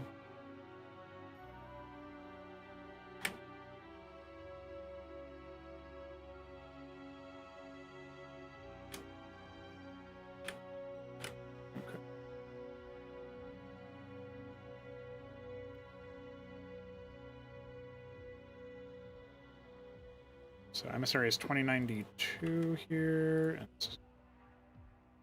5. I guess for the ink plot, probably the closest analog to that would be the... maybe the Aurora?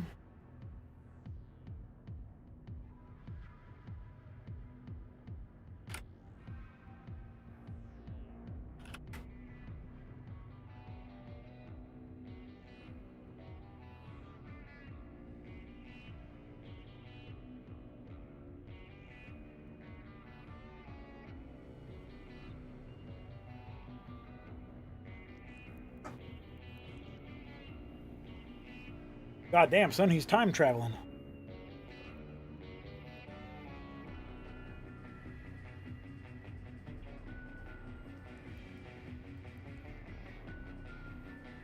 All right, we're looking at 587 for the ink blot graphic. 5, 7, and 6.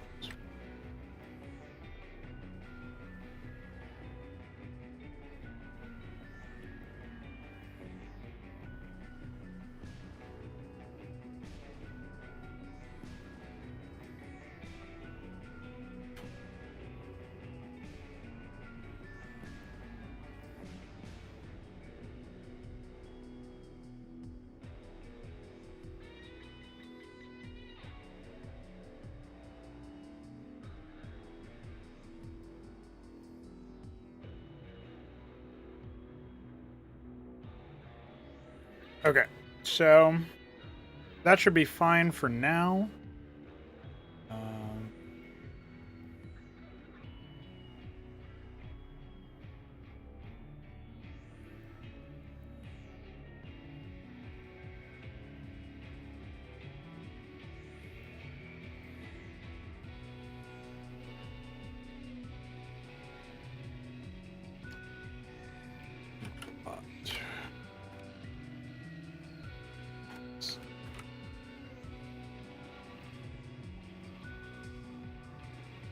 We're going to try to be able to mark the pull to ally ability as implemented here in a moment.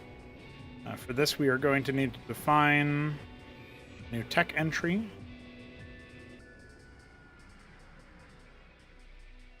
I feel like a lot of the tech IDs are actually unused right now, so we might as well go through those first. Yeah. This. Yeah, so the Savant on hit toggle is no longer used. The Anticathon failure mode no longer used either.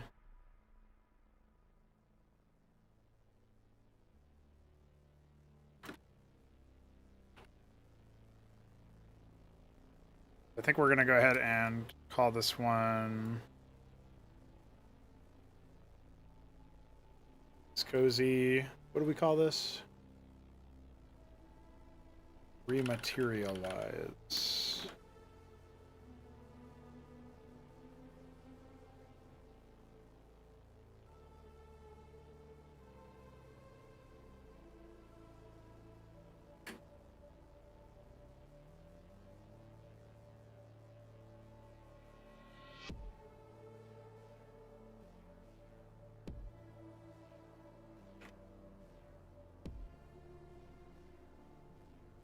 I guess what we could also do real quick is we can pop into command icons.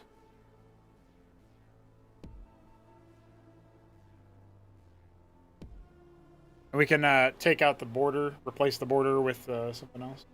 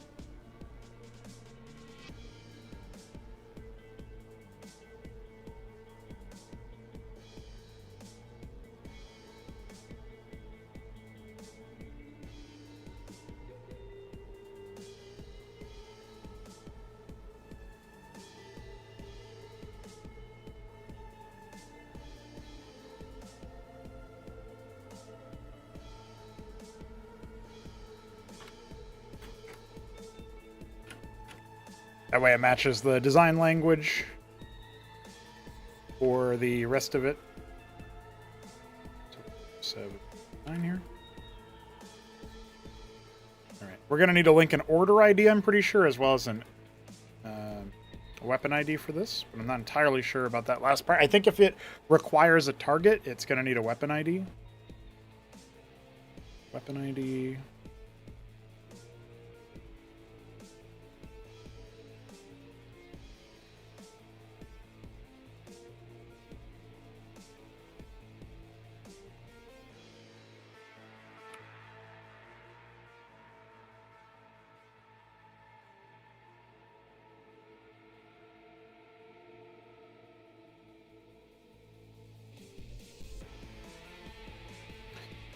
Seraph Observance is fine to grab and use for Escozi. Oh, we already do use it, so get rid of that entry. We also use this. Doesn't look like it.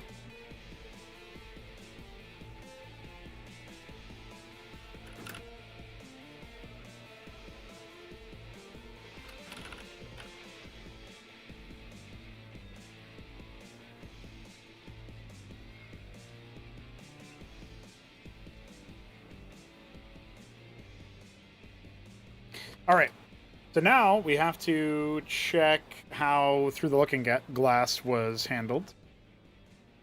Can proc on hits.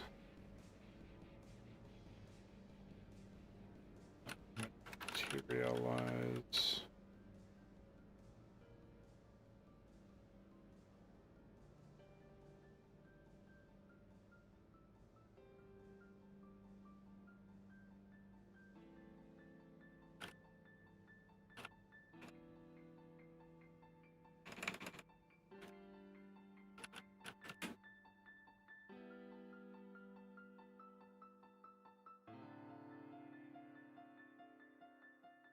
Okay, this one is fine, it seems.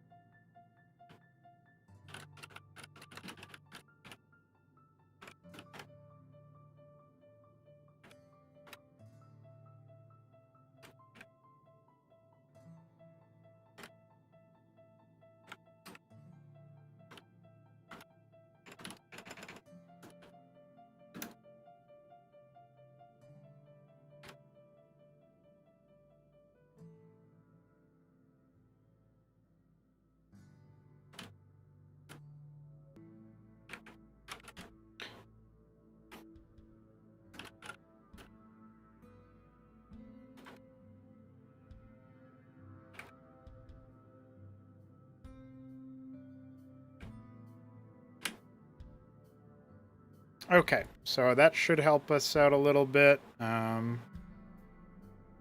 far as the rematerialized one goes,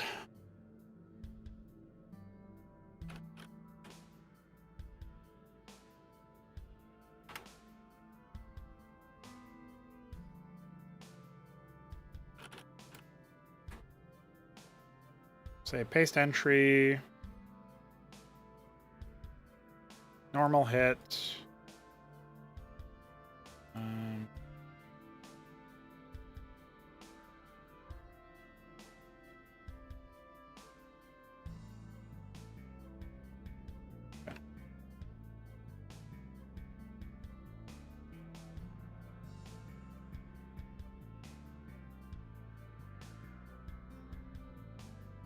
So I feel like we should just do appear on target unit. That's fine.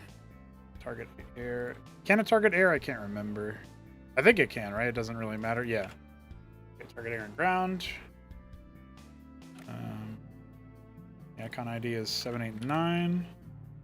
And don't do any damage, of course. Blah, blah, blah.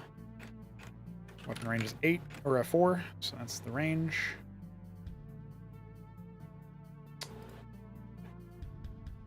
Now we go to orders. I actually don't know what orders are unused. Maybe we have some information here. Order ID.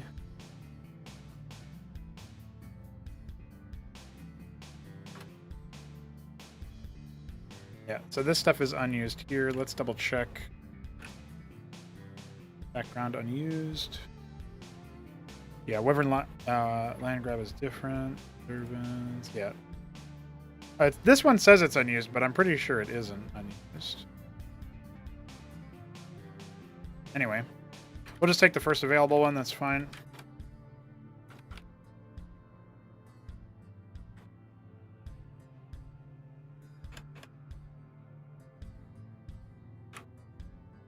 Cozy. So it's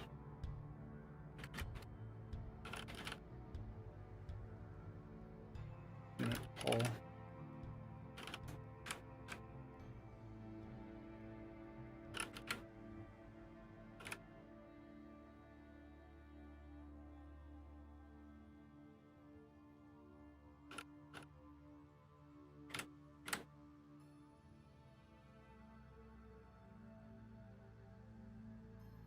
See if we have any, like, I've changed a bunch of things, so yeah, I figure there's going to be some stuff like this.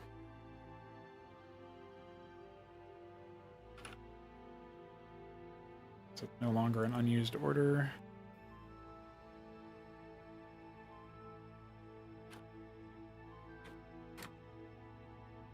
Oh.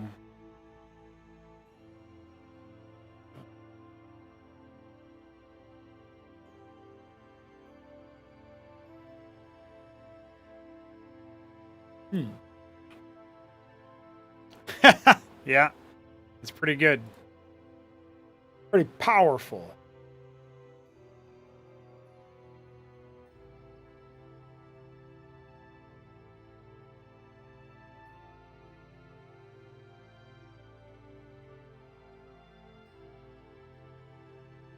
Okay.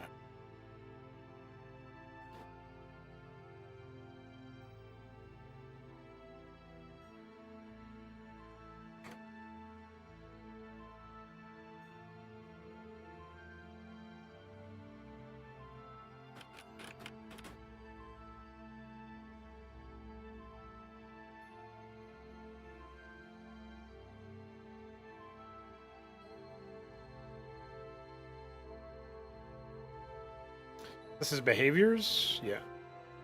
But this is... Actually, I don't know.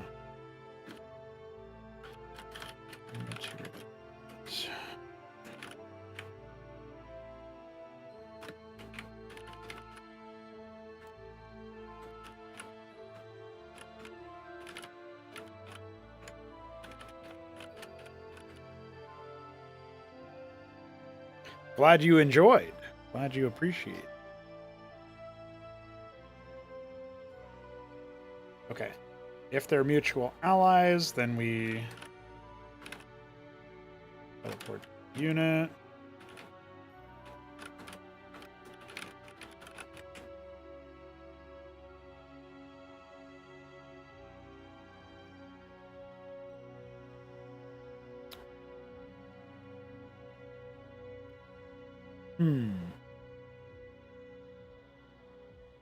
What is radius exact?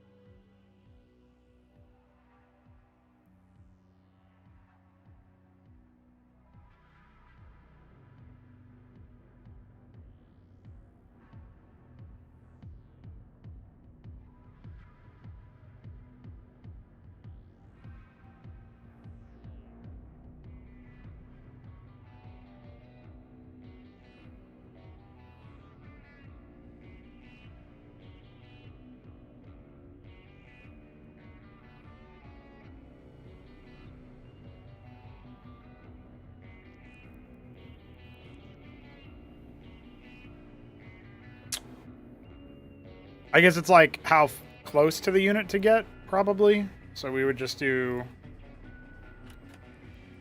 one range.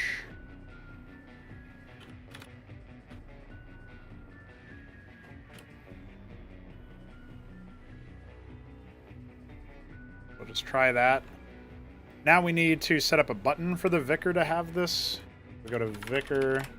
Oh, we do not have a button set for the Vicar yet, or if we do, it is because we do not match case, I guess. No, it doesn't look like the Vicar has one. Okay, so we can go find, like, Hypnagogue, for example.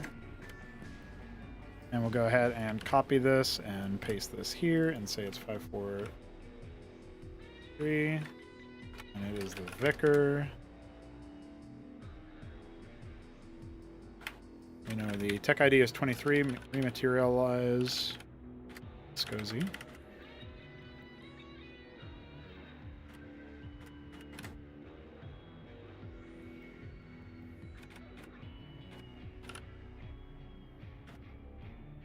Alright, so this need a string, of course.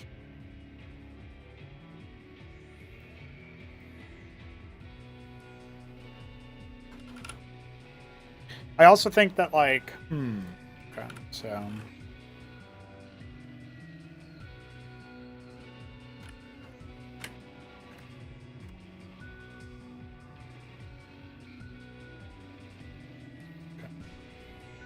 This is fine.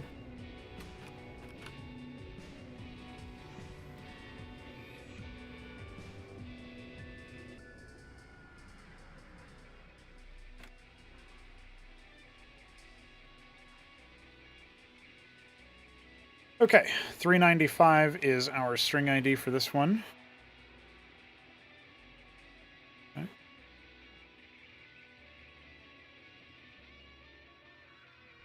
And the icon is 789. We have to actually compile our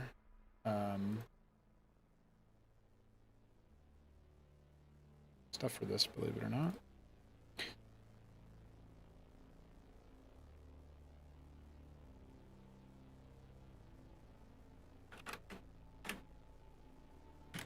So that we have the right icon in here.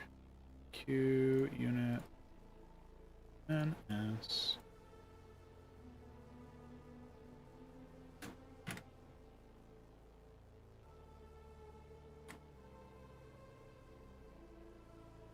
Getting ready to implement that. Okay. I feel like we're in a good spot on that one. I'm trying to think if there's anything else that I should preemptively try to implement. Oh, for grafting's sake, we need to add tech ID 23. Yeah, failure mode anti-cathon. Vicar is the... Oh.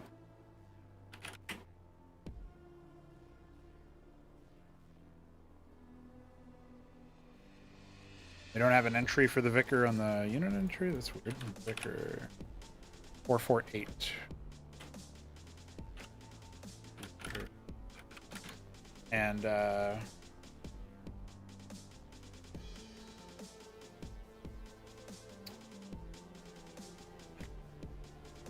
believe this is just must have.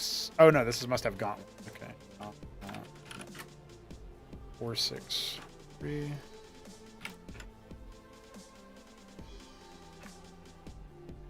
Also, I just realized that the Chantry needs its own iScript ID, so that's a bit silly. I gotta fix that in a bit. Because it doesn't exist right now, so if I spawn one, it'll just crash the game. So, I'm thinking that based on right about now, the only other thing that might matter is that I make sure that the order ID matches, so it's order ID 12. Yeah, this one is, like, probably just this, except we do 448. Vicar. And then it's or current unit is, and then we do the ID for the emissary, which I actually do not know off the dome. 454. And I think we actually have to add this or current unit is for, yeah, for here as well, so. go ahead and do this. And then just say, instead of attack tile, this is rematerialize. Okay. So I think that should cover everything. We also need to make sure that the Vicar has a definition for its entry here, and that it points to the right button set, which is 543.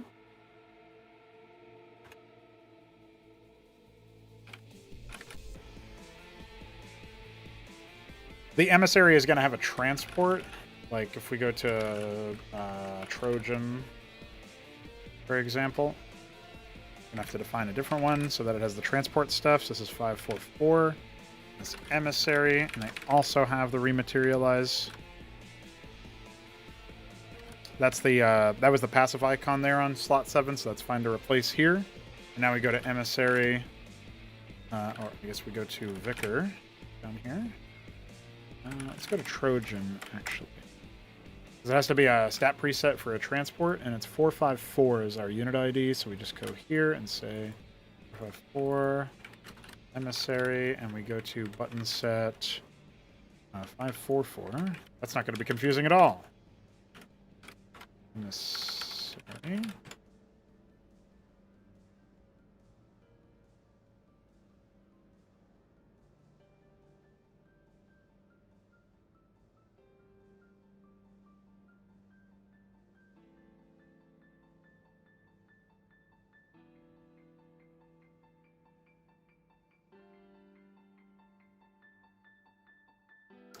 Okay.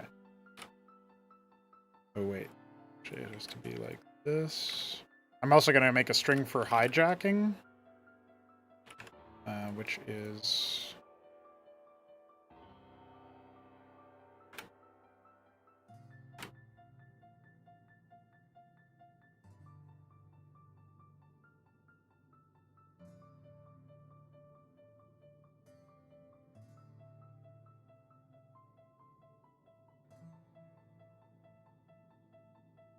Okay.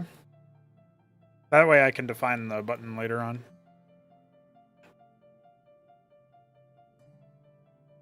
Alrighty. Let's go back to Radix.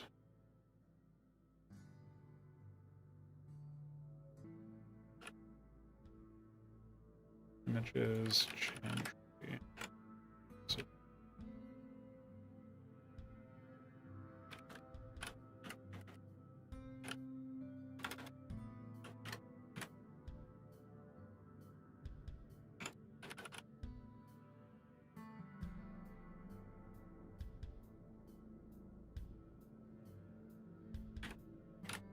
okay. I actually do not remember what the...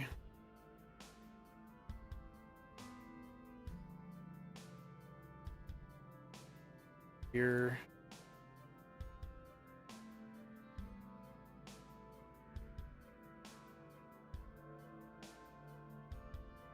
I think the Chantry has like 3 frames to it or something, so I'll quickly go and find that. For what we've done so far to the site.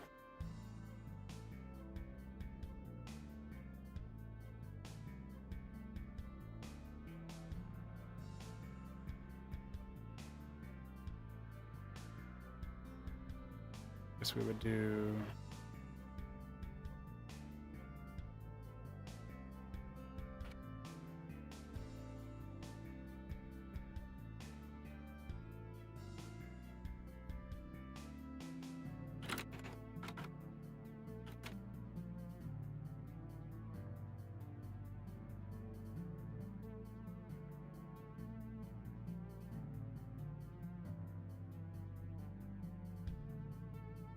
And on images, this is going to be 4, ISID 4.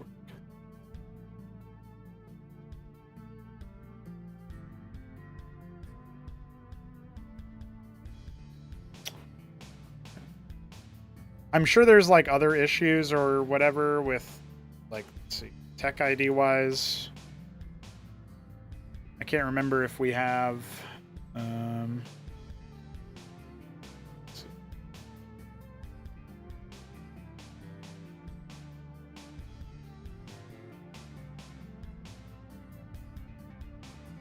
We have some button sets to force it on, which is not great.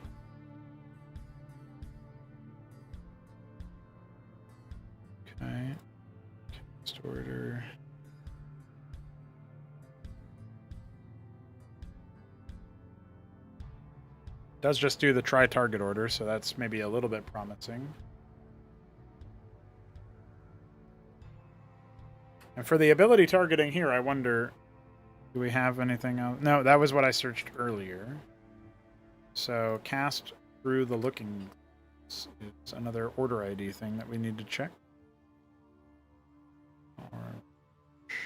Uh-huh.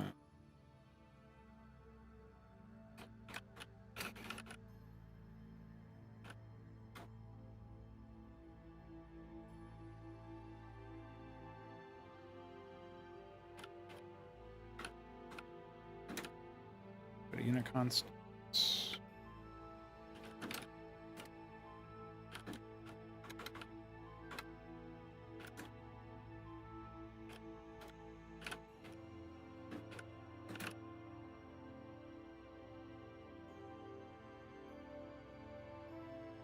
All right, that doesn't look like it was really that significant, but let's see. Yeah, I don't honestly know. Yeah, EXT.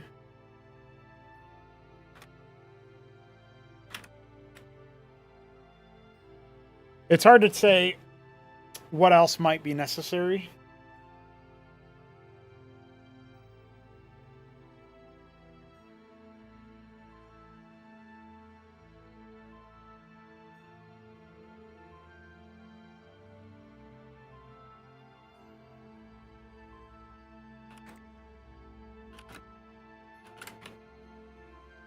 Okay, so it looks like our button set is not showing up.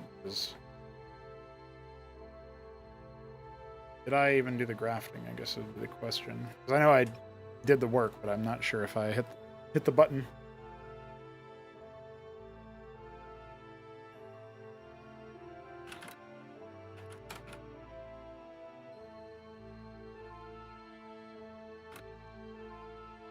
At least it has the right shadow. Figure out the rest of it later.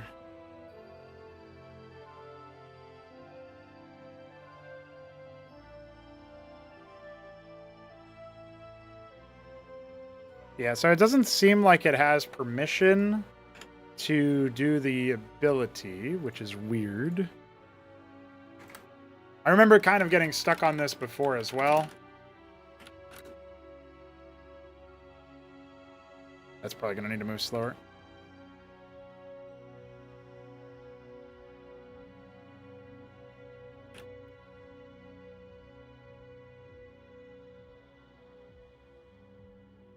Wondering why it says Ascosi Emissary, whereas the Trojan here says just Trojan. Probably some weird code going on there. Inkblot.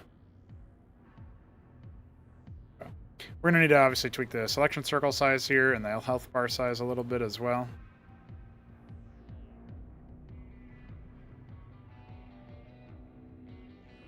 Okay.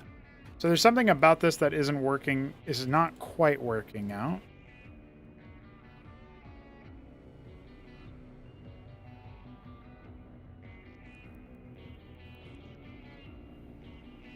But we're just doing the try target order. So I believe this is going to be down to a tech ID case where we have to add handling for the...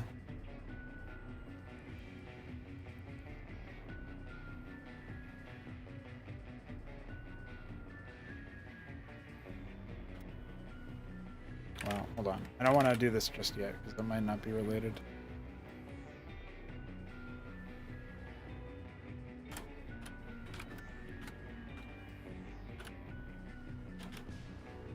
Well, the button state is enabled. That part isn't a problem. I think we just hooked this one up a little bit easier.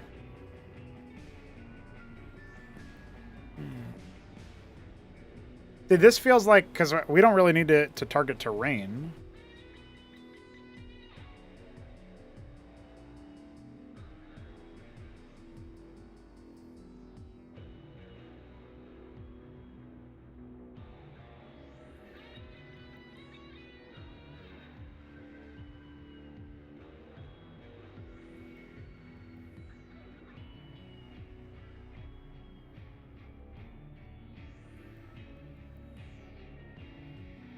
Oh, I guess another thing, now I just remembered another detail about this, is that our,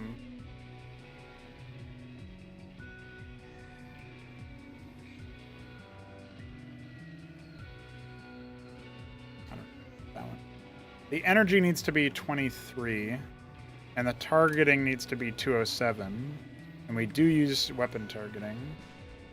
The animation is also cast spell, so that's another issue with the Vicar, for example, is that there is no cast spell here. Vicar cast spell.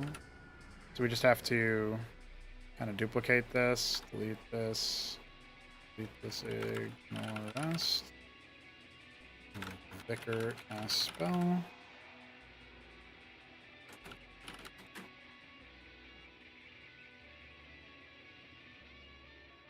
Sig order 2.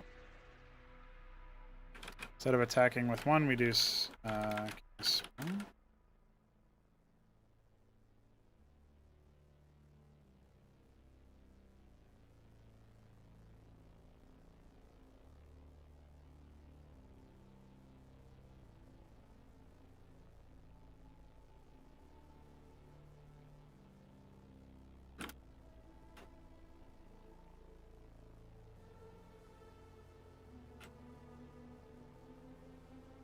And then for the emissary, we kind of just do the same thing here. We say emissary cast spell.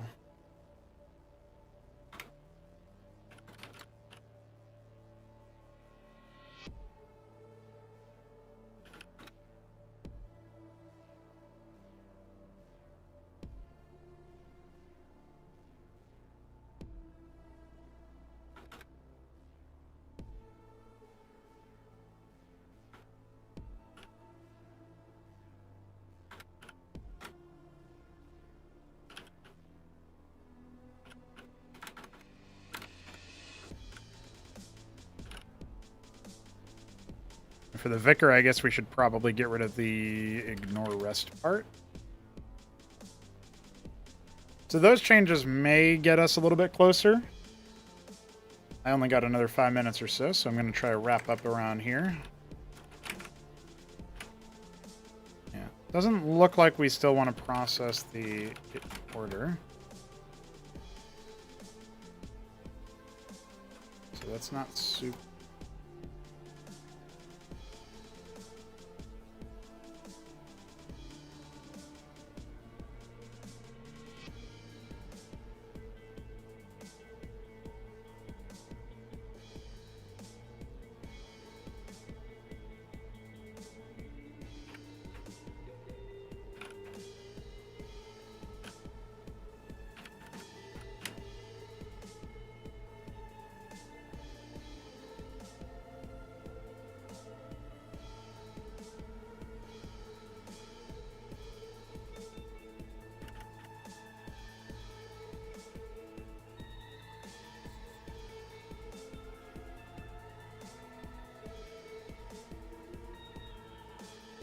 Oh, I see.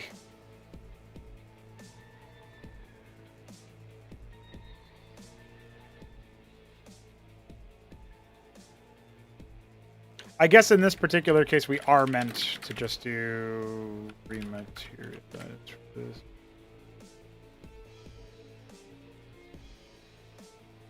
Maybe this is what we're missing, but it's hard to say. There's like a lot of hard code related to abilities that, like in this case, it's for adding targeting terrain, but in theory, like everything else should be fine to go for.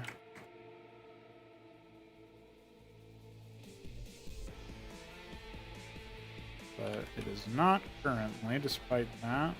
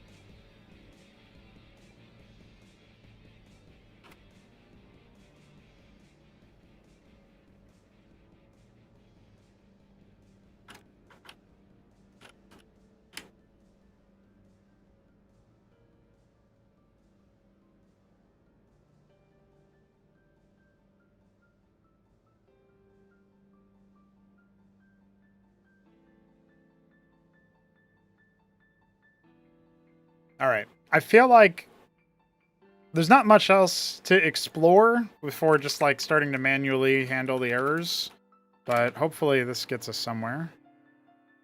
Though it doesn't seem to be doing so. Maybe we can catch a couple of oops.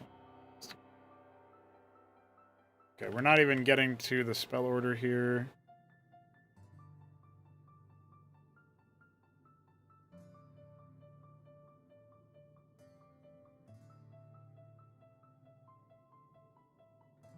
It's my alarm.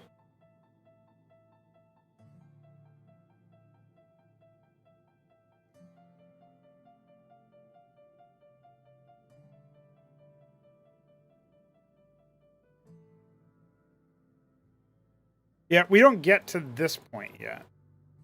So something is failing before here, which does make sense because like I feel like we should have already had the logic that we needed to make it work even before I kept adding more stuff.